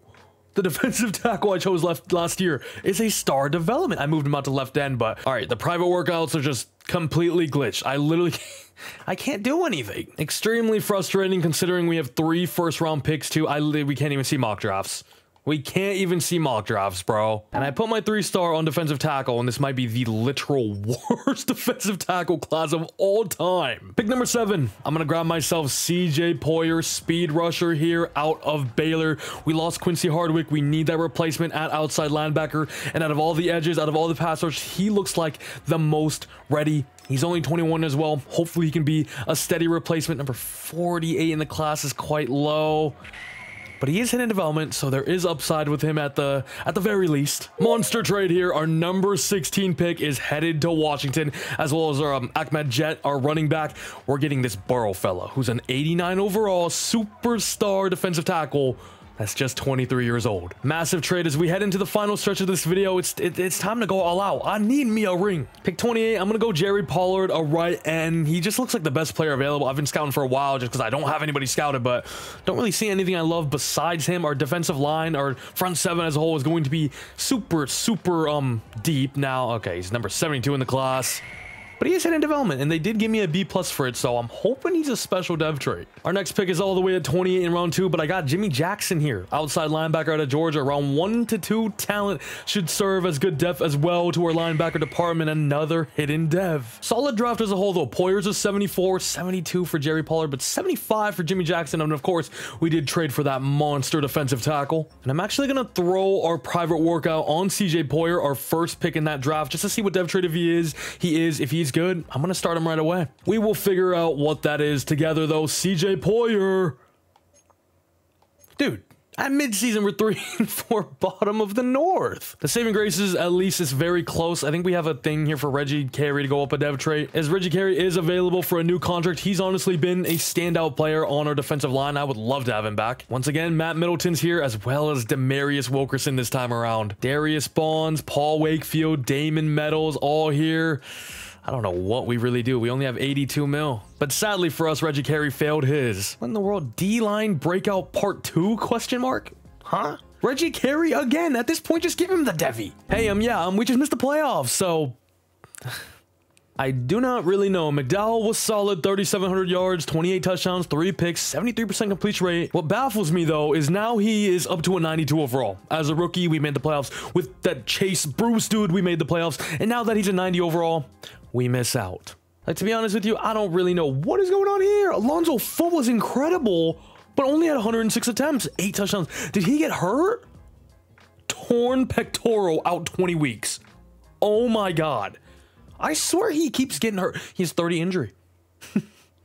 He has 30 injury. That is terrible. Dude, when he was playing, though, his counting numbers are spectacular. We literally just have Saquon Barkley Jr. I mean, our season probably went downhill once he got hurt, right? Man, it's just some bad luck right now. Matt Middleton, another good season from him. Chad Poole, decent as well, but Demarius Wilkerson, extremely quiet. And remember, he is on a contract year too, so if he's putting up these numbers, I'm not sure about that, my guy. Defensively, it's Sean Downing, Isaiah Hill, 18 TFLs for Stanford and Burrow. Reggie Carey had a monster year as a 3-4 defensive end now with 18 sacks to his name, 9.5 for the new addition, Dwight Burrow, 9.5 for Caleb Keys, also at DT, I believe. And then Stanford only with 5.5. MVP goes to Alani Thomas of the Chargers. Now we're in a bit of a pickle, you know what I'm saying? Any Devies on offense? Nope. Alonzo Foote may have went up if he played that entire season. McDowell remains at a superstar. I did go ahead and start Bennett this season just because of the upside. Defensively, still don't have Pollard. Bonds was already an X factor. I don't think we got anything over here too. How did Reggie Carey not go up, huh? He had an absolutely monster season, like 18 sacks, was it? I really don't understand how he missed the playoffs with a 92 overall squad now, though. Shout out the Commanders for winning themselves a Super Bowl 18-17 win against the Broncos there. Their left end, Miles Hood, is a Super Bowl MVP. And then for contracts, Matt Middleton, Dwight Burrow does have a 5th year, Demarius Wilkerson, who we mentioned earlier, Darius Bonds, I feel like we got to get back. Paul Wakefield is here, Damon Meadows. Now, Bonds does have interest, which is great, but I do not want to give him a 2-year deal. He is 29 years old already, so I'm going to lower it to 2 there, but I'm going to bump it up a significant amount, maybe to 14 and 8.5 there. And he's back for another 2. 5th year option for Dwight Burrow. We traded for him. Love to keep him around. He was a monster in year 1. Damn, Kaylavon Keys is here too, but he has no interest at all because it's not a warm weather state. As we find ourselves back on Matt Middleton, and we're going to try to offer him another monster contract. He's up to a 99. He's been our best receiver for a while now. He should accept this. If he doesn't, then he's missing out on the bag. Oh my God, Matt. He's not leaving. And would you look at who's sitting here in free agency? Massive addition here in CJ Carr, the left end, 90 overall. Now he is 34 years old, but X Factor and hopefully the missing piece for us to finally make it all the way. Pick 16, I'm going to go cornerback Jamarcus Tate here out of South Carolina. Looks like the best prospect available. We lost Paul Wakefield there in the offseason, so probably going to be a replacement for him as he's going to be a B grade, number 9 in the class. Normal development. Round 2 going with the center prospect Sean LaRubio out of Miami there. Looks like a beast. Look at his physical stats. Great, elite, great, elite, great. In the combine, did not finish below 2nd in any of them. So he looks like an absolute physical specimen to say the very least. Number 28 in the class and a nice little hidden dev. And then round 3, I'm going to go with linebacker Jaleel Lacey. We did lose out on Damon Meadows in the offseason as well, so need a replacement for him and just bolster up that linebacker room for the future. Number 54 in the class. And we'll end it off with another hidden dev. 76 for Jamarcus Tate, but normal. 74 for LaRubio and 72 for Jaleel Lacey. As we are now officially into year number 16, I believe. 91s across the board there. I cannot believe we missed the playoffs last year. However, Alonzo Foote, hopefully we just avoid the injury bug this season. The offense, the defense can remain healthy. And we can make a deep run for the first time in a long time. And defensively, with the addition of CJ Carr here, our pass rush looks disgusting. Our defensive line is 3 superstars. We got great safeties, a good DB room as well with the 92 Isaiah Hill. There's no excuses, honestly. And all right, at midseason, we're sitting pretty so far. 5-1, first in the North. I was just about to say our right guard is a star dev, and look who's hurt again. Alonzo Foote. It's only a broken thumb though, so he's only out for 1 week. Dude, this guy gets injured like there is no tomorrow. Not sure. Oh, okay, never mind. They just gave it to him. Reggie Carey now has X Factor development. Awesome. Much deserved. And hallelujah. What? Hallelujah. I can't even talk anymore. I've been getting so mad. We finished as the 1 seed for, I believe, maybe the first time ever. 13-4, dude. Year freaking 16. It took so long. Our 3 losses came to the Cowboys, Cardinals there, and then the Packers, but we were finally here. Oh, and the Vikings in the last season, or in the final game, but oh my God, it feels good to win games and finish with a good record. Man, this 20 year has truly humbled me so far. McDowell not putting up the best of numbers, but overall the offense was 2nd in the league and the defense was top 3. So we are pretty content with that. McDowell only 3,500 yards, 21 touchdowns and 3 picks. Pretty just okay numbers. We finished as the 1 seed, so I ain't complaining. Alonzo Foote, decent. Ooh, he was actually really good on the ground, surprisingly. 4.8 carry, 5 touchdowns for him. Alonzo Foote broke 1,000, 13 yards. Matt Middleton, another solid year, 1,200 yards for him. The only man over 1,000. Chad Poole, Tremaine Abbott, the new starter, and Glenn Bennett, just all right. Overall, the passing attack really wasn't as potent as I was hoping for. Dwight Burrow, 13 TFLs, the only man there in double digits, as sacks go to 12.5 for Burrow, 12.5 for Carey. They both were playing rush defensive tackle, by the way, and then I had Stanford at rush end, as well as CJ Carr, who only had 2 sacks anyway, so we paid him a lot of money here on 1 year. Isaiah Hill, 3 picks, few people with one. And would you look at this? I'm in unfamiliar territory. We are in the divisional round, and we're going to be playing at Ford Field, hosting the Washington Commanders there. Hopefully we can take them down. They finish off 10-7. We beat them. Don't know the score, but now we have the Cardinals up next. And you know what? It's been so long. Let's go ahead and hop in, watch the team. We haven't even been able to watch any of our teams in so long. It feels like the Cards are an 86 overall. We're ready. Ford Field is going to be rocking. Come on, boys. My legacy is on the line. We're in year 16, and I don't got a ring to my name. Can we come down with the touchdown? Nope. It's going to be 3-3 here. End of the second quarter. First half is done. Still remains at 3-3. No touchdowns yet until the third quarter. And we take a 10-point lead. Fourth quarter on its way. Our defense is clamping the Cardinals team. It is 20-6. And the game is over. We're heading into the Super Bowl. It is about damn time, man. Oh my God. Dominant performance as George McDowell puts up decent numbers. Josh Larson couldn't. Oh, he was in the same draft as McDowell. I remember his name. Yeah, there's only one winner out here. And look at this. Reggie Carey had 2 sacks. Chad Colson, Dwight Burrow, DeAngelo Stanford, all with a sack too. And then we had a ton of people with even a half a sack there. The defensive line, the defense came through. Oh no, we have one new injury though. Isaiah Hill, 5. Alonzo Foot, broken ribs? Broken collarbone for Timmy Stewart. We're not going to have our CB1 for the Super Bowl. Oh my God. Terrible news, but you know what? Next man up mentality. There's a reason why we drafted a corner in last year's draft. Who are we playing? We're going to be playing the Patriots. They go 11-6, 87 overall squad for them. This Lonnie Thomas fella is just the best quarterback of all time already. He's winning MVP every year. Did we win Coach of the Year? Number 5. Ooh, Alonzo Foot wins best running back. I feel like his numbers really weren't anything too special, but we'll take that and pray for an X Factor Devi. That truly would be awesome. And with that Pro Bowl week in the middle, he should be back, and he goes up to Superstar X Factor. You love to see it. This offense is pretty healthy for the most part. I think every single one of our starters will be available for the biggest of games, which is awesome. Defensively though, of course, no Isaiah Hill, 94 overall, but I see Reggie Carey finally going up to Superstar X Factor, the only Devi we got, but it's a big one. Dude, I honestly love this team, man. Look at how stacked of a roster we had now. So many draft picks. We've made some trades as well, but it has been an absolute mission to get to this point. A lot of lows, some ups as well, but I'm happy we're finally here. We need to come away with the Lombardi though, man. Like I said, my legacy is truly on the lines, and we have this New England Patriots roster with a 97 edge, Caleb Winslow, 93 free safety. They only have about 690 overalls. I say only, but we have like 10 of them things, you know what I'm saying? Who is their QB though? That is the main question. Chuck Sullivan, 86 overall, 28 years old, only star dev from Georgia. McDowell, all I need is for you to outperform this dude. Come on, Detroit. For all the marbles, can we make history? Win our first ever Super Bowl. I need it. I need it more than ever. End of one, finishes 10-7. We do have the lead. Patriots start with the ball, though. Drive down, tie up the ball game at 10-all. We get another touchdown, though. End of the first half. Patriots get themselves a field goal, but we do still have a 4-point lead heading into the second half. Now, Patriots have ball, do not drive down, but they take their first lead of the game. We are trailing by 3 points, but we are driving slowly but surely after a big gain from Tremaine Abbott. And it's now a big 3rd and 2. Under 8 minutes to go. On the Patriots 15, it is converted. We are now onto the 7. McDowell having a solid day so far. Tried to kind of force it there to Matt Middleton, and 3 points isn't the end of the world. We tie up the ball game, but we definitely want 7. And that is what we are going to get. Is that?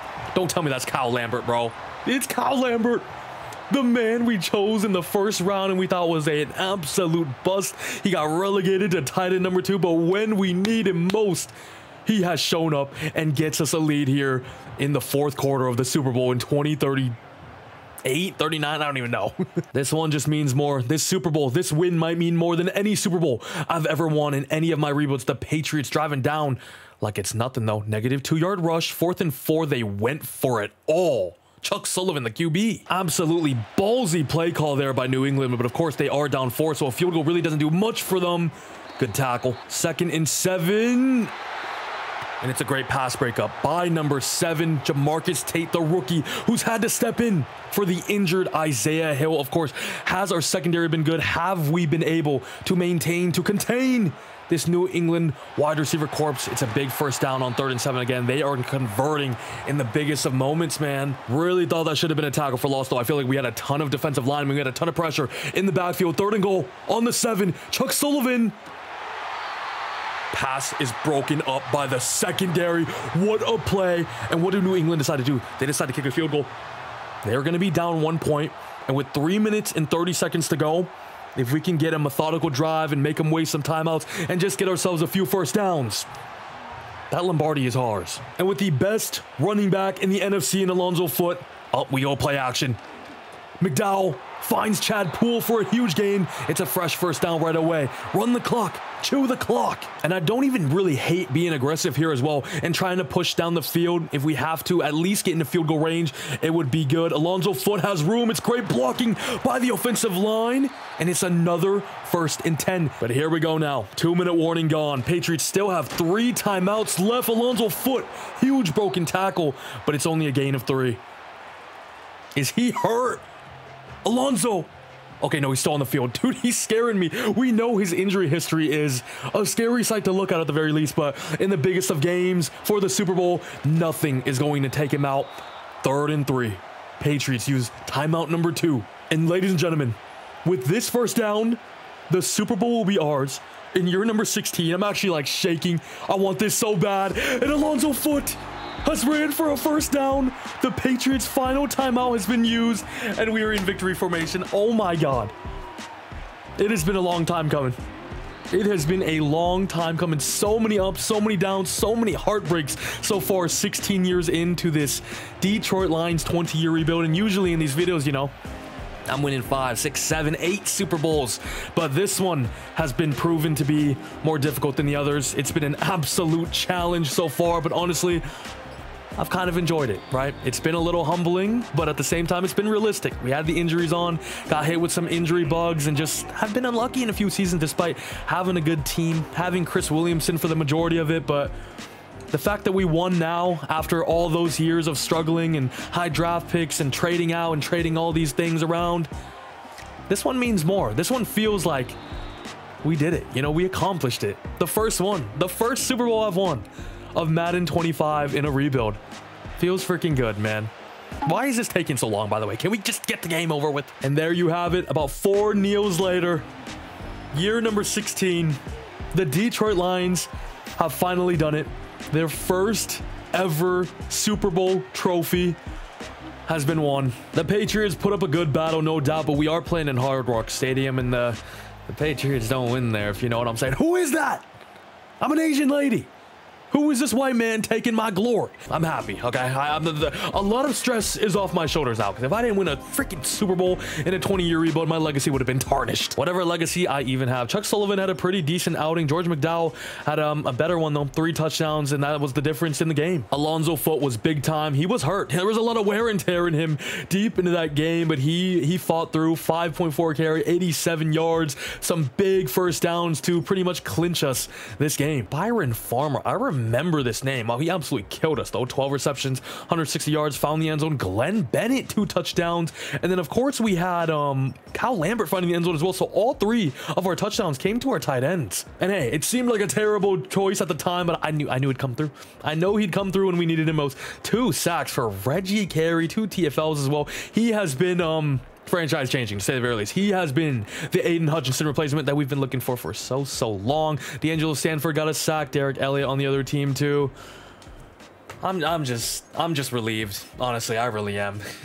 Oh my God. And Ben Porter also got hurt that game. Complete PCL tear. 35 weeks. So we're probably not going to have him for the start of next year. That's absolutely heartbreaking, to say the very least, as George McDowell is the man to do it. The one to bring a Lombardi home to Detroit as he wins Super Bowl MVP. We've seen many greats here. Calvin Johnson, Matthew Stafford, Barry Sanders, Jared Goff to some extent. Amon-Ra St. Brown, Aiden Hutchinson, Chris Williamson. George McDowell is the one to do it. Well, and oh boy, am I delighted. I'm just going to speed run these final few years. this recording session has been an absolute monster so far, and I've actually had to go on super in depth because we haven't won one yet. So like, I was actually a little stressed out and searching through drafts, like, please give me something good, you know, but we did it now. I am happy. And because we did, okay, we have minus 30 mil. Tremaine Abbott, Frank Brown, Devontae Williams, Bo Barker, Chad Poole, Cal Lambert's even here. Dude, McDowell's 5th-year option is going to cost 76.2 mil. Huh? And we're accepting that. We want to run it back with the squad once again. We just want the Super Bowl, baby. I want the squad back. And yeah, Matt Middleton is going to get franchise tagged again. He actually finally has re-signed interest because we're historic champs now, but I've basically just given him his contract, but in franchise year terms, if you know what I'm saying. We don't have money anymore, which if you couldn't tell is not good at all. Our receiver corps is absolutely terrible now. O-line, we need to fill some pieces for sure. Honestly, though, on defense, we're kind of chilling. Ooh, Ty easily top 5 wide receiver. That is the perfect replacement to the guys that we lost. We also have Josh Childress, who is a round 1 guy as well. Why is that name so familiar? Is that the old NBA player with a fat afro? What was his name? I think it was Josh Childress. Honestly, do I know ball or not? We'll find out. First one's going on center, Dom Porter. Second one, let's do Johnny Backus from West Virginia. And I'm literally going to do another lineman in Earl Willem, as Willem is a beast, round 1 to 2. Porter only 2 to 3, that's fine though. But Johnny Backus is a beast as well. All right, we're moving up to 28 with the Broncos here, just to make sure we can get him. Giving away 32, of course, then just some later day 3 picks. Day 3 guys, yeah. Same. And I do not believe I saw his name go on the board. Ty Easley is going to be our new wide receiver to the 5'10 deep threat out of Vanderbilt at just 21 years old. Has elite acceleration, agility, great change of direction, great speed. Ran a 4.31 40 at the combine, but a 4.27 on his college pro day. Welcome to the Super Bowl winners. It is a A+ draft pick. He's normal. But you know what? I'm okay with that.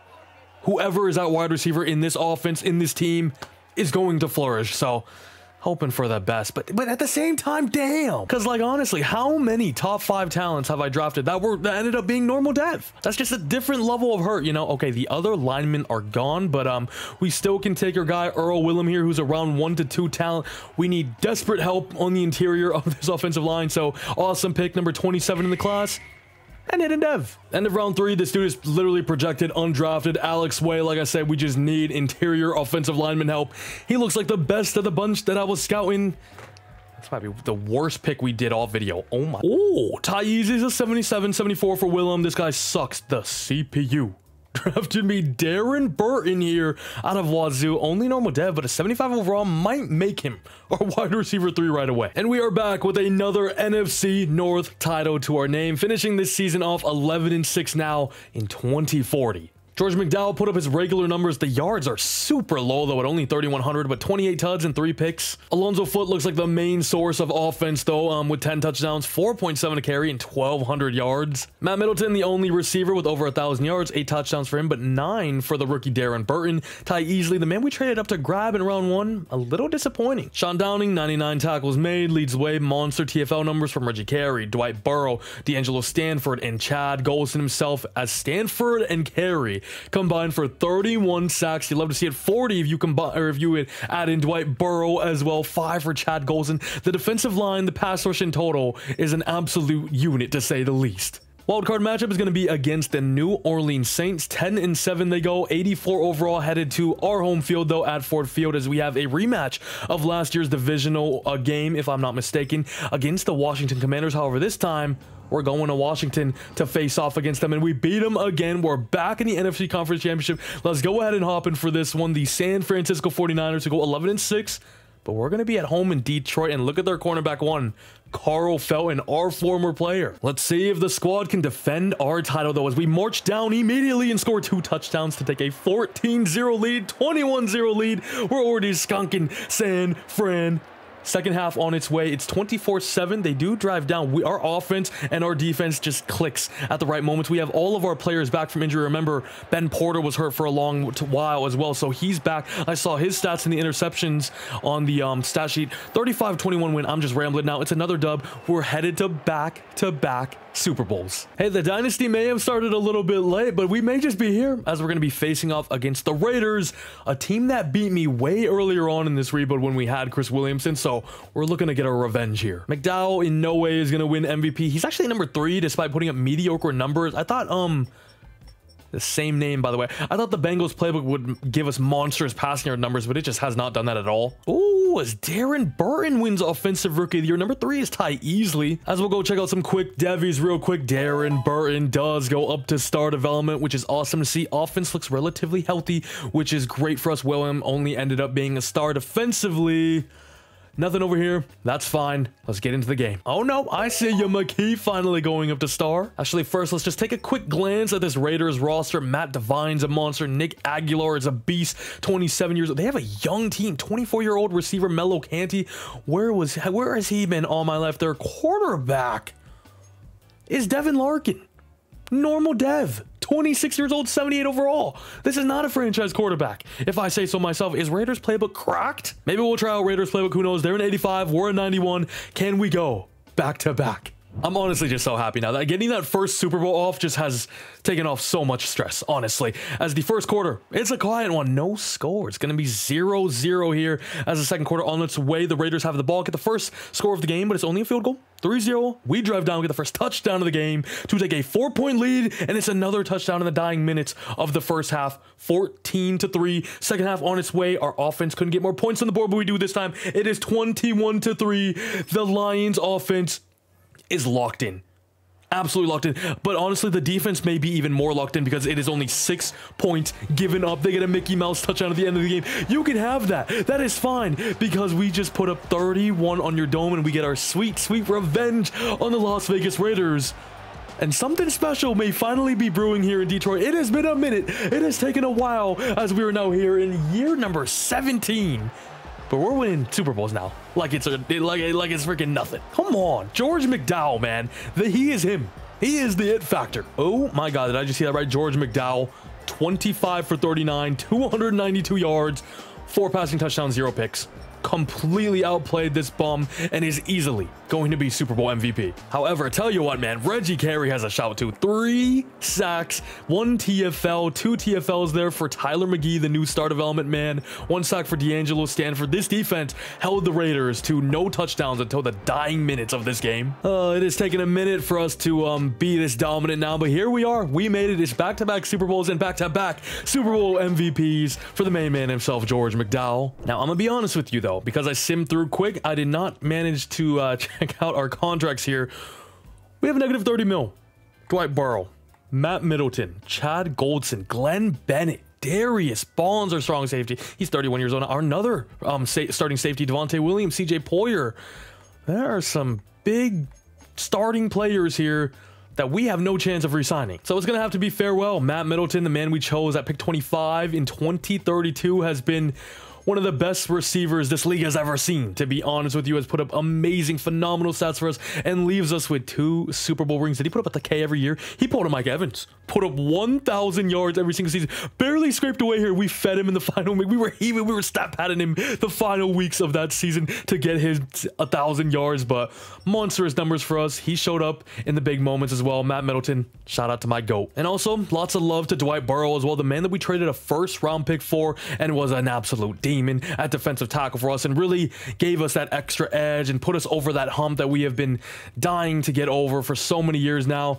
Once we got him through the doors, defense was a monster. Chad Goldson, I believe, one of our draft picks, ended up being superstar dev. Glenn Bennett has actually developed into a pretty decent overall tight end. Darius Bonds, I believe we traded for in the Chris Williamson trade, right? Devontae Williams, we drafted. CJ Poyer, these are 5th-year options, so they'll be here another year, but we're gonna have to say we're gonna have to say bye to everybody, and I don't really know how we're gonna replace them. Our team was a 90 overall before that.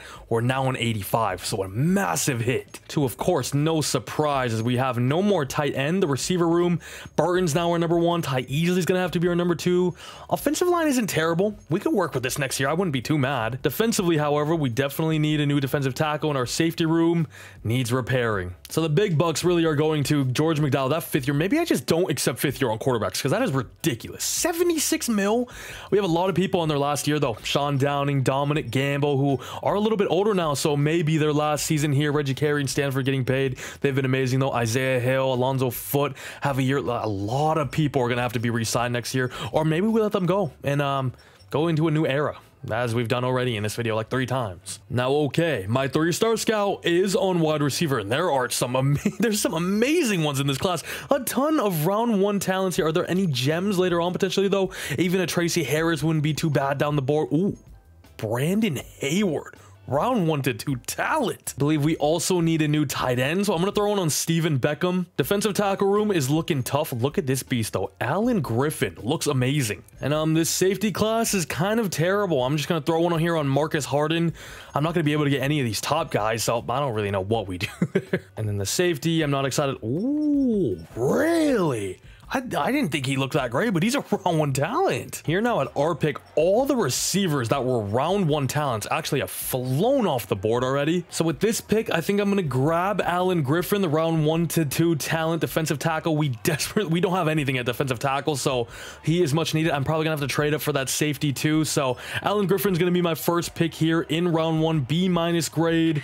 Hidden development, though, is awesome to see, and he's surrounded by amazing players on the D-line, so hopefully he can just play his role, and we'll be straight. All right, kind of had to trade a lot here. I'm not going to lie. We're jumping up about 20 spots with the Chiefs there, giving away our second this year, a third-round pick next year, and then some future just day 3 picks, but those couldn't come back to bite us, to be honest with you. But with this pick at 42 in round 2, I had to make sure we got our guy, Marcus Harden. The safety room is looking dreadful right now. We literally have nobody there, and he is a true round 1 talent, ranked number 10 in the class, and is hidden dev. So I think that choice to trade up was more than worth it. And okay, the final pick of round 3, Brandon Hayward, is still available for us. The slot receiver out of Georgia, 21 years old, round 1 to 2 talent. He looks awesome. Might be our wide receiver 3, if not wide receiver 2.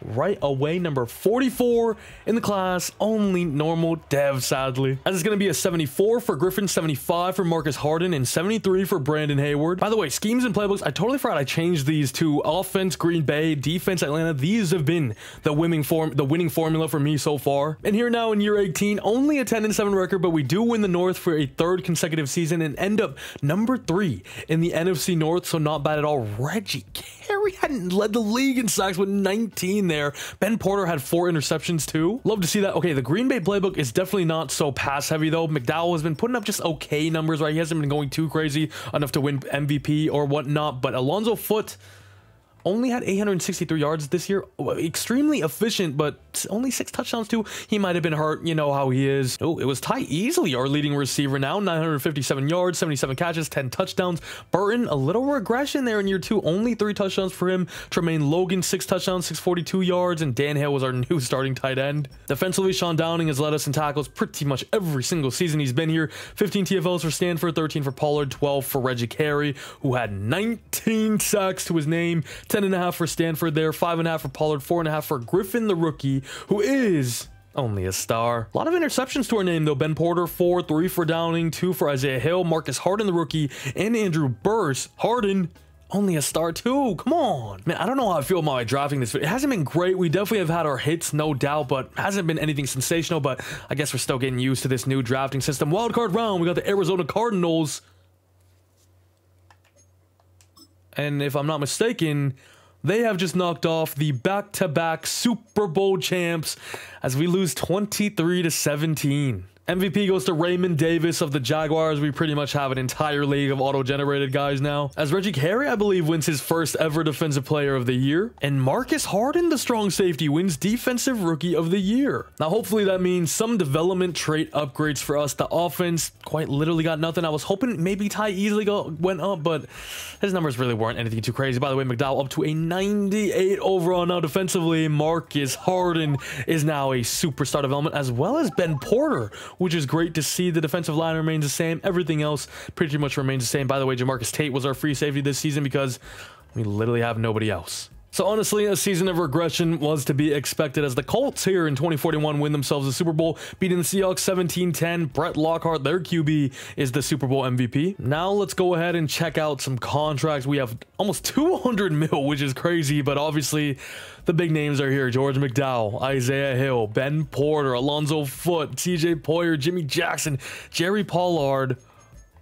Honestly, that's kind of it. Sean Downing, but he is 33 now, regressing so fast. Dominic Gamble, same thing, 34 years old now. Some legends of this team, though, have been staples. And I mean, we pretty much have to keep him no matter what. I'm going to give him the most insane deal of all time. We only have 2 years left of this rebuild. I would love for him to finish this thing out with us, so hopefully he accepts that.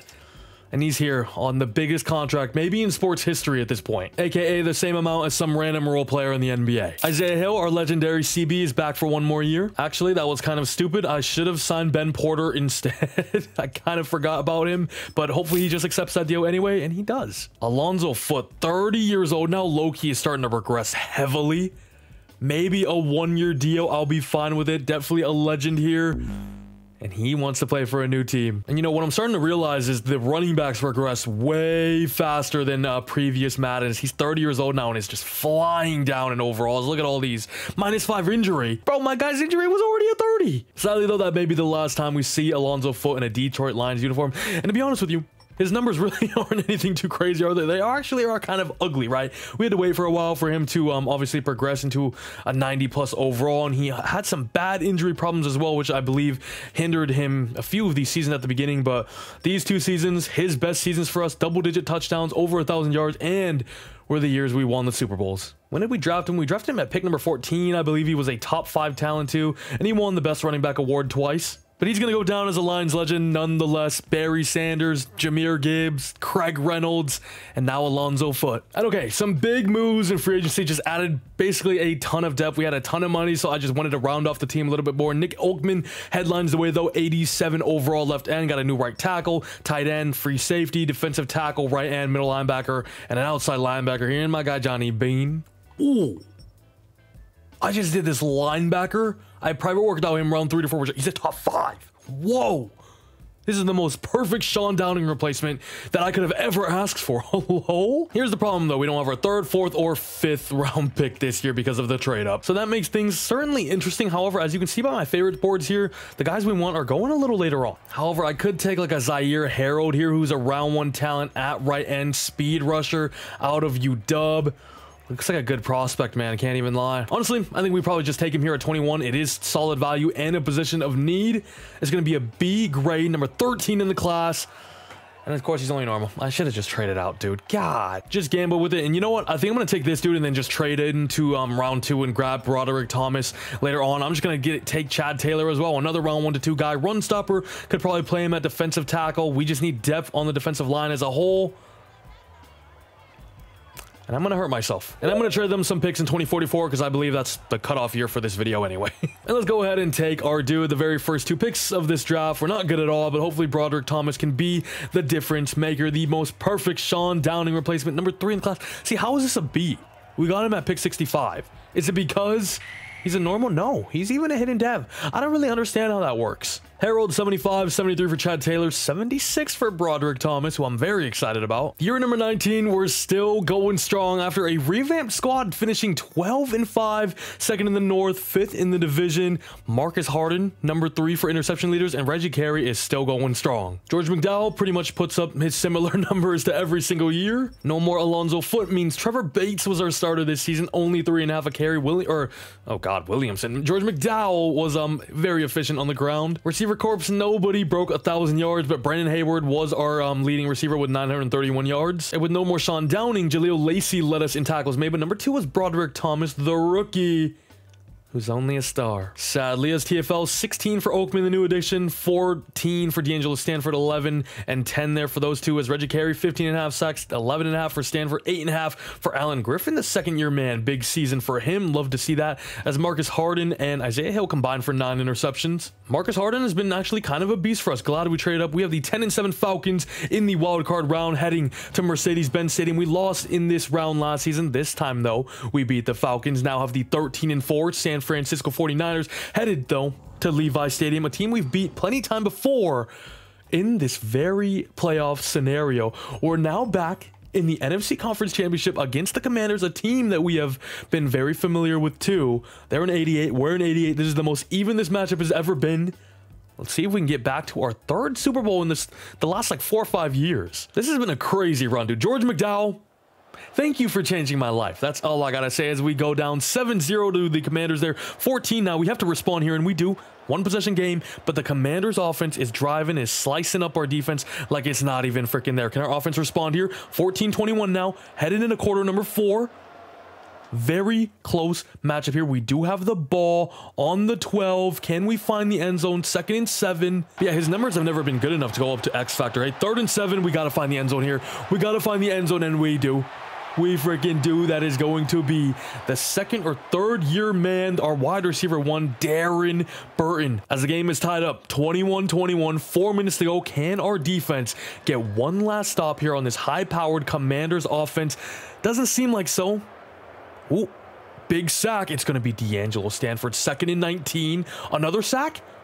No, it's still 2nd and 19. 3rd and 7 now. 4th and 9. Commanders kick a field goal, and we have a chance to drive down. And just like that, 2 downs later and 2 yards later, it is 3rd and 8. McDowell, I need something from you. It's a screen pass.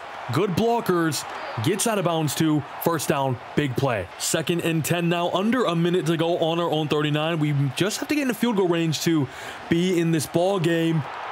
And it's a drop by 85. Hayward. That was right in your palm. What is he doing, man? 3rd and 10 now, of course. 4 down territory. McDowell drops back and finds a huge gain to Burton once again. We're now onto the 21 and scratch the field goal. We want to find the back of the end zone and win this freaking ball game. We don't want to leave it up to overtime. We want to put the fate in our hands. As McDowell is going to go ahead and fumble. Couldn't the lineman advance it there? It's 2nd and 22 now. 2nd and freaking 22 now. McDowell, what is that? What a freaking grab. And he fumbles. 83, what are you doing? Is that Brandon Hayward?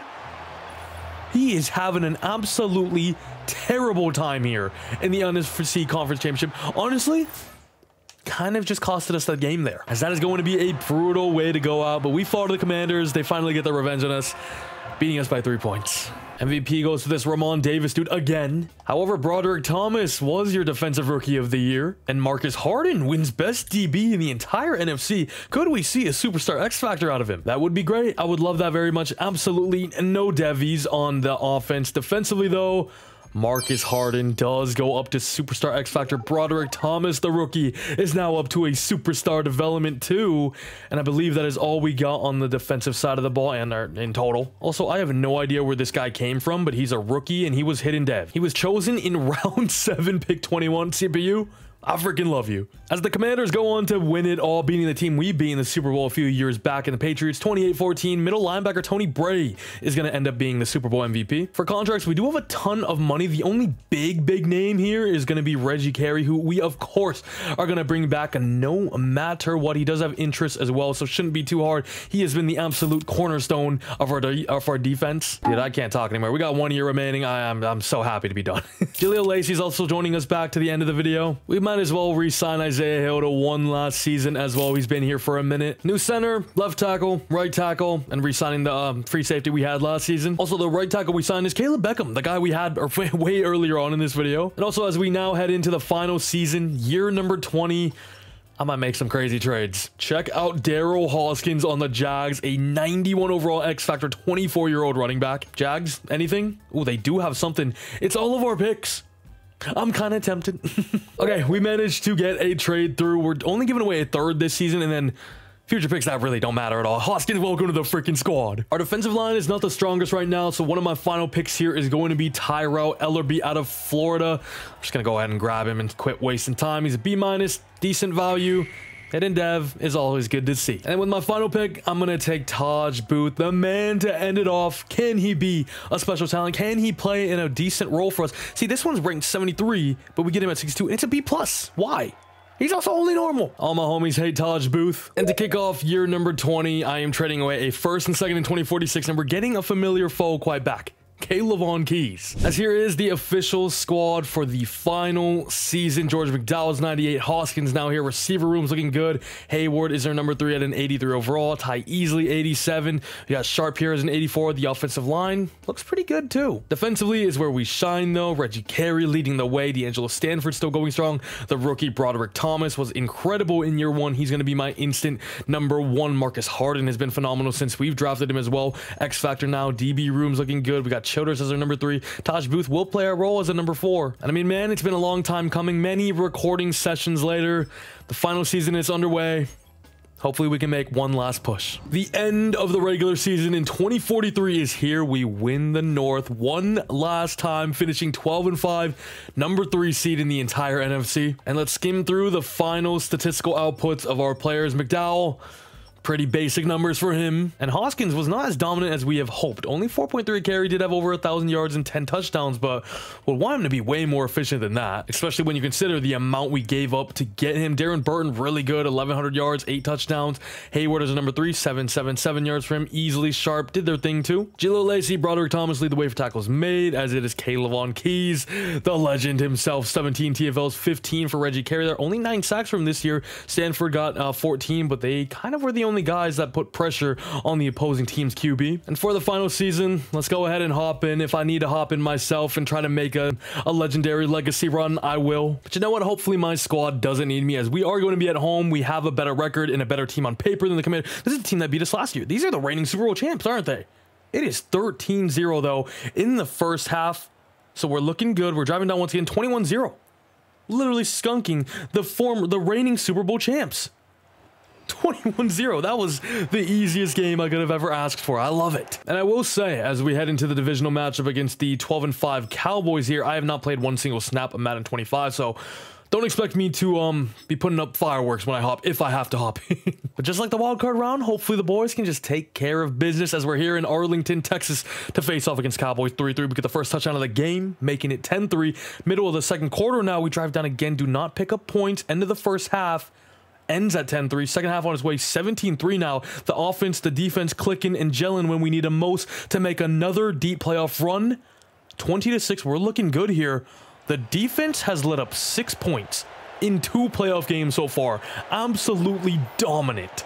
And tell you what, I really do believe that last second edition of Kayvon Keys has really boosted us another level. However, we took him from the Atlanta Falcons. They still go 13-4. Believe finish as the number 1 seed in the NFC. We do have a better roster on paper, but hopefully Kayvon Keys can give us their homework. If you know what I'm saying, hopefully he knows a thing or two about their playbook, about their schemes, about their tendencies, and what they like to do, and can give us that inside story. However, it's going to be 6-0 here in the first half. Not great, but we get a touchdown at the end of the quarter. They take the lead with the field goal. We drive down, take a 1-point lead. Falcons get their first touchdown of the game to go up 24-10 now. And with under 3 minutes to go, we are down 21 points. It is looking slim. Don't think we're going to be able to get this one done. And back-to-back years, we are knocked out in the NFC Conference Championship. Tough one to take, as Larry Lindum wins the league MVP now here 20 years down the line. And the Falcons end up winning it all, but not only that, they get their revenge on the Patriots, 35-29. This Zach Gibson dude has been going crazy this entire video. As there we go though, it's going to be 20, 19, 18, 17, 16, 15, 14, 13, 12, 11, 10, 9, 8, 7, 6, 5, 4, 3, 2, 1. Back in present day, 20 years has been accomplished, as this is going to be the final roster that we leave off with. And how fitting is it? Our 2 best players, arguably, of this entire franchise, this entire 20-year rebuild, Reggie Carey on defense and George McDowell on offense. We chose Reggie Carey, number 3 overall, all the way back in 2034, and he has been arguably the best defensive player in Lions history, putting up godly numbers every single season there. 12, 18, 12 and a half, 15, 19 was his career best for us, but obviously won us 2 Super Bowls and just was so dominant on the defensive side of the ball for us in those deep playoff runs. And then George McDowell, the man that took home 2 Super Bowl MVPs and the man that got the Detroit Lions their first ever ring. Not only just that, their second one as well. Absolutely unbelievable numbers, as you can see, ranked number 1 quarterback in the entire league. And if I'm not mistaken, we chose him a little later on. He was number 15. I believe he was only a star dev too. It was that draft class with terrible quarterback prospects, but we took a chance with him and we developed him to become the best he could be. Now, to be honest with you, his numbers weren't really anything too crazy, right? He never put up 4,000 yards, he only had 1 season with 30 touchdowns, and it was surprisingly his rookie season, weirdly. He was always extremely efficient with the ball though, very low interception numbers, and always put up about 25 plus touchdowns. Jero Hoskins was only here for a year and was okay. D'Angelo Stanford actually put up some big numbers for us too. Darren Burton, Ben Porter, a legend nowadays. He's been here for some time. Marcus Harden, awesome as well, that we chose later on. Braun, Mike Quincy, Ty Easley, Broderick Thomas I love. Shout out to Sean Downing as well. I mean, we had so many legendary players drafted and players that played for us throughout this entire franchise that I'm definitely going to miss out on a few names, but the final squad was a good one, and we made deep playoff runs pretty much every single season here in the final 5 years, so it was pretty competitive and pretty fun. And in terms of our legacy leaderboard, Andy Reid is on top now, ahead of John Madden 20 years down the line.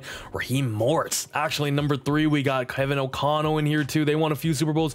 We're sitting pretty though at number 7, as we got ourselves 2 Super Bowl rings, 4 NFC Conference Championship. Never won a Coach of the Year, which is crazy. Felt like I got robbed 1 or 2 seasons, you know what I mean? But number 7, hey, I'll take that all day. Ooh, and this is kind of fun. I've never really checked this out. Here are our total stats from our entire career. 196 career wins. We lost 144 games for a record of 57% there. We had 16 winning seasons out of the 20. Hey, that's pretty good. I'm pretty proud of that. 22 playoff wins, 10 playoff losses. Not bad. 2 Super Bowls, of course, and 2 Super Bowl losses. We finished 2-2. I ain't too mad about that at all. McDowell's stats look awesome so far in his career. 25,000 yards, almost 184 touchdowns, and only 28 interceptions. Jameis threw more than that in 1 year. Sorry to shade you a little bit there, Jameis. McDowell also had 20 rushing touchdowns, over 4.3 a carry, and almost 2,500 yards there. And obviously our receiver corps and our weapons in total have only been here for a few seasons, but Burton seems to be off to a great start so far already. Ty Easley, decent as well behind him, and Sharp, 26 touchdowns. And then defensively, Isaiah Hill with 908 total tackles for us. He's been here for 12 seasons now. For tackle for losses, it's 118 that leads the way for Reggie Carey.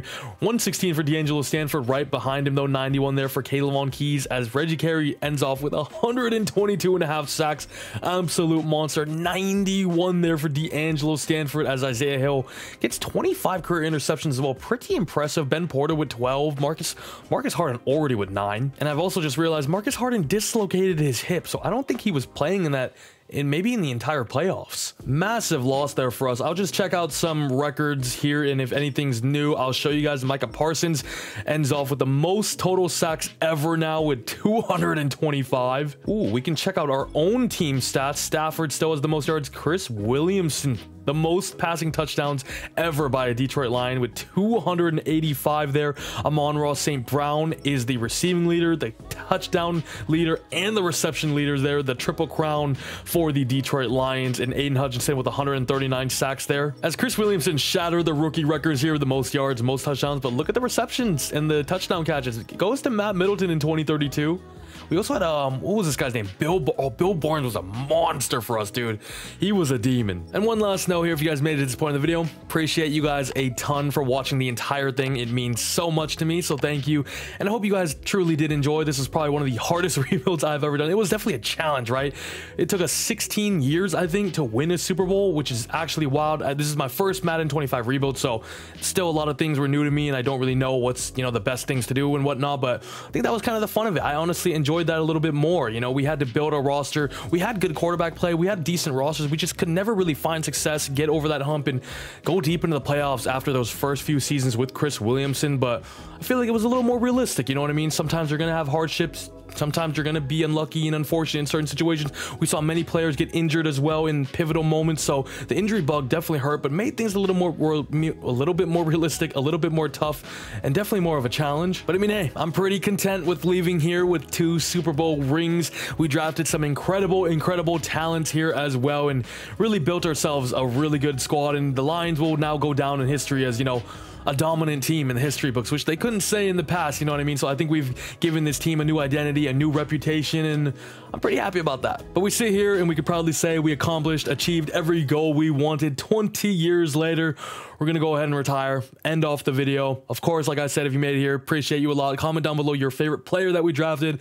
Leave a like on this video as well. That would help the channel out a lot. And subscribe to the channel if you haven't already for more videos like this one, more rebuilds, more challenges as well. I'm gonna try to do a 20-year rebuild once a month, maybe once every 2 months. We'll see how it goes. These videos always bang on my channel, so I would love to bring them out on a more consistent basis. But yeah, honestly glad this one's over. It was the first Madden 25 rebuild I did, so I think it took way longer than it should have, because I was still trying to navigate through the menus and learn everything on the fly. But we're here at the end, so yeah, love you all, take care, and see ya.